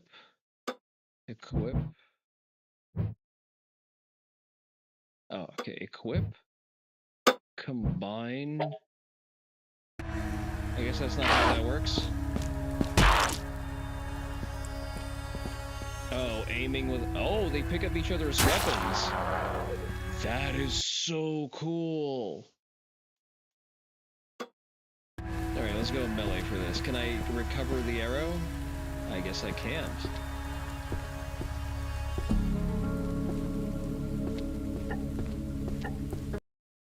Okay, down on the D-pad is also inventory. Yeah, he just picked up the other guy's weapon. We have full body awareness, okay. Ah, so that's what the lever does. Chrysanthemum blade? Bell hammer, hell yeah. I guess we're gonna study the blade. What are the combos? Light, light, light, heavy. What is F?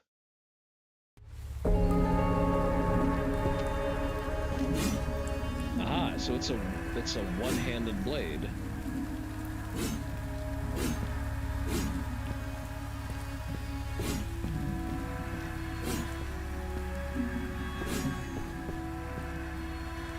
Okay, we need stamina too.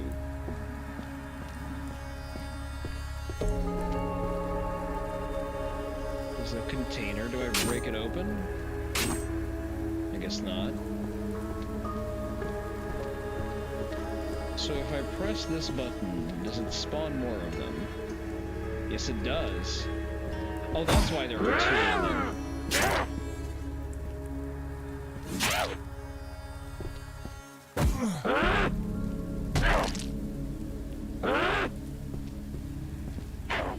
Okay, a dodge costs exactly 3 stamina. Can we loot the bodies? No.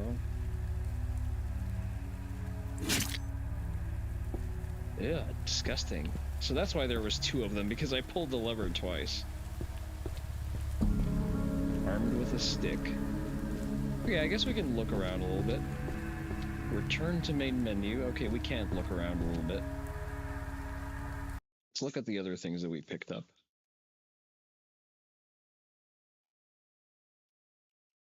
Weapons. Bell hammer.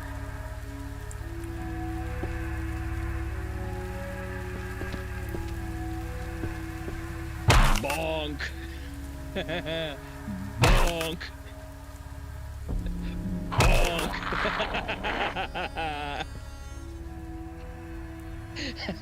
I'm having way too much fun with this.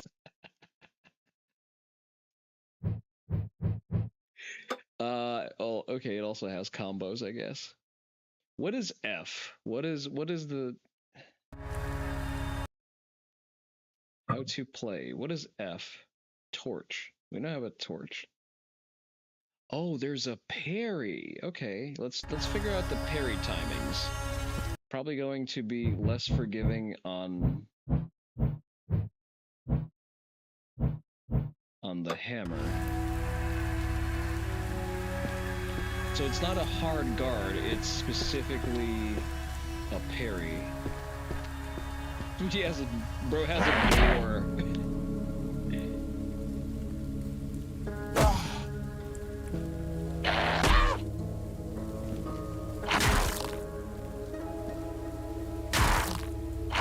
Whoa, motherfucker. Damn, he came prepared.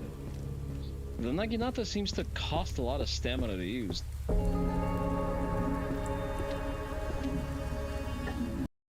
Okay, I think we, back to main menu, yes. This is very cool. Alright, new game, start new game, yes. I love the stylistics of this. Okay, this is a cutscene. You don't look like you have my well-being as your... Is that a cat? Are you purring? Hello? Is that like a Monster Hunter calico? Oh, you are a cat, okay. Sorry, I thought you were dead. No, that's understandable.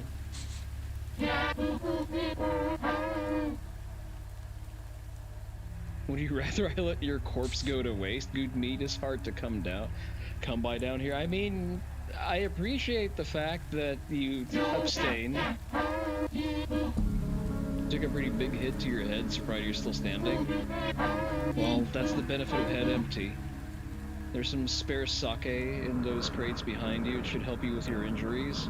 Why don't you pick up your sword and break them open? If you feel like you don't need my advice, then just head out the door and go back into the labyrinth. Chrysanthemum blade. Equip.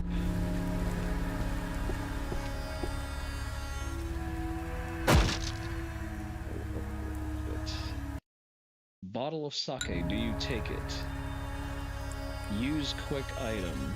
Healing stamina item. Okay, it's a healing item, that's good. Mushroom pouch. I assume the mushroom pouch is... Okay, that's not breakable. The mushroom pouch is probably a stamina item. Damn, I bled quite a bit. At least you can still manage that. Okay. Better make sure you can still swing your sword. Probably going to die anyway, but maybe you'll be able to find some nice treasure before you go. Give me a moment to set everything up. Okay. I don't fault them for not having... Our friend has offered to help!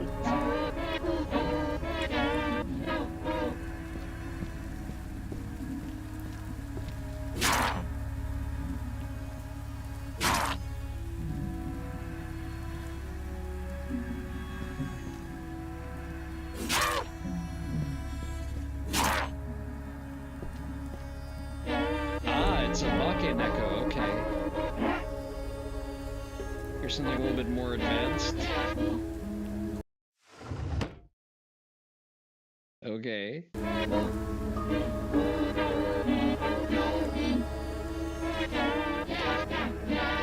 Sometimes you'll find enemies guarding or attempting to parry your attack. If you hit them with your basic swing, you're going to fall for their trap, okay? You need to either perform a heavy attack or kick the enemy to get through their guard. Heavy attacks will ignore the enemy guard, and with some weapons, you can carry it into another chain. A kick will ignore guard and knock them back. By the way, the same thing will happen if an enemy uses these moves on you, so keep an eye and be ready. Okay. Our friend here is already guarding. Go ahead and hit him with both heavy attacks and kicks.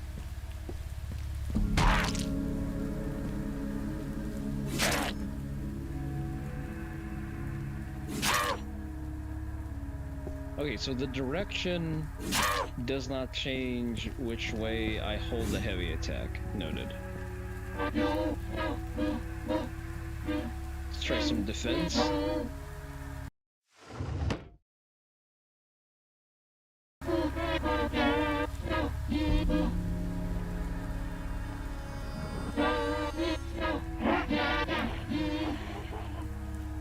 You need to time your parries correctly. Wait until the enemy begins to swing at you, then raise your weapon to parry their blow.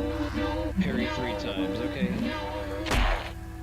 Ah, you actually create openings that way. Okay, cool.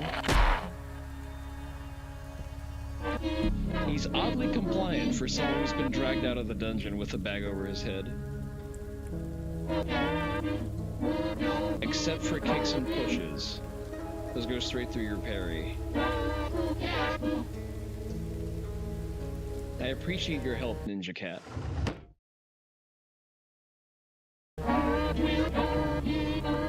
Moves like pushes and kicks you won't be able to parry. You'll need to move out of the way before you get hit. The first down you won't perform will affect stamina, but for a short time after it will, so make sure you use it effectively.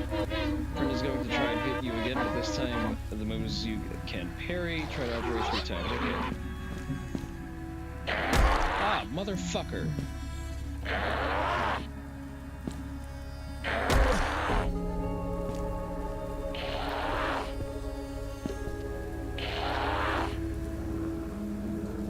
Alright, it dodged 3 times.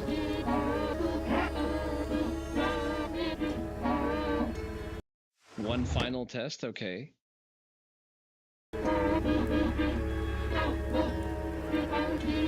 I still need some meat for today's dish. You'll be fighting our friend over there. Whoever loses will be the special of the day. Your meat is much more valuable. Maybe I taught you wrong on purpose.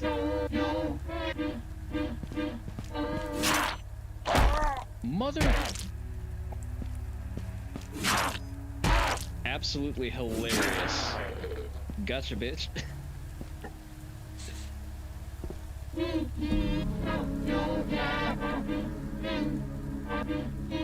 Go now, enter the labyrinth through that door behind me. Alright, is there anything else I can loot here? There's a sprint. The sprint doesn't seem to... Someone's hanging out over there. Doesn't seem to be anything I could loot. I'm kind of low on health. I'm not enjoying that. Okay, but sprinting doesn't extend stamina, so that's good.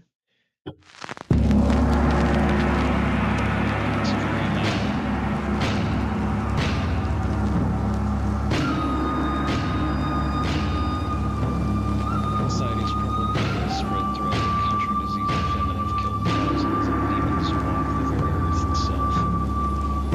You are, as you got a soldier in the service boat to kill it. It's you. We can afford a full plate? Okay. Too bad powerful demon. Then this army to damage and then read the rest of it. Maybe I will track down the demon and retrieve it for inside. Oh, hell yeah. Follow the villagers and use for all the first.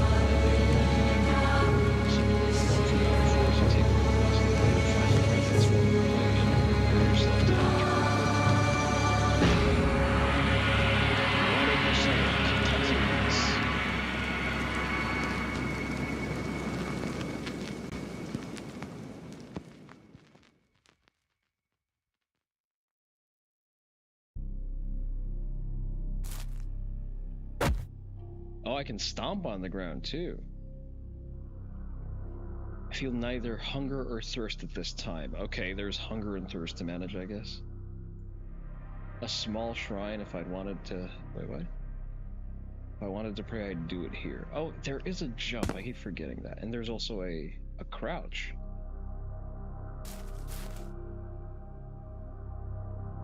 We can be sneaky.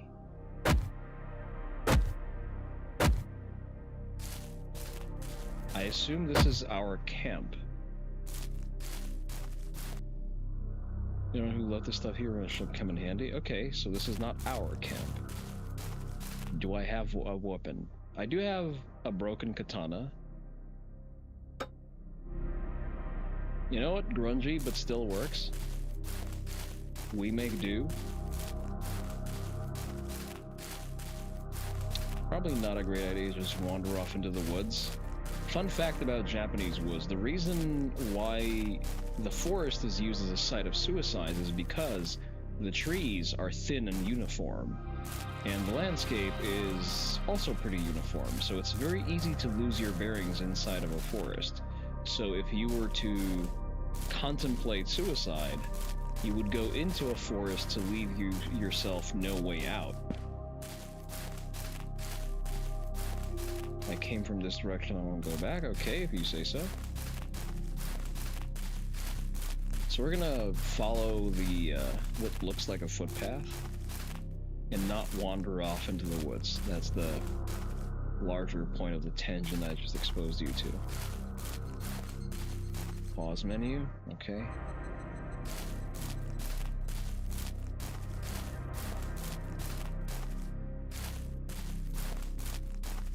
The very deliberate sound design makes me suspect that stuff is going to potentially creep up on us from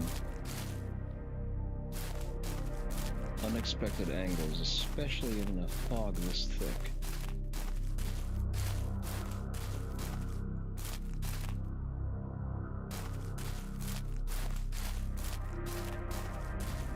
Like, it has Silent Hill, but like not corny and still cool. Not, you know, glazed to death by horror game fans. and not eroded by the adoration of normies. I think I saw a Torii gate.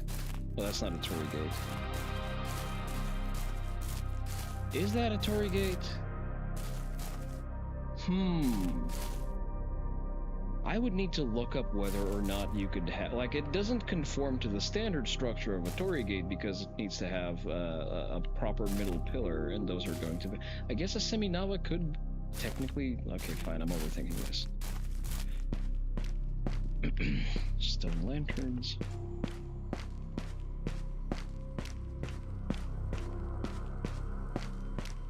There's an echo of my footsteps on the cave walls. I guess this is this a loading screen, or it's just getting progressively darker simply because there are no sources of light, and I have no torch. Ah, okay, the game is teaching me that sometimes it gets really, really dark, and I need a torch to continue to be able to see. Interesting.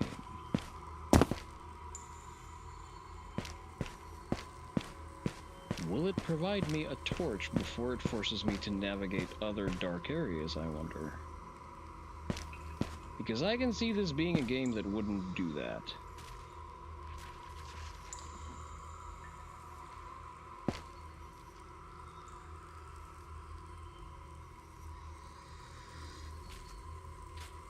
Oh, I hear something.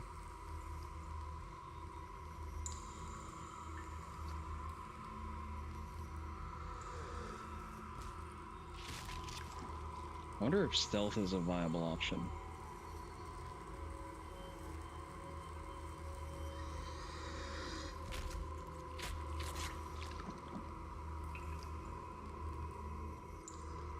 I mean, I'm not making any noise, but I'm not sure how noise proliferation works in the engine. This is an Unreal game, so it does have noise, sound proliferation as part of the physics of it.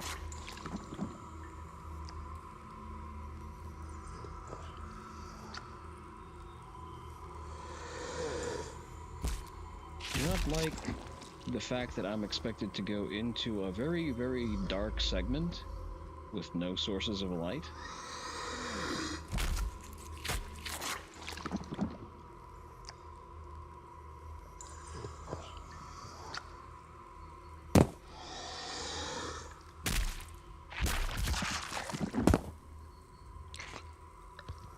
Game, please don't. Okay, I see something sentient.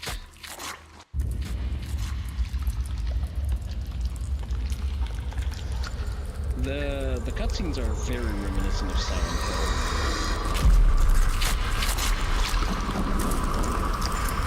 Oh, there's a torch we can use.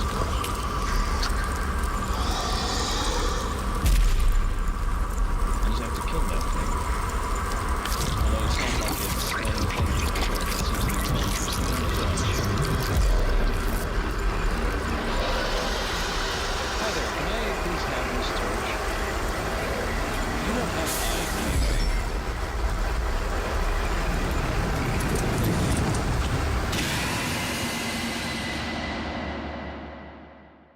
If I had to describe the sound, I would call it oppressive. It's muffled, and it causes you to feel an intense claustrophobia. Like, because of how the sound proliferates, you feel very, very squeezed in.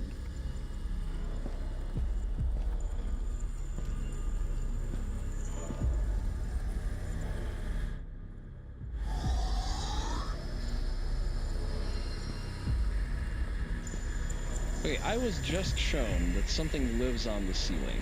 Do you expect me to just not look up all the time?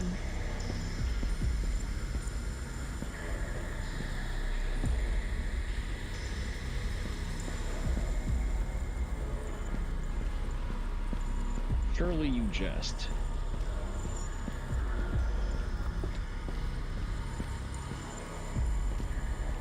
You know what this reminds me of? It reminds me of the unpleasantness that I felt when I delved into the Headless Caves in Sekiro for the first time. And I realized that not every problem can be solved by killing something right away. Because the Headless is very good at at vibe checking you, so to speak.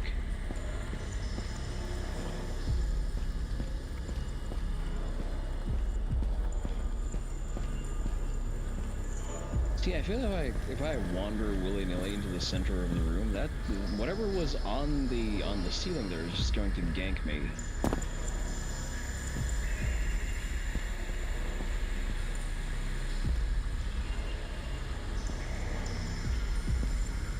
So I'm gonna keep hugging this wall, because at the very least it's going to limit the angles of approach from which I would be vulnerable for it to attack. Because this does look like a game that would sneak attack you at the first chance it gets. You know?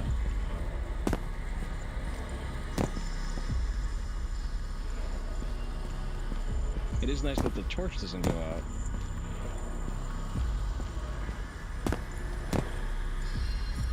It's like I'm approaching a cave exit. Quite be sure just yet.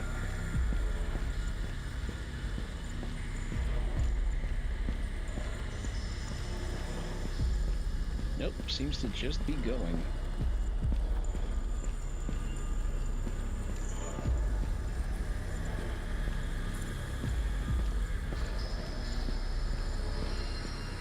I wonder if there's also an interplay of the torch limiting my dark vision.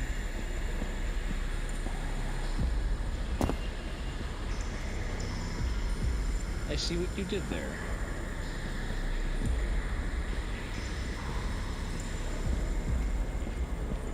This looks like a very strong current, though.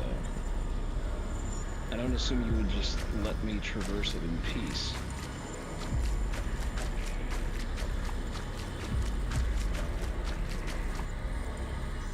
Yes, I would like to climb the rope. There has to be a jump scare here. No, that's just a regular mechanic, I guess. I would like to equip a weapon, please and thank you. Wait, I can't equip a weapon? How dare you? Can I kick? I can't kick. Okay, this is story time, I guess. Isn't this the same dojo that we've already been to?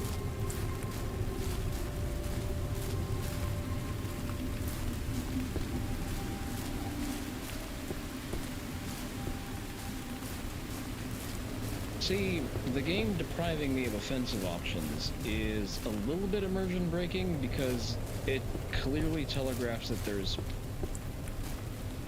probably not a source of danger here if I'm not expected to actively fight against anything.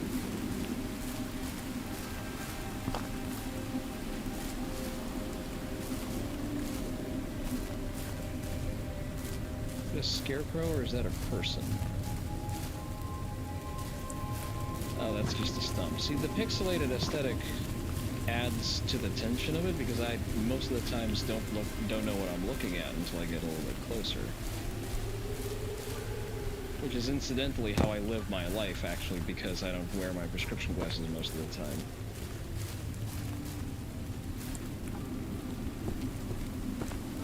There seems to be good sound design at play as well, because the surfaces make different noises, the creatures make noises.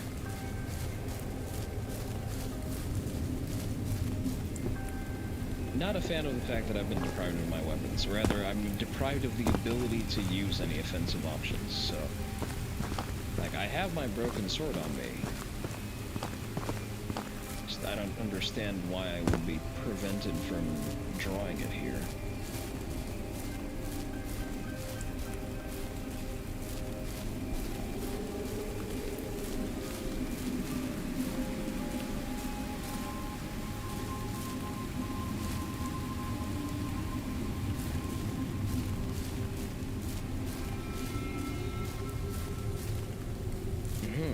see a large structure. It's too large to be a Buddhist temple. It looks more like a castle.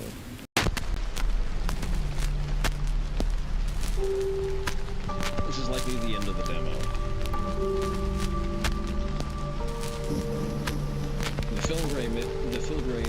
The film grain is a very nice touch.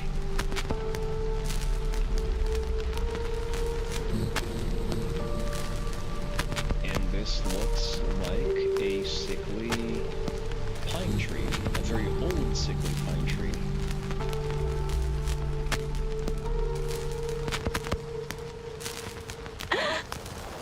Hello.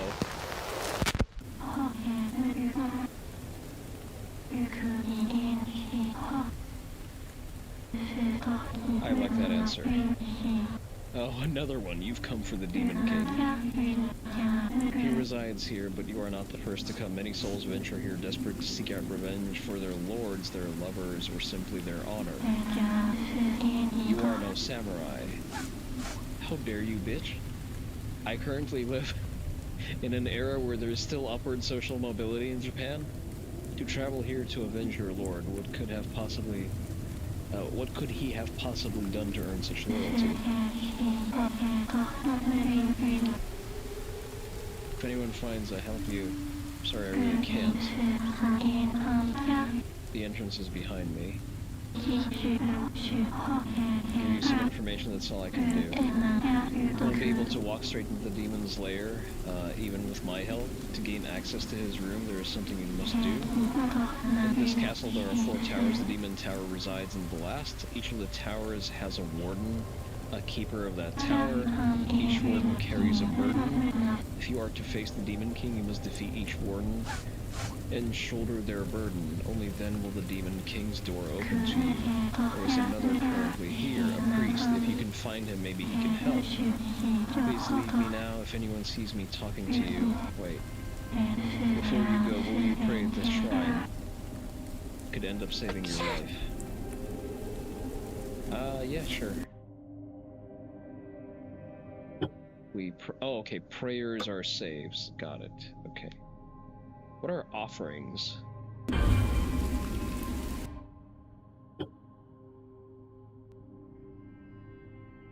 Oh, we don't have... Okay, we offer incense to increase stats. I am a servant. What are you doing here? Cleaning some laundry. I stopped for a moment to pray. Okay. Okay, so you don't seem to be hostile. That's fine. She said the entrance is behind her. Well, what happens if I explore other places? Still can't equip my sword.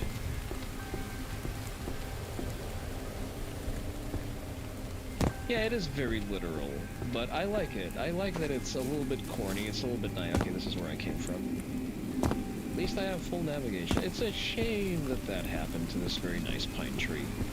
It's obviously a very old pine tree. I'm gonna probably be planting some pine trees a little bit later, after I buy a little bit more bonsai mix. I wonder... See, the developer is Japanese, I know that for a fact. So, it's probably accidental wordplay. I probably need to replay this with Japanese language subtitles. Ooh, a thing. Pick it up. Ritual incense, hell yeah. Can I open this door? No. I can go make an offering now. I don't think we're hurting for health right now. Stamina seems to be an important resource, so we're going to boost our stamina a little bit. We're gonna do some cardio. Fugen, Monju. Fugen are mixes. Fugen. I'm trying to think of a translation that I would be aware of. So the entrance is behind her. Do I enter through the sewer? Or through here? Unless I enter through here. Is there a sewer entrance? The sewer entrance would probably be preferable. This used to be a riverbed, just based on the amount of mud and the fact that there are... Yeah, there's floppy water. Japanese castles aren't built to have sewage, so it has to be a pass-through for a dried-up river. I guess the game is... It's normal to expect the game to be linear. I mean, a linear labyrinth. Haha.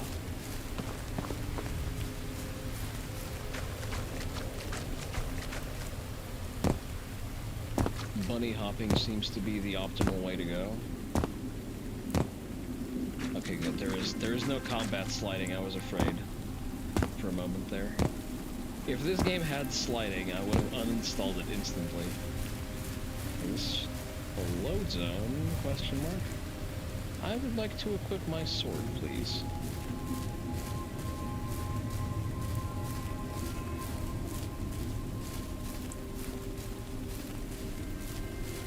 Okay.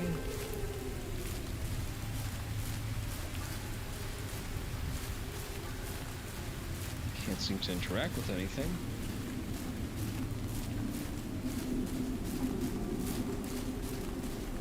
We're in the castle interior.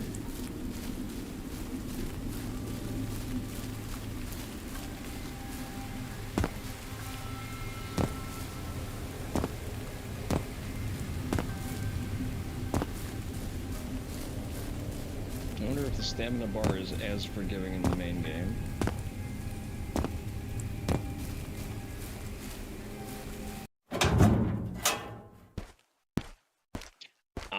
I know why I felt that it's Silent Hill-esque, because of the little cutscenes when you interact with stuff.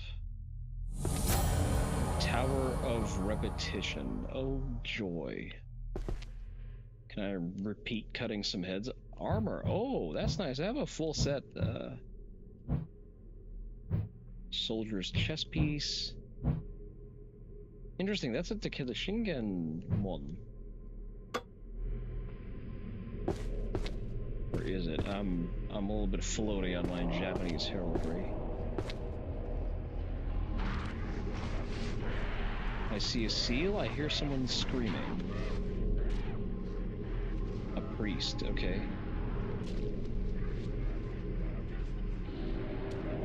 Must be the one that the woman mentioned. Place item. Empty socket for circular object that would fit here. Wooden coin blue. Nope. A torch, definitely not. Okay, I guess I don't have an item that would fit here. I guess I have to kill something for it first.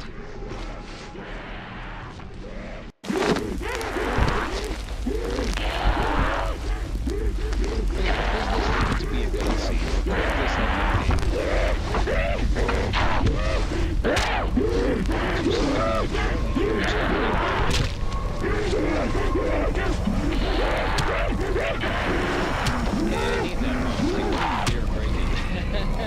He's stuck in his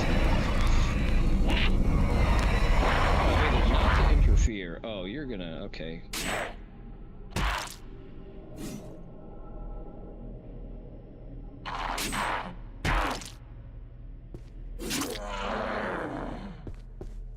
You are one ugly motherfucker. Strange gem. Hell yeah, always take the strange gem. You good? I can't hit you. Okay. Collected a Tower of Repetition map. Oh. Oh boy, I'm gonna get lost. Let's quickly explore the premises, shall we?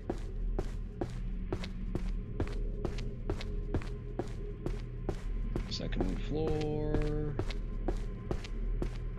It's open all of a sudden. Oh, nice.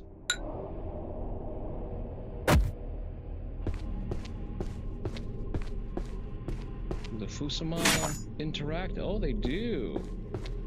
Nice. I don't like blind walking through Fusuma because that is how you get your shit ganked.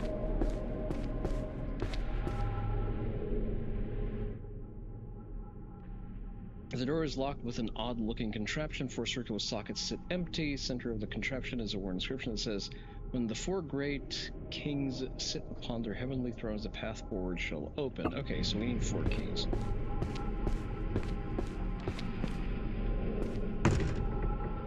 garage. I think it's jammed. Okay, it looks like a navigation back, so we're in a Dork Souls kind of navigation pattern here.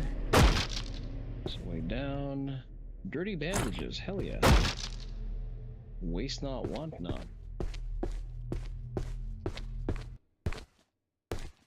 Okay.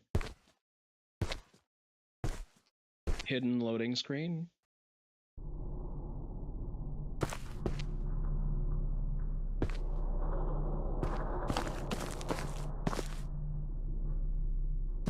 Got spooked at my own footsteps there for a moment. That's a door. We don't open doors willy-nilly.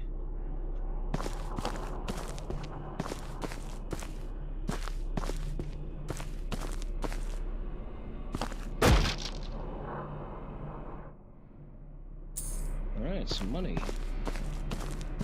Don't mind if I do. A shrine. What would you like to do? Just offer a prayer, I guess.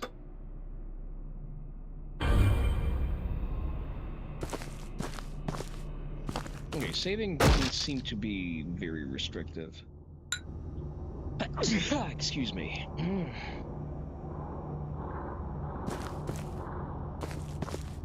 Corner. These seem to be breakable. I don't want to interact with doors before I have to.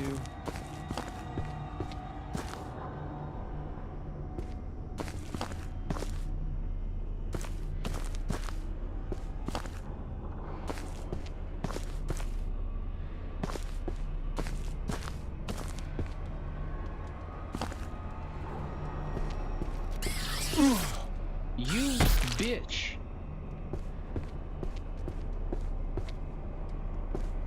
That definitely happened. Hello, sir. There's a reason why I'm able to do that. I don't like that.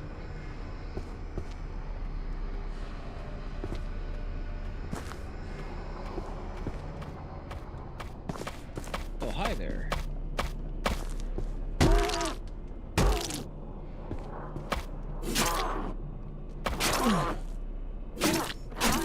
You little fuck.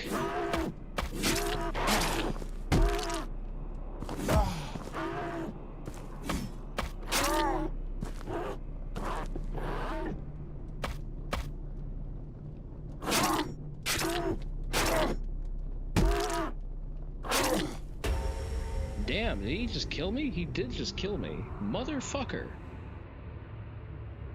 He took quite a bit of punishment, too. Revive? There's an option to revive?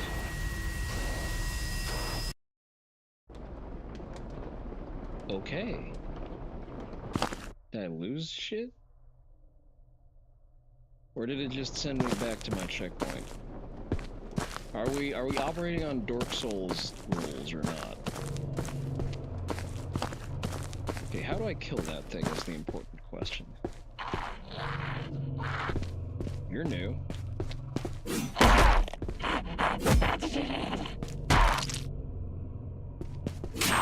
Probably need a better weapon. That's also part of the problem here.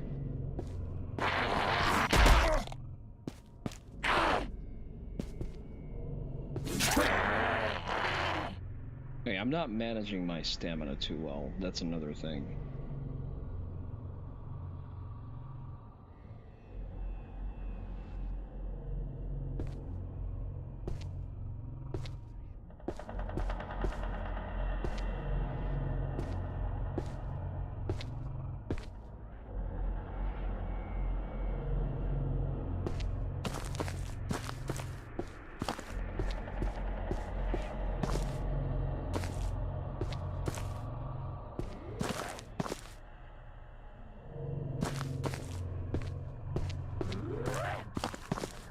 Okay, there's the thing that killed us last time.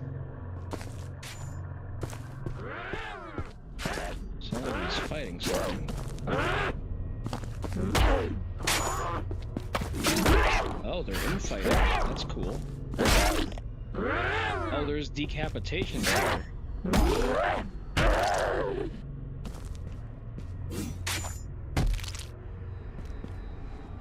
Well, fuck you.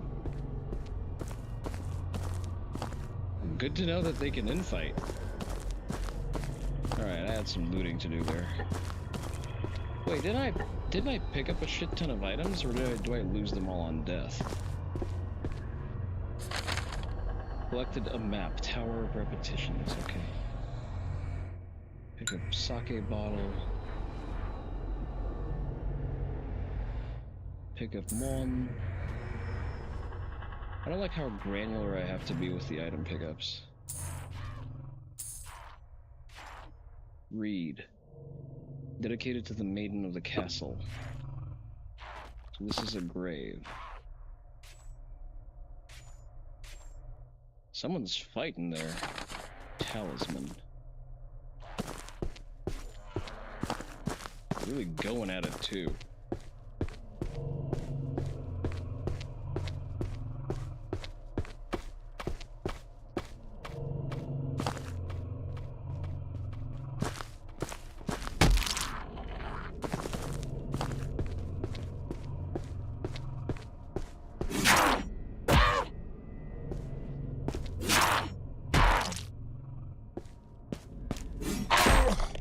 Son of a...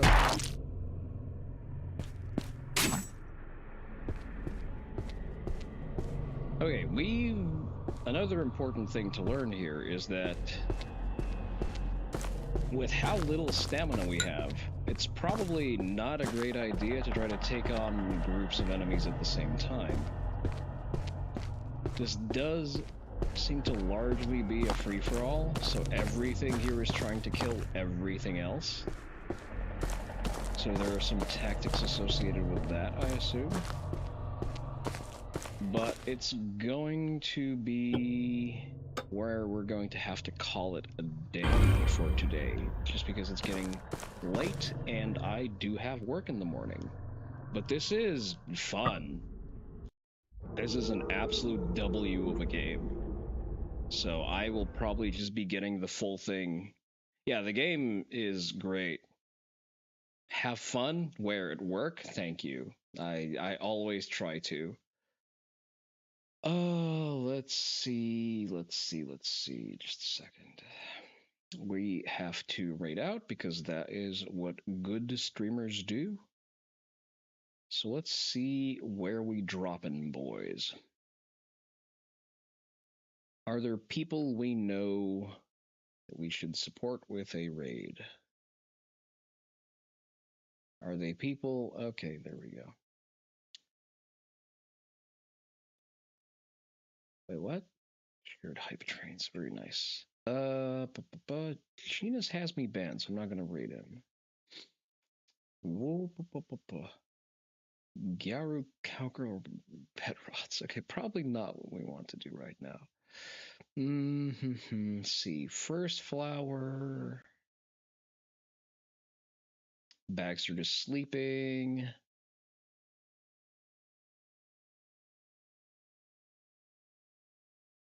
Okay, let's maybe not raid any 3 views, but while having only 1 person. Let's aim a little bit more modestly today. And let's check out what's happening here. It looks so clean. Okay, Lulu is actually streaming, so we're gonna go and raid into her. So make sure to behave, be nice, do not get into fights, although I trust you probably won't. But I have to include that forewarning just in case any one of y'all gets rowdy. Raid is gonna cook off. We're mostly back to our regular schedule. Next stream is going to be on Saturday. I'm going to see if I can try to fit a couple more streams into my week going forward. So that's up in the air. Look out for announcements. Follow the socials. This has been Kuro Onii-san, reminding you to always carry with one in the chamber. Bye-bye. I don't want to get up.